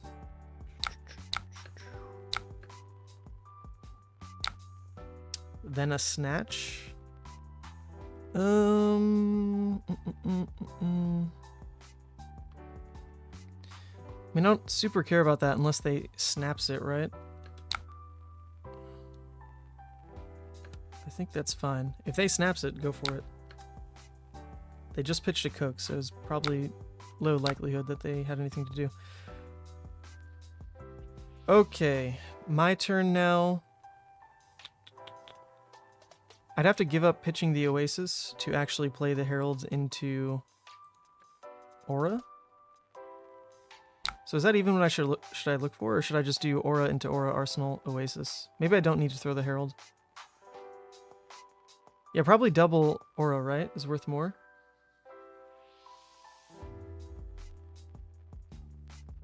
Double Aura? Worth more? Probably. Yeah, this also clears an Ashwing, right? Drop passing, Arsenal, Oasis. Sure. I think if I'd drawn the blue, then obviously the Herald play makes more sense, but I didn't.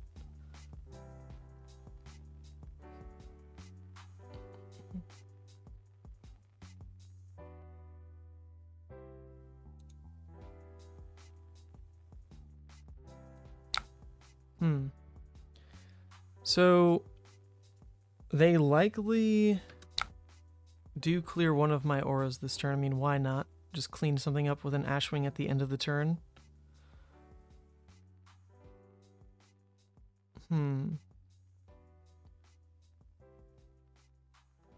If I end up keeping the War-tuned Arclight and Shimmers, that's asking for a lot of cards, but seems to be a pretty decent turn out of my end because it would give me one floating to pay into Phantasmal.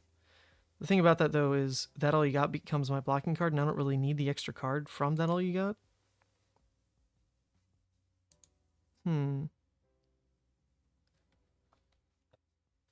I guess I could also pitch that in right now to go ahead and Oasis the Ravenous, and then I can use that one floating to block with Footsteps somewhere else.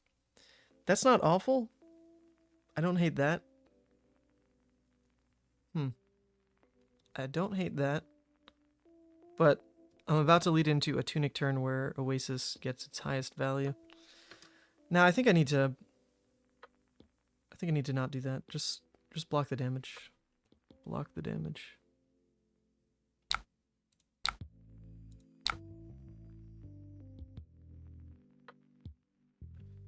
I guess more flexibly, I'd want to pitch the Arclight now. Just in case I need to use that all you got. Because either way, like, all I need to do is keep a yellow. So it's slightly better to do it this way.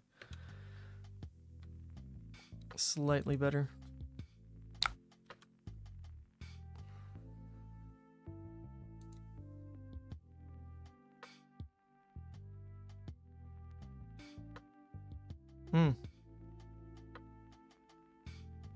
Well, that's pretty annoying.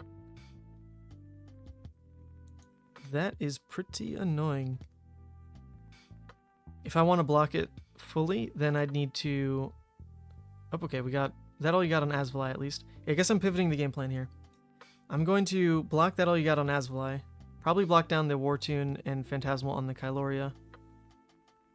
Hopefully draw into a yellow.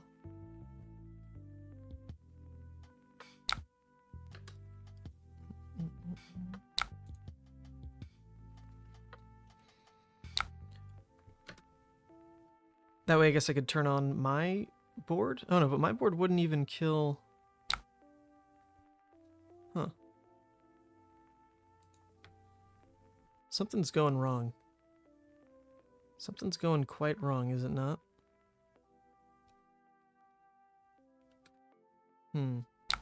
I am gaming, apparently.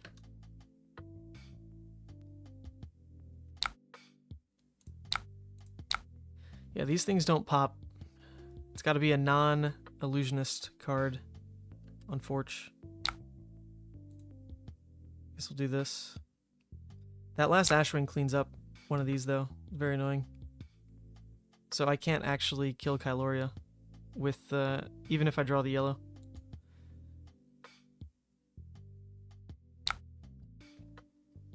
Sure.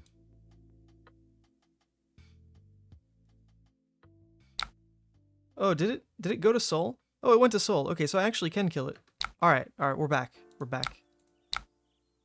I forgot about this. Merciful goes to Soul, so I can do this. Then this. Then drop Shimmers. That's like probably okay. Sure. That was a play. Huh. Oh, I'm so out of my comfort zone. What the hell is going on? Alright, so we have one Spectral. They're throwing a Promise of Plenty at me. Interesting. Tough decisions, all of a sudden.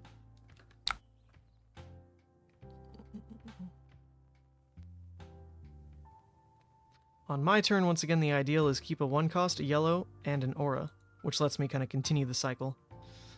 Right? Letting this hit just, I mean, that's huge. Their entire deck is reds. They're obviously completely redlined, so I don't think I want to do that. Probably have to give them this. Free Arsenal kind of tempting? I don't know. Doesn't seem that good. Their Free Arsenal with them having the momentum like this feels a lot more valuable for their side than mine. Could be wrong, though. Man, does this list just have, like, no poppers? Maybe that's a problem. I don't think it does. Yeah, so there's actually 0 chance for me to interact with the dragons by popping. That feels pretty bad. And since they got ahead on the dragon generation, they can clean up my auras before I can really clean their board. I didn't open with an aura.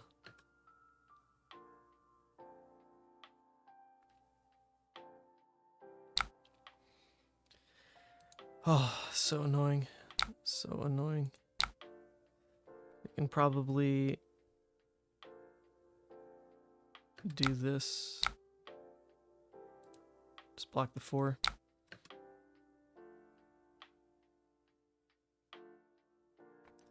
Well, this feels like a pretty hard loss. I thought this was supposed to be a good matchup.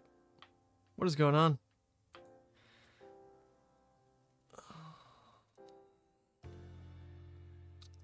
Feels pretty non-game.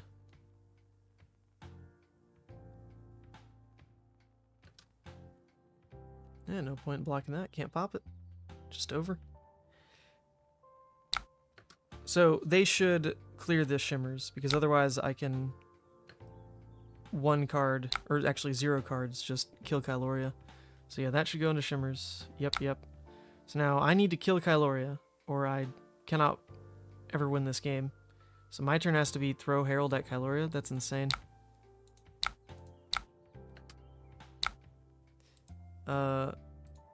I don't know. We're being resource conscious. I'm just doing it. Send it.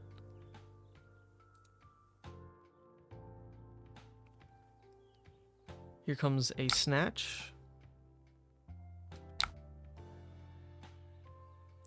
I do have the 1 Spectral Shield, so I only need to block with 1 card. 1 card. Maybe Herald of Erudition is my way in. So maybe we play for that and hopefully not die. Really feeling the death, though. Feeling it this turn. They've got 5 damage just on the board right now. And I'm at 6. And they have another 4 cards, you know? No, actually, I'm not sure if there is like a draw better possible. This is an old list. This is like still with Icelander and Oldhim in the game. So definitely not up to date in any regard. But I think the only like draw difference is we just didn't open with an aura. We went first and didn't open with an aura. So if that had happened, the game is different. But I don't really know if we're ahead. Because we have 0 poppers into Dromai. It's kind of awkward.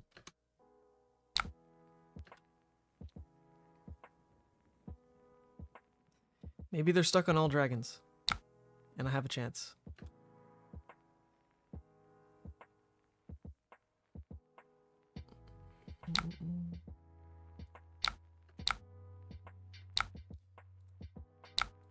Oh, nice. Another non-block. We sunk a non-block into a non-block. At least this means I can pitch the Genesis, so I'll just block with the Herald, I guess, on something. Herald will go somewhere.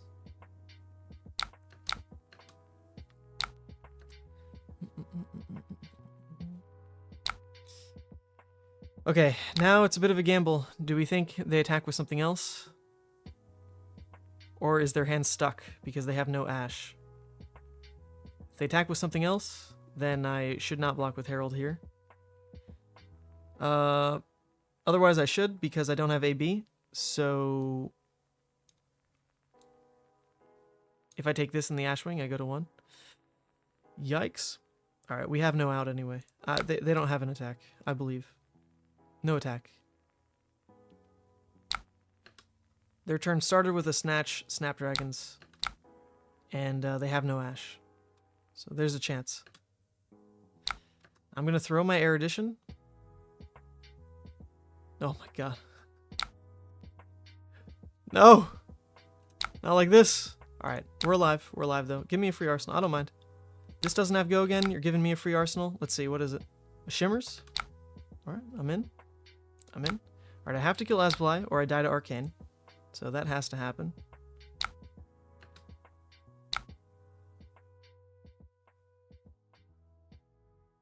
Okay. Now we've got these Herald of Judgments. I guess we'll do this. Clear an Ashwing. Seems decent.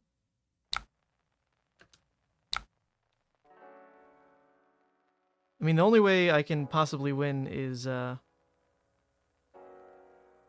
guess clear the dragons. Going face doesn't do anything. So this has to go here. And then I just play out the Shimmers and pray. It's not the worst. Not the worst.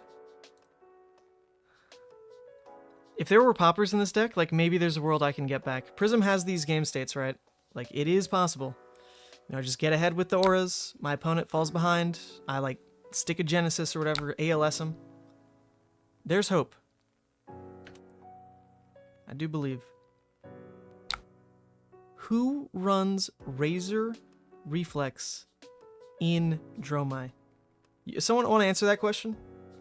Someone other than Hippo Fam? What the mother of God is going on? Oh my word. Well, that's something. That's not something you see every day. I'll take that loss. That's fine. We lost to a Razor Reflex Dromai. It was a really good testing data there. I'm very happy to draw from this game at Battle Hardened Portland this weekend. I expect Razor Reflex Dromai is probably going to represent at least 4 teams in the top 8. Something like that. Something like that. All right, Prism is like just straight miserable for me. I absolutely hate this hero. I just don't even want to think about playing this hero. But that's fine. We need to play it. We're almost done. We're almost done. Wait, this is a different one.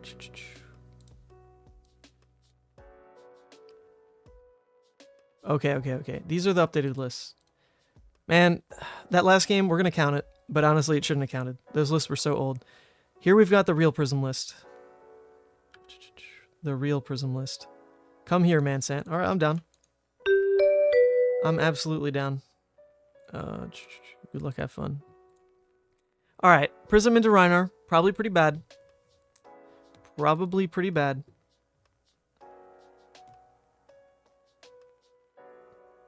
Let's see. Sideboard-wise, I can't really, like, tech for a heavy popper matchup. It's just dump auras. That's it. This isn't even the one that says, like, minus. This is the plus one, so it's less relevant.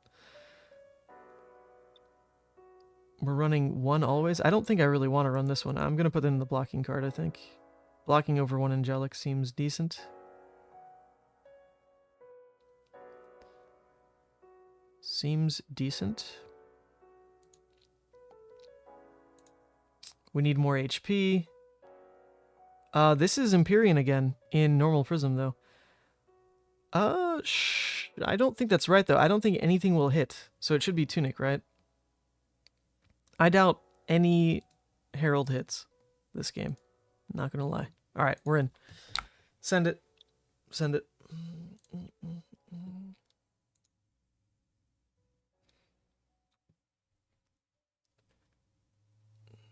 Trying to make you go back to Brute. What a legend.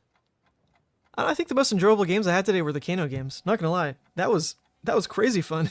Like, Kano was actually sick. I really enjoyed that. Okay. I think all we do is this. Arsenal Miraging. Say go.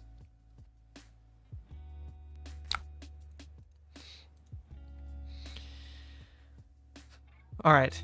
Our hand, if we're allowed to keep it, is Miraging, pitching Phantasmal into drop passing. Blocking with the blues. That's it. Oh, Andrew. You've missed out. Today's been crazy. The entire idea today was to play through every single one of these heroes at least twice. We played Chane like 4 times. I think all the other ones twice. We're going through it all. Not many heroes left. This is the second Prism game, and then we're switching over to Advent. And that's the day. It's been nuts. A lot of games. 12-1 right now. 12-1. Alright. If I'm allowed to block, I'm blocking. Those are the cards I wanted to block with anyway. Likely their turn just... Oh, what? Oh, what? They're letting me keep Shimmers? Nuts, dude. What the heck? Oh, this is crazy. I didn't expect this. Miraging, higher value than I thought. Get a little Shimmer swing in there too. Drop passing. Nuts. What does this card even do? When this attacks, name a card. Cards with that name are illusionist till end of turn. So basically, it's another 1 for 6. I mean, that's why you play it. But you can also now call the decks that have like only 1 popper, like the Nourishing Emptiness in Kassai or something. You can just call it. That's kind of cool. Yes, hi, cat.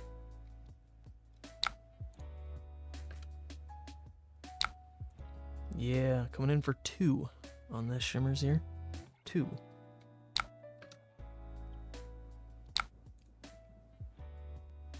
Nice. Now, they do have a 5-card hand. But we're pretty tanky. We got Wave, we got Crown. Not too scared. We got Auras that if they ignore, we just get to do things with. It's kind of cool. They intimidated the card that we did not care about whatsoever, though, in terms of playing. This was definitely a block card in this scenario, so it's kind of rough.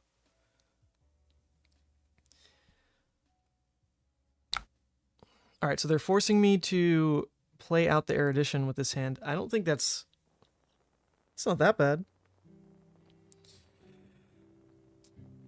It's not that bad. It won't have Go again. So maybe that is bad. But it also won't have Phantasm. Interesting. I think that's fine. I'm just going to block where I can. Just block with these.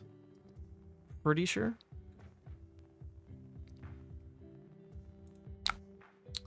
Maybe not. Maybe I do want to keep a yellow just so I can play out the Erudition. And it'll have go again. It'll come in for 5. They obviously have scabs to block it.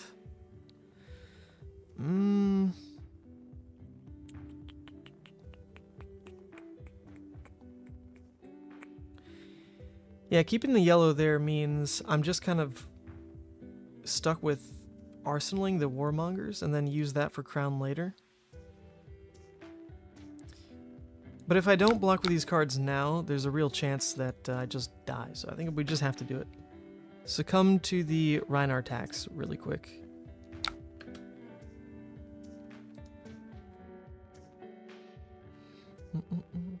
Well, it's not always an IP because I don't really think I'm pressed into using Crown this turn. Maybe.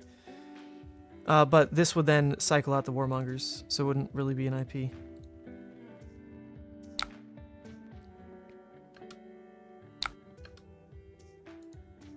We're down to 10. Down to 10. So, am I supposed to throw the Erudition or just play the Warmongers? It's kind of gross, because I would have preferred to just, like, swing. Just swing an Arsenal.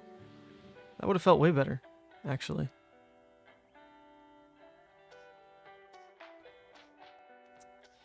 Man, I almost wish that he did pop it. Like, having passing here is... kind of sucks. I want them to pop it so I can pay in a Phantasmal and swing Shimmers. But I can't do it. Can't do it. Yeah, I mean, I should just throw Heralds, right? It just takes their armor. Takes a card. Yeah. I gotta do it, I guess. Gotta do it. Takes a card and armor.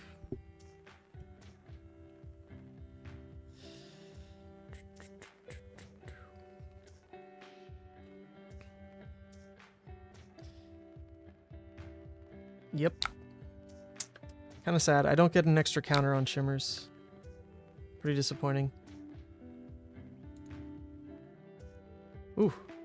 Another kind of awkward hand here. Now I see, this is where Vambrace is big, right? Because I could just keep one yellow, and turn on the board, drop an aura. Not really getting those options here. And I can pitch the yellow into Herald, but maybe that's not so bad. I could also, if they break passing, use Tunic on Phantasmal, playing it that way. Just a 2-card 5 feels so bad. And they hit. Yikes.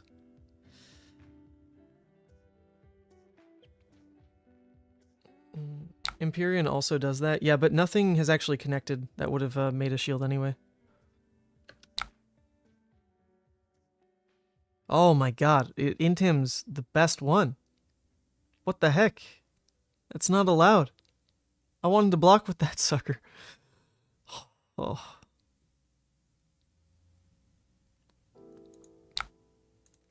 Alright, so I think I just do this. My turn is likely just drop Hazebending Arsenal and then just use that as Crown. I can't really do anything with that card.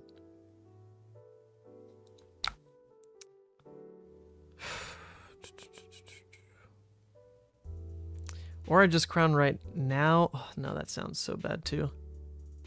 Just looking for a yellow. I don't think that can be right. Like, I kind of want to do that, but I don't think it could be right. Oh, to turn on the go again. Oh, true. True. Yeah, because you can pay in for the ward effect. Ah, missed that feature. That's pretty nifty.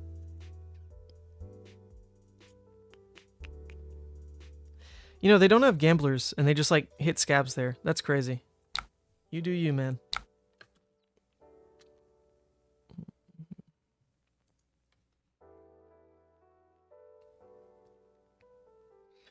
I do hope they just pivot and kill an aura. I can't really afford another attack phase.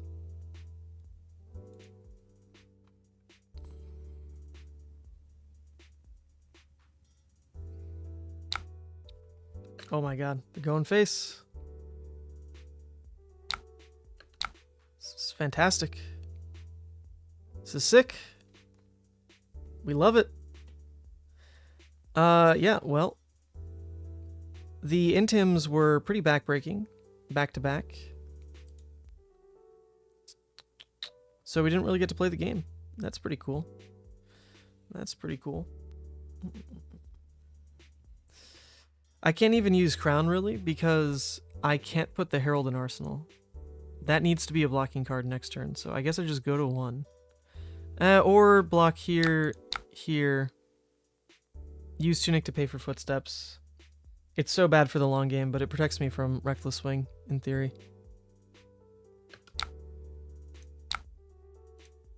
Screw it. I'll do it. Protection against Reckless Swing.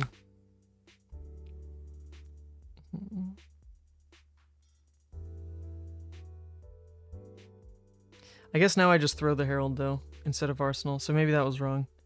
Because if this connects, it does in theory take 2 cards if it connects, or if they want to block it, and it would gain me a life. So actually I shouldn't have done that, because I don't think I do Crown, actually. Maybe on a non-block hand that I draw, though. Or do I just drop the Hazebending Arsenal of the Herald anyway?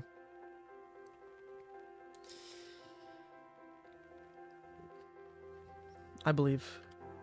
Oh wait, oops.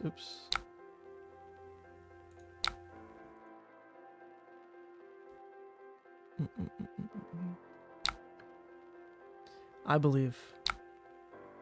I'm not going to attack face. He's going to roll scabs and hit a 1, and I will win. I believe. You'd be surprised. Some Rhinar hands do nothing. Some Rhinar hands just throw 6 damage. I believe a little bit. You gotta believe to win a game like this. Here they go. They're gonna roll scabs without gamblers and just risk losing the game instantly on a 1. There you go. What did I say? What did I say? What did I say? What did I say? What did I say? It's brute players, dude. It's brute players. They can't get it out of their goddamn system. They just, like, I knew. I knew, dude. I knew. Oh my god. Yeah, of course. You rolled, dude. You rolled. You did this to yourself. Oh my god. Oh, okay. Alright. Composure. So I can pay for Parable and War Tune. And then swing the entire board, right? Like, that's just kind of nuts. I do believe, right? I do believe it's kind of nuts. This... forget Phantasmal. I've got no Phantasm, anyway. You think it's Herald? Board and Herald again? Oh, don't even develop Parable? That's interesting. That's very interesting. I didn't think of that. Herald into swing board, then pitch into Herald and then drop the other haze. Wow. Is that... I think that's better, right? I think you're right. I think you're right.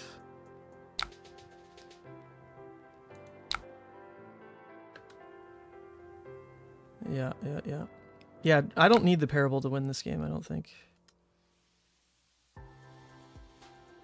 What I need is for this to hit, make a shield, and then let me use Prism and gain another life, in theory.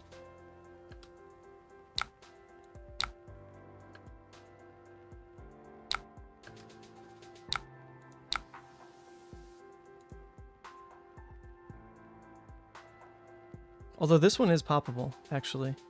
This one is. But it changes their hand so much. They let this hit.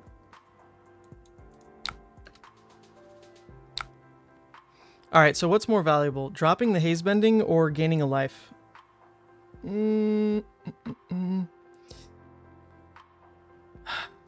Dropping the haze or gaining a life. I think if they're going to full into me, then, you know, I just... Well, they can't full into me. The best they can do with this hand is Alpha Rampage on a 3-card like this. They could also try for a Blood Rush. That's fair. Could also be Blood Rush on 3. Normally they can't pay for much on that. It's going to be like Claw Attack. So with me at 3, I have the shield to put me at 4. I have the crown to put me at 6, realistically. If it is the alpha, they get double intim through. I just block 6. I don't die. Yeah, so I think I can just do this. I don't need the life right now. That might be greedy. Oh, we have double sync. Oh, that's their turn? That's all you're doing, buddy? Definitely gain life. Okay, I'll note that. So I can just sync and just play the Herald and go. I don't even need to sync. I can keep the sync in Arsenal. It's kind of crazy for next turn. No, I don't need to sync.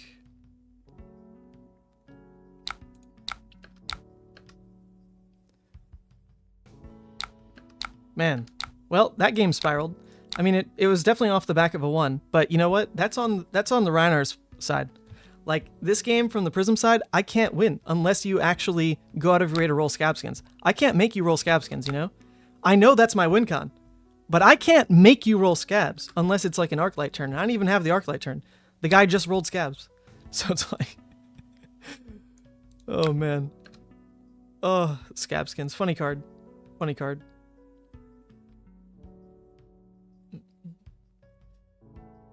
All right, I'll mark the buzzer, though. I think Gain Life was right. You guys are right. Everyone's right.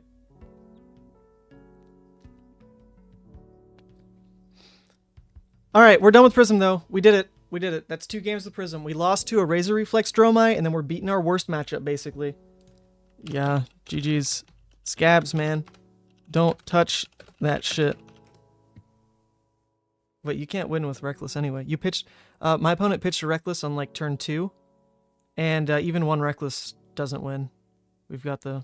I mean, we're at 3 Spectral. It's fine. Thoughts on new Prism and Blitz? Well, my lord, you are tuning in at the perfect time, because the last deck that we need to play today, is new Prism. And we do have a new Prism list to play. So that's coming up right now. Right after I spam all these auras at this poor Rhinar. Good God. Oh, this poor Rhinar.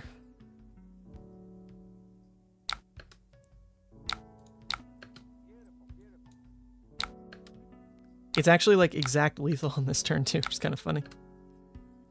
I don't think there's any world where like I don't win next turn, but if there was, it's if I draw like all blues, right? Thank you for the invite. GG's. All right. Yeah, that was decent. You know, it definitely came down to Scabskin's luck, but that's what greed does to you. We'll take it. That's a learning moment for all you brutes. Learning moment. From my POV, I was so behind, like so convinced the game was over, that I had to take, like my only line is pray they roll Scabs. Like my only line is pray they roll Scabskins. And he did. That's it. That's all we had to do. Turns out game's easy. All right, we've got the new Prism to round out the day. Is Blitz part of this year's Worlds? It's not, but the idea for why I need to play so much Blitz is the Battle Hardened Portland this weekend that I'm streaming is Blitz. Team Blitz, in fact. And I am actually casting this weekend with Pankaj, so the two of us need to... Actually, I don't know if he's doing any work on this, but I care a lot. I really want to catch up on my Blitz knowledge because I don't play Blitz like pretty much at all. Nothing like honestly against the format. I totally respect like where its use cases are. I mean, like when you play these late night armories, Blitz is perfect. I don't agree that it's a introductory format at all. Like just anyone who tries to present it that way is dead wrong. But it as a format is fine in my book. You just have to, you know, want it because of time constraints or because, I don't know, you're not so tuned in that you like want to play a hard CC game or something. You just want to sit down with a Blitz deck that, well, I guess there is sideboarding now, so it's not quite the same like just sit down and play type of feel. But all that to say, I don't play Blitz a lot, and Team Blitz is the format for this weekend. And I'll be, you know, flying out, doing coverage, and for once doing the casting, not the producing. So I'm just trying to catch up. So today the entire plan was parse out what heroes are worth learning, what heroes are in my maybe list, because I would like to be back and stream on Thursday, but if I'm like super behind on Portland prep, then I just can't do it. I do hope I can come back online. I think it's like 80%, 90% that I will. We'll knock out these heroes. But to round out today, The only hero left is Prism, and unfortunately the Don't Bothers are not going to get touched this week. It's not, just don't have the time. Don't have the time. But okay. Okay. Bravo matters indeed. My reasoning on Bravo is more so he doesn't play any differently in Blitz than he does in CC. So if there is a rogue Bravo, I don't think there's any like knowledge gap in needing to understand how he plays in Blitz versus CC. It's like the exact same. Exact same. So that's the reasoning there. There are some, like most of these are kind of uniquely strong Blitz heroes more than anything. Like, you know, learning Kane over Blitz is honestly more relevant than learning him for CC, just in terms of like prevalence and how often he's going to make it to the feature match and all that. Same thing with Rhinar, obviously Kassai, Yoji, Prism, Chane. Like most of these heroes are pretty unique to Blitz. And then even Dash is, I mean, she's not unique to Blitz, but her power level is way stronger in Blitz than it is CC. So that was worth exploring. I'd like those games a lot. They were fun. Anyway. Let's see. Last two games of the day, we got New Prism. New Prism. I do expect this will play different enough that I'm probably going to punt left and right. This whole ability of calling out the Herald on demand, I really have put like no thought into. So there are definitely going to be moments with Halo that I'm throwing beyond belief. I'm just saying that now. So let's try to pay attention and play these games right. Whenever a card with Herald in its name is put into Prism's soul during an action phase, specifically, you may search your deck for a Figment, put it into the arena, then shuffle. Yep, okay, so it's like hand in hand. If a Herald goes into your soul, first ability costs 2 less. That then makes this cost less, so it's essentially free. So once per game, on demand with Halo, you can pay 1 to just gain 4 life and do something. That's pretty sick. So that's like the big play. And big plays are critical to understand timing-wise in Blitz, because, I mean, you don't have many opportunities to make a big pivot. Okay, so let's pay attention. Let's pay attention. The rest of this list has some Angelic Wraths, kind of some odd counts. Heralds. Erudition is the draw 2. Protection is the Spectral Shield. Tenacity. What on earth? Why does this get played? Isn't this one garbage? Or is it actually kind of good in Blitz because Dominate just ends the game? I could see that. I'm surprised though. I thought this one was bad. Triumph seems pretty good. People try to like pop you on an otherwise pretty detrimental hit effect. Reprimand is the minus. Genesis Parable. Okay. I think I get it. I get it enough. You don't like this list so far, says Devin. Did you send me a different list, Devin? Somewhere? No, I don't see it on Twitter. I'm just going to lock this in. I'm just going to play this.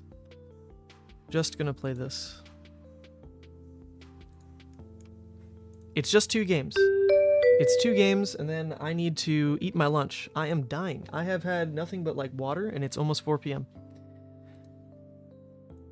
And this is all your fault, stream. I said I wanted to spectate someone else playing Prism so I could eat my lunch. And none of you could do it. Oh, this is probably a good matchup, right? Oh, well, maybe not. This is not the Aura Spam Prism. This is not Aura Spam Prism. Okay, but I'm glad we're playing against a Yoji, because I haven't had this experience on too many heroes, especially not Prism. Okay, so in this case, what are we doing? Genesis is probably pretty crazy. In theory, so is Parable. Just adding in new auras should be good. These probably don't get as much value, so it could be this. Could be this. Judgment doesn't matter. All right, I'm in. I think this is a fine 40.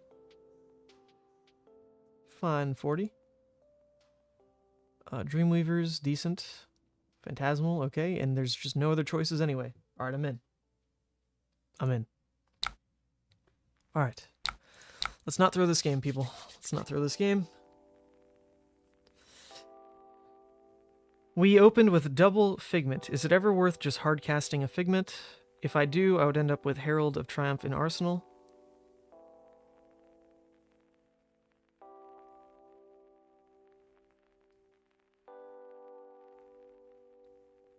I don't mind opening with Figment, right? This one just makes a Spectral Shield. That seems okay. You have to look for a turn to flip Protection and attack with it. God, I can't read. Attack with it to gain many, many auras. Protection. Okay, so I guess I do want this one out. Like, I want to just have this in play. So maybe I just play it. Arsenal Triumph. Very odd. This is also -1, so like in theory this might hit, but I mean they would just give their full hand anyway, right? So I think I'm just going to do this. I could see this being very wrong, don't at me. It's a learning experience, you know? And we're just gonna Arsenal. Oh, actually I could attack with Spectral. Was I supposed to attack with Spectral? I probably was. Oh wait, oops, sorry. I'm gonna do it. Yeah, there we go. A play to look for as well with Phantasmal Symbiosis. Play it to name the Archangel so it becomes Illusionist and gains Go Again from Luminaris. Yeah, because these otherwise don't, right? Luminaris says Illusionist... Or no. Illusionist attacks you control, and these are not Illusionists, they are light. That's right, that is a combo. Nice. Alright, this is a very different Yoji list than I was expecting already. They're running Rouse, baby. We're in. Okay. Now we've got real decisions to make. Let's see what's happening. Let's see what is happening. Their turn is just a hammer swing. Interesting. Yeah, I guess they want to pressure the Spectral Shield. They don't want to just heal. That makes sense. The only way I can get a yellow into the pitch zone would be to pitch Genesis. If I play out the Genesis now, then I'm putting in the Wartune Herald. That's not an action phase thing though, so it wouldn't trigger Prism or Empyrean. Then I'm just hoping I do find a yellow so that I could play out the Herald. Is that right? Man, there's a lot of choices. The other option is just play out Genesis Pierce. And that's just like my turn. Kind of get ahead on auras and say go. Very interesting. Very interesting.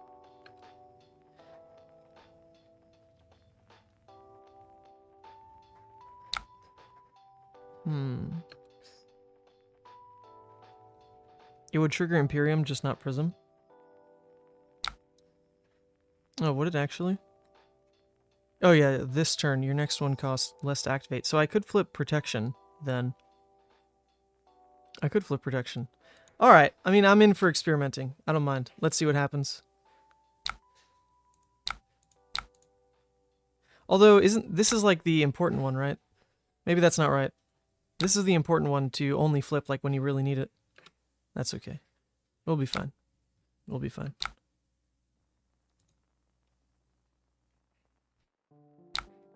Alright, Soul. We drew a passing. Not great. Not great. It's not the yellow we were looking for. Although in theory, if they do still pop the Herald, then I guess I could pay into Footsteps and swing.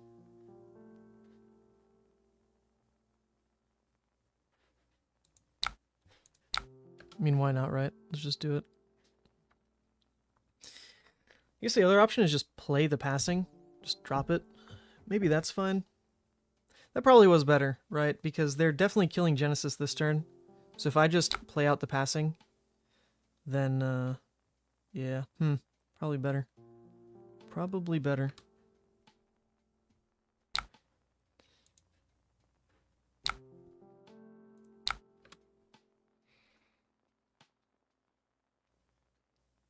Yep.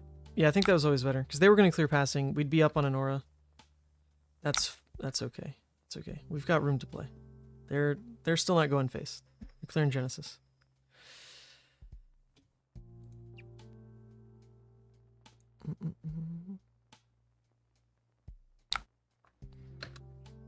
I got the life start. is just still so scary. 16. Whew. All right. Do I want to slam out Merciful now? Just so that this goes to Soul? Probably. Seems okay. I can then still pitch 1 yellow into Empyrean and swing wide.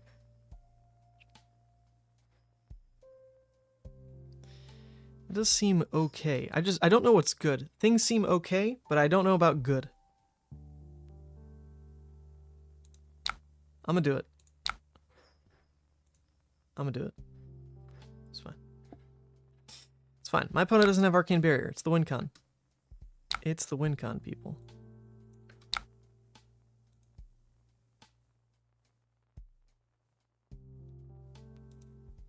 You need to keep a Merciful in Arsenal, then 1 turn attack with Herald.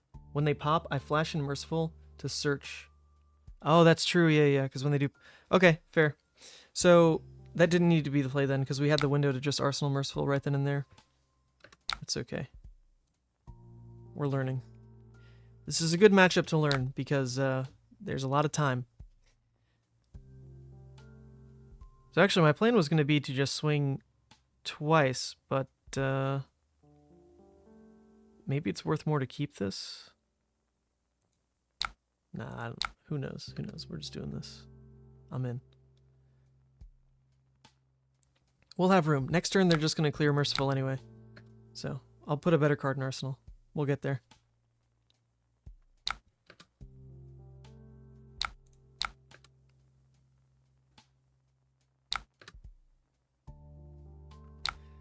Okay, nice. We almost got him down to 20. We're almost there. This hand does not really do much. This hand just gets popped, and then I pass. Yikes. Alright, Z. I'm blaming this on you. I needed to spectate you. Personally, I did not need to play this game. I needed to just learn from a Prism player, and I'm not the Prism player to learn from. Oh my god. Traditional Prism is more straightforward. It's aura spam. It's fine. This one's a little funky. Little funky. But at least there's time. So I need your coaching, you know? There's time. The game's not an auto loss yet, right? We're doing okay. Maybe.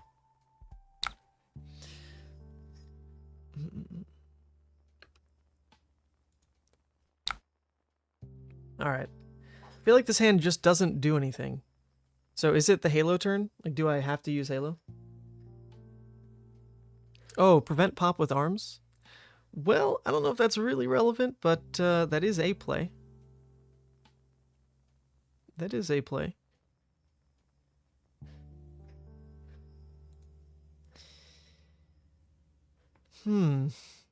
Prism should be favored, but this isn't like straight aura spam. If it was aura spam, then yeah, I don't think you could ever lose, but this is not OG Prism. There's still auras, but it's not aura spam.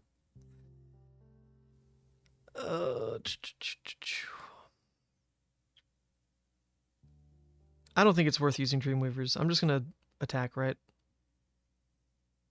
Just attack. Just do stuff.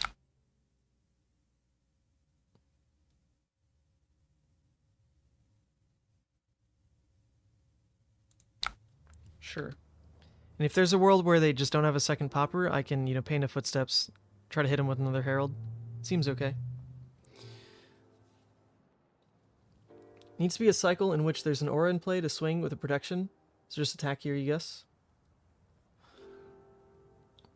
Yeah, we're just attacking. That's all we got. That's all I got to my name. Interesting. They don't use a popper. I mean, they're pretty happy to just...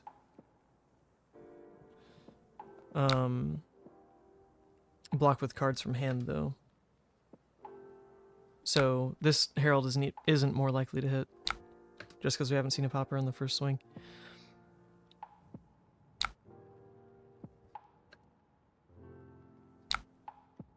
Well, I thought I was going to have to pay into Phantasmal, so I was just going to slam the Herald. Now it looks a little awkward, because I could just pay into the Phantasmal, and then Arsenal this Herald, but I don't think I really want to do that. This doesn't seem that good. It's a card, though. It's a card to put in Arsenal. Nah. I don't know. If there's a world where they're trying to keep like a Rouse hand, this at least demands something, right? They know that if they block with 6, I can blow them out with Halo. Oh, because of the -1 play? Okay, I mean, I don't know if that really counts as a blowout on just this attack. Like, who cares? It's just a war tune.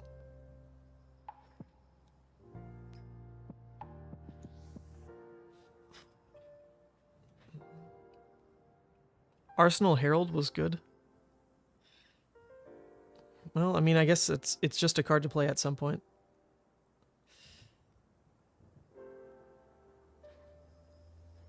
Like finding a Merciful or something. This gets popped, it goes to soul, triggers stuff.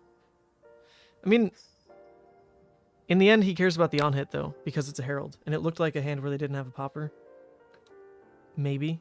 Which still could be true from how they blocked there. So I got armor out of it. I don't think it was that bad. It wasn't that bad.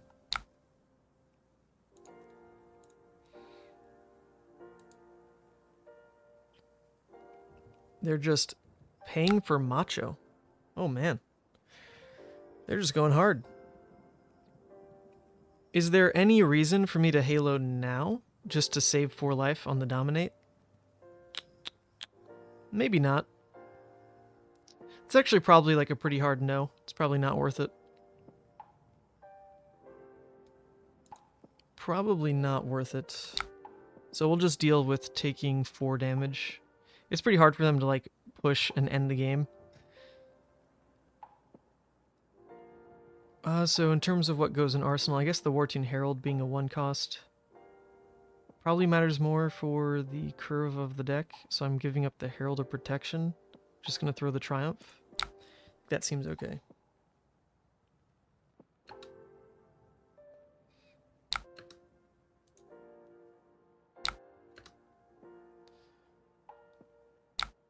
Alright, Herald of Triumph. They played out 2 Machos. So, I mean, they do still have ways around a Herald of Triumph. They are definitely there.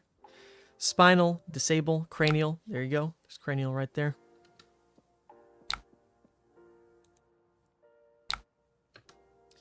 But still had to try. Still had to try. Now, here's a bunch of auras all at once. That's funny. I don't even have a yellow to play out the Herald and then drop an aura. Hoo boy. Hoo boy. And it's a CNC. What is this? What? Why did I draw this hand into a CNC? Oh, come on. That's so lame. Oh, does that mean I have to use Halo now? Oh my god. Use Halo, charge the Herald, pull out something, flip it. That blocks 4. I can then block 2 with one of these, not lose the War Tune. Oy, oy, oy. Otherwise, I'm giving up 3 cards for this CNC just to protect a War Tune. If I take it, I'm down to 3.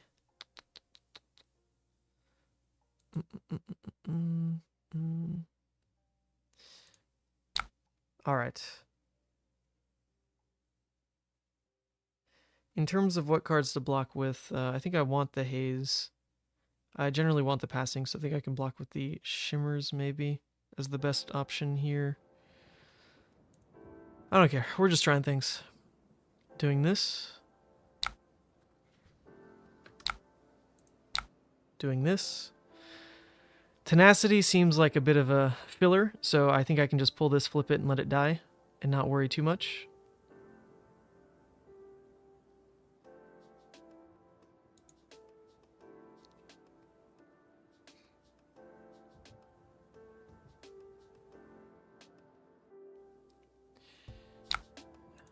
Do this. Just flip the Tenacity. Get it out of here. That buys me 4 life. I will block with a Shimmers.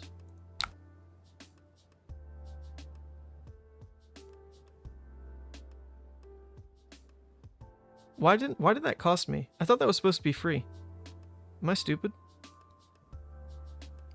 I thought Empyrean makes it free. Oh, during my turn. Oh, during my turn. Okay. Well, I'm glad I didn't mess that up and like pitch a yellow or something. Okay. Okay, cool. Still the Halo play. We're still good. We're still good. My turn is just attack with War Tune, pay into Footsteps, drop Haze Bending. That's it. That's all I got.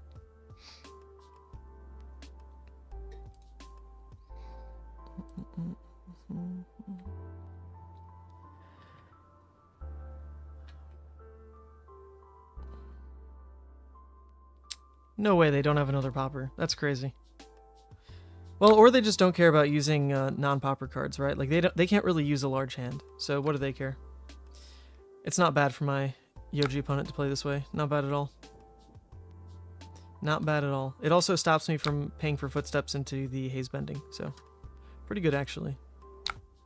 Pretty good out of them. Yikes.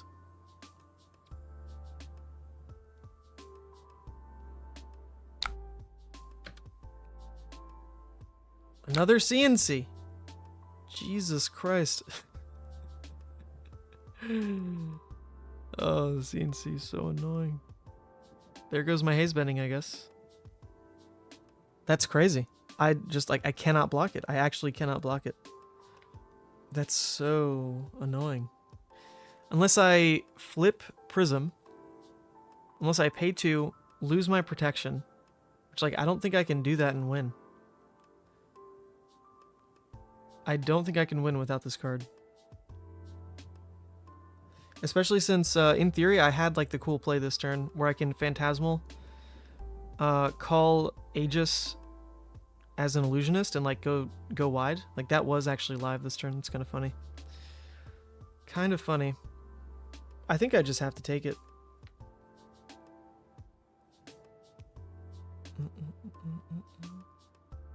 It's fine. I want to hold for a double aura turn anyway.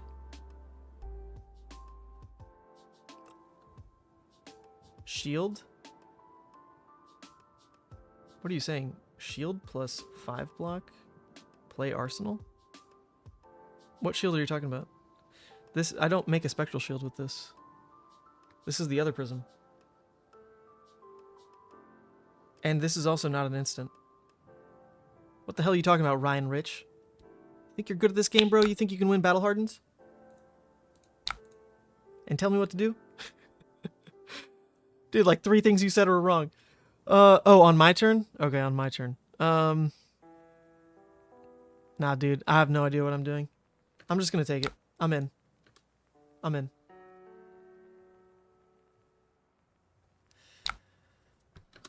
I'm in. Okay. Here's the play, people. Here's the play. I can play Phantasmal. I can name Archangel. Aegis, right? Right? Follow me real quick. I can pay to flip it, pay to attack with it.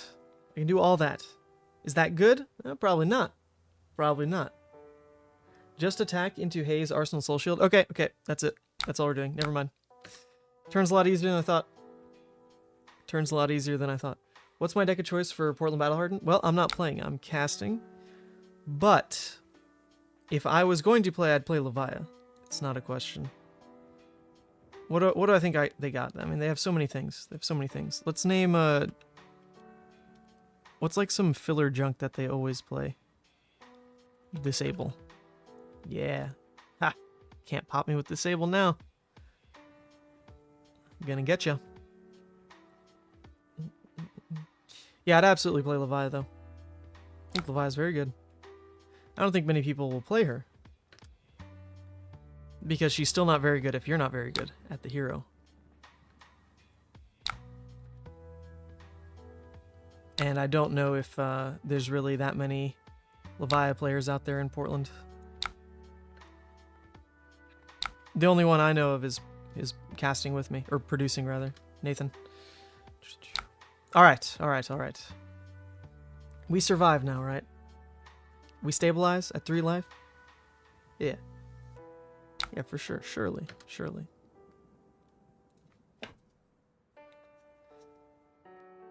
Okay, okay. They've given me the hand.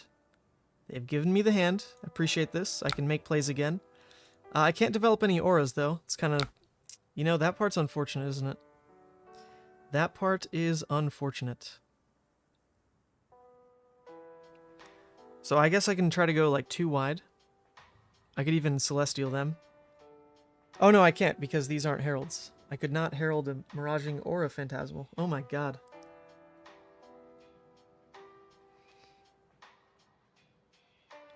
No, it doesn't work. There's no... These cards don't say herald. Or now do I play the Herald of Protection? Oh, I guess I can do that. Just protection instead. But then what is my turn? Like, all I'm doing is protection? Yikes. Alright, well, I'm still in. I'm in. We can at least try. If they double block it, then, you know, I'll pay in a Phantasmal with the red. And the hand will do something. I think everyone's just confused by this Prism deck. Celestial doesn't hit the Symbiosis or Metamorph. Oh, I got him, though. I got him now. This is worth... You don't know what you just done did. Big. Wait, there's no Phantasm anymore, right? What just happened? No, I'm safe, right? This goes away. Go away, Phantasm. Ah, yes, yes.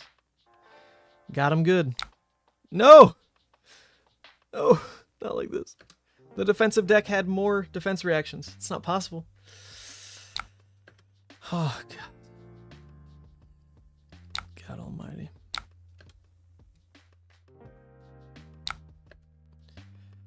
Do I want to cycle the Miraging? I think I do. Get this out of here. I don't want this. Save it for later.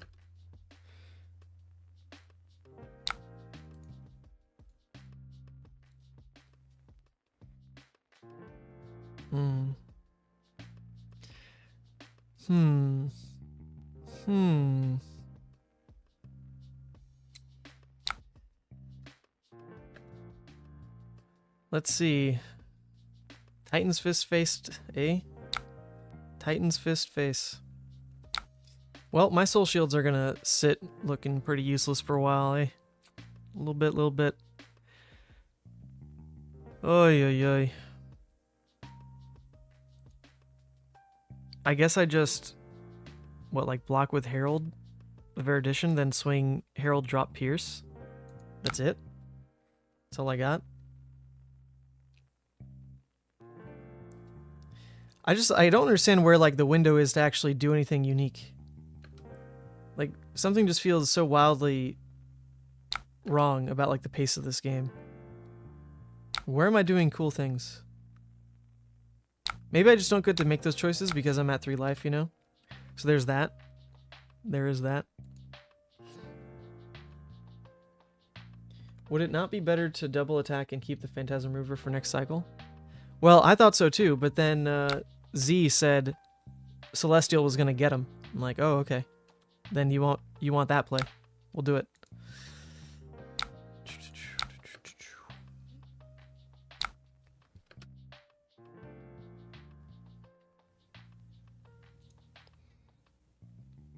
Alright, watch them go face now. Watch them smack me with a Spinal Crush now. After they've hit every single aura, they just decide this turn they go face. What if? No, okay, maybe not, maybe not. Maybe not.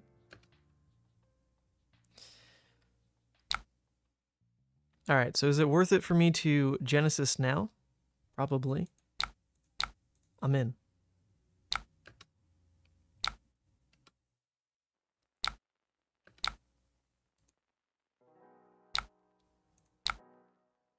Ah, okay, now we're doing things. Now we're ahead.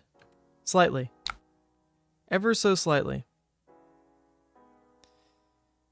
Oh, interesting. So, I do have the Empyrean trigger, you know? Is it worth just flip now? And just develop, like, a kind of a crazy board? Like, is this it? Do I do it now? Do I do it now? Someone tell me quick. Should I flip Figment? Because I have it for free right now. Yeah, send it. All right, I'm in. Send it. Now we do it. Now we do things.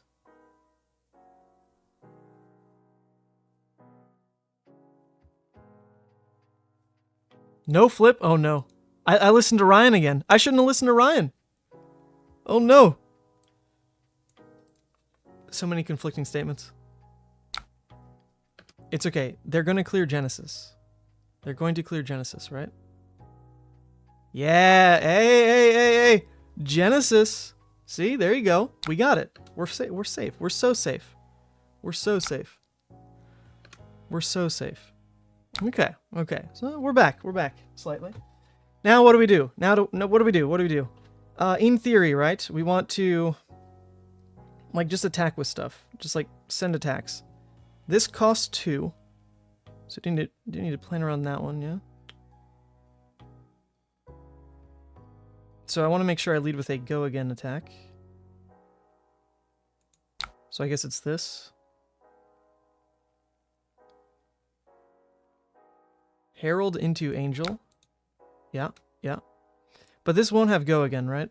So I do need to swing with these first. Oh, shoot. Oh, wait. Oops, sorry. I have a Passing Mirage, so I'd actually rather do this. Send out the Herald of Protection, right? Because passing, stacking with Herald, I don't super care about.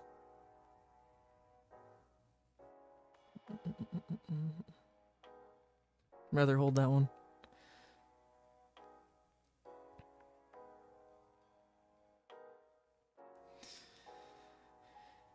Okay. Now can we get there, folks? Now can we get there?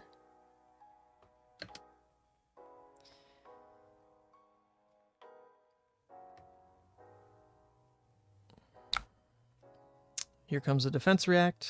Right. Yep. Fantastic. Now we swing for 2 little guys. Then swing with Aegis, and I guess we'll hold Triumph for next turn. Should be pretty good.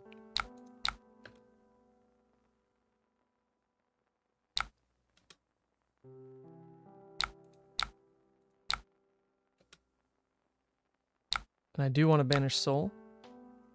Doesn't matter. Make 2 more Spectral Shields. Okay, we're getting there. We're getting there.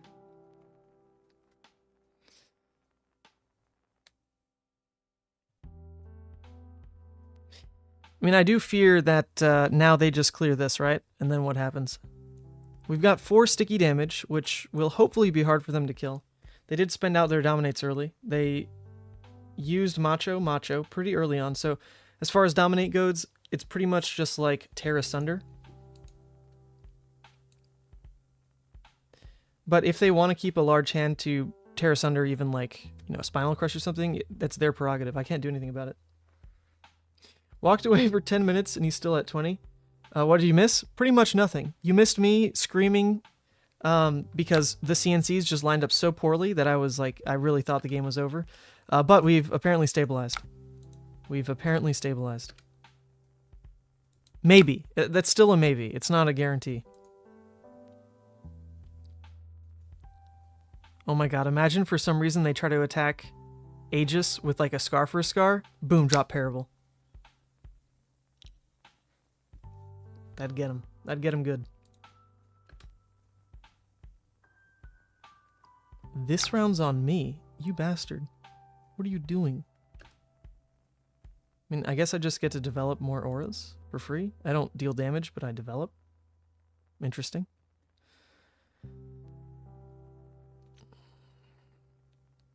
Yep, there goes our angel. These soul shields in Arsenal? Punt. Who told me to do this? They're never attacking face. What is going on?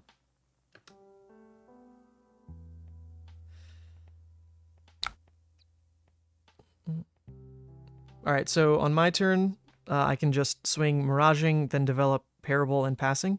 Or I guess Parable and Pierce. That's about it.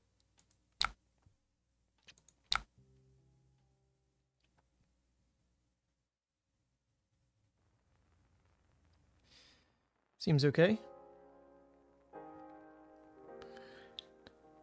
Don't need to paint a footsteps because, I mean, it doesn't have Phantasm anyway. Just gonna take it. Okay, let's do this. Is it worth double passing or a pierce? Double passing or a pierce? Maybe double passing. I think. Double passing. Okay, cool. We're doing it. We're doing it. Okay, well, we have the aura board. This rounds me and saved, what, like 5 life, but I hit him back with Parable, so we'll see what happens. I do have Soul Shield, because they're clearly trying to go face here. Now you would assume this is their face turn, because they just took 6. Why would you take 6 if you're Yoji?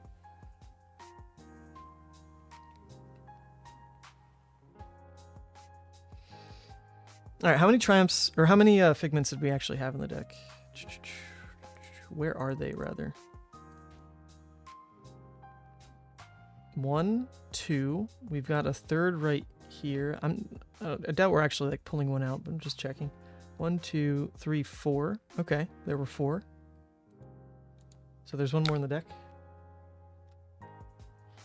Taking 6 just to flex and still full block? Maybe. The guy's playing out as this round. That's gonna do a lot to cushion him, not gonna lie. That's rough. Holy. Another round on Yoji. Another round.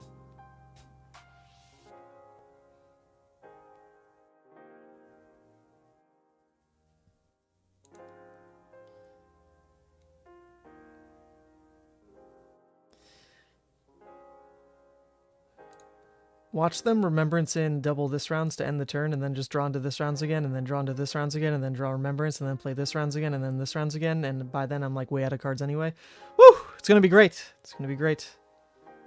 Can't wait. Cannot wait. So exciting.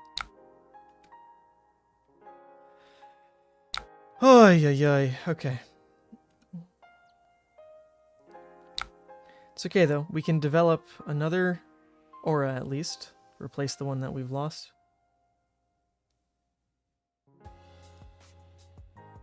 What does this really do? Nothing. I'd rather this one eat the passing, though, so I can potentially get the pop on Miraging. And duplicate the passing, right?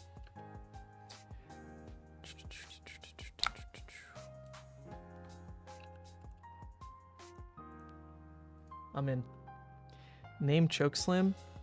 They pitched in 2 Spinals relatively early, so they probably have one in hand here. That was the play. The plan, at least. We've seen double Spinal. They're in the deck. Not really sure if it's the sand or what, but somewhere.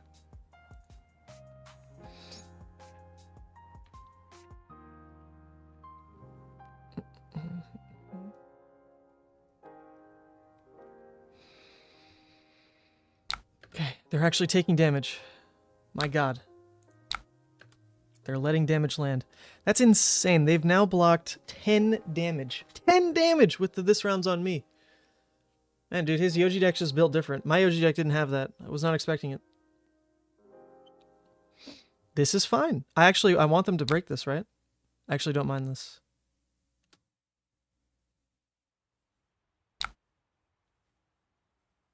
Just make another passing, I guess, right? Then I'm gonna pay. And just drop a Shimmers. I don't feel like doing all the game actions. Was it right to do a Spectral? I don't know. If they go face ever, I've got this damn Soul Shield from like turn 3 that got run into 2 CNCs. You know? That just did nothing. Did nothing. Alright, there's the other Figment. Alright, now we're going crazy, though. Oh, they still have Steel Blade. Never mind. Can't cheese him with Herald. I'll take it, though. I think this is good enough. Oh, cat. No, cat. Get off me. Okay. Can we do it? I need to save my yellows. I need to save my yellow Heralds, right? So maybe I lead with a blue. Just get the blue out of here. Could be. Could be. Could also just go double yellow herald, right? Just do that. Just it takes so much out of them. Because I can throw the Herald of Erudition without Phantasm. I can pay the other one with War Tune, Pain of Footsteps, and Swing Wide. I think that's right, right? That's got to just be right.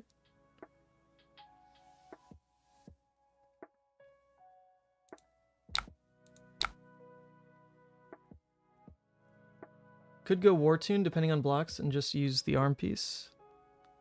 Oh, before Erudition? Or even second here. That would have been interesting, actually.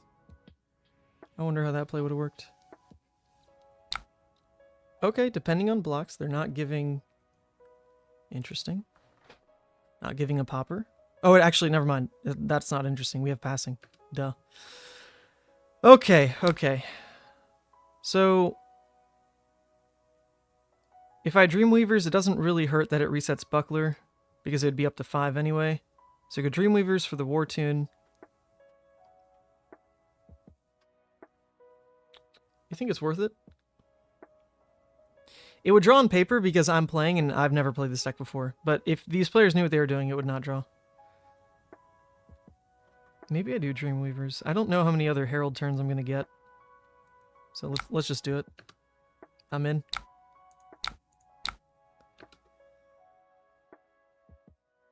Oh wait, why was that the play? Shouldn't it have just been the Herald of Judgment? That's more damage. What am I doing? Wait, hold up. What am I doing? I'm so throwing. Hit 6 times, then do it? Oh, that's fair. Yep, you know what? Totally fair.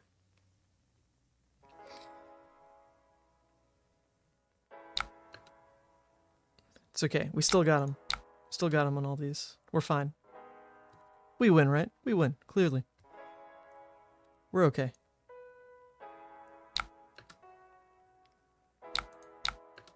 We can do this. I believe. Still got him. God, this game's so scuffed.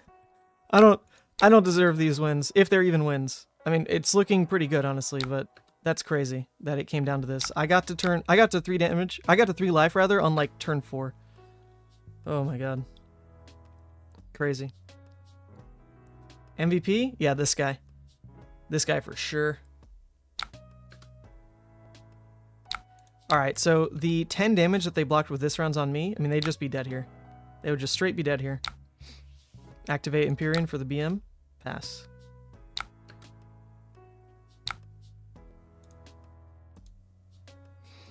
Oh, hell yeah. I get to develop another aura? They don't stand a chance, dude. It's over.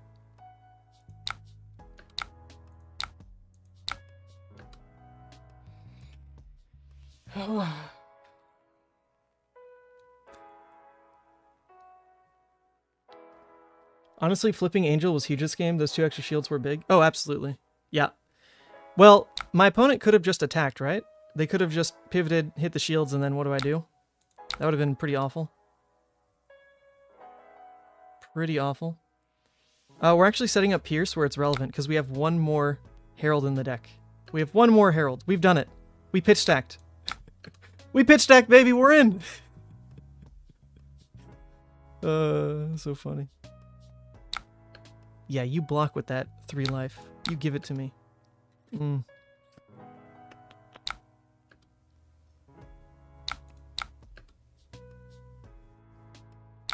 Yeah, this is better than Kodachi's. These suckers cost 0. And they don't... I mean, it's just nuts. I can use even non-blocks to turn these suckers on. Wow, this game is crazy. We did it. We did it. What you gonna do, Yoji? What you gonna do? Please, attack me. Like, for whatever reason, just attack me. Oh, so I can get the soul shield out. Nope, never mind. Not happening. The triple pierce reality, too. Kind of crazy.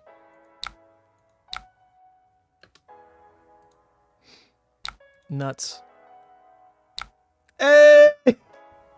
God, that was so undeserved. So undeserved. But honestly, did Yoji deserve the win either? Probably not. Probably not. So I'll take it. You know, it's very little tough, you know? I don't think I deserve that. My opponent, they're on Yoji. They probably don't deserve that either, but we did it. 40 minutes later. 40 minutes later, and look at that playtime. Not so bad. I was mildly over the 50% threshold. Just mildly. But I was expecting like 75% of it to be me. Not bad. Not bad. All right, so the lowest turn count we had today was 2. We had a 2-turn game. The longest was definitely this one, a 16-turn game. Whew, crazy. We got there, though. Got there. What was even left here? Oh, yeah, poppers, but... yeah, I mean, I just don't really see how they win anyway. The 3 passing mirages kind of equated the fact that he just had this round's on me into this round's on me on the exact turns where I had like 10 damage on shields. So I'll take my high roll for their high roll. It's fine. It's fine. All right. I don't really want to play another game. Not going to lie. That was kind of crazy. Kind of a long one, you know? And I do need to eat my lunch. That's now been sitting here for like 3 hours. So we'll pick up the other Prism game I need to play on Thursday. Because it's 4:30 right now. It's getting late. I'll be back Thursday. We'll wrap up the other Blitz decks. And then travel to Portland. And then we'll, you know, have some more fun. All right, cool. Thanks for tuning in. It was a pretty interesting day. I've never played that much variety at once. My brain is like absolutely fried. So thank you in the chat for all your help. And I'll see you on Thursday. Peace. Woo!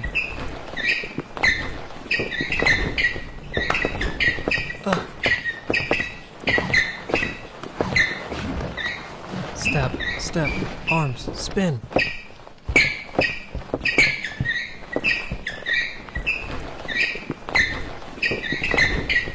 What? Woo!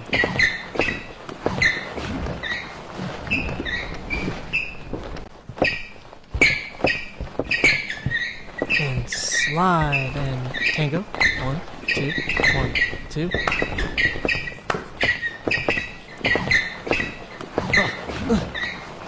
Slide.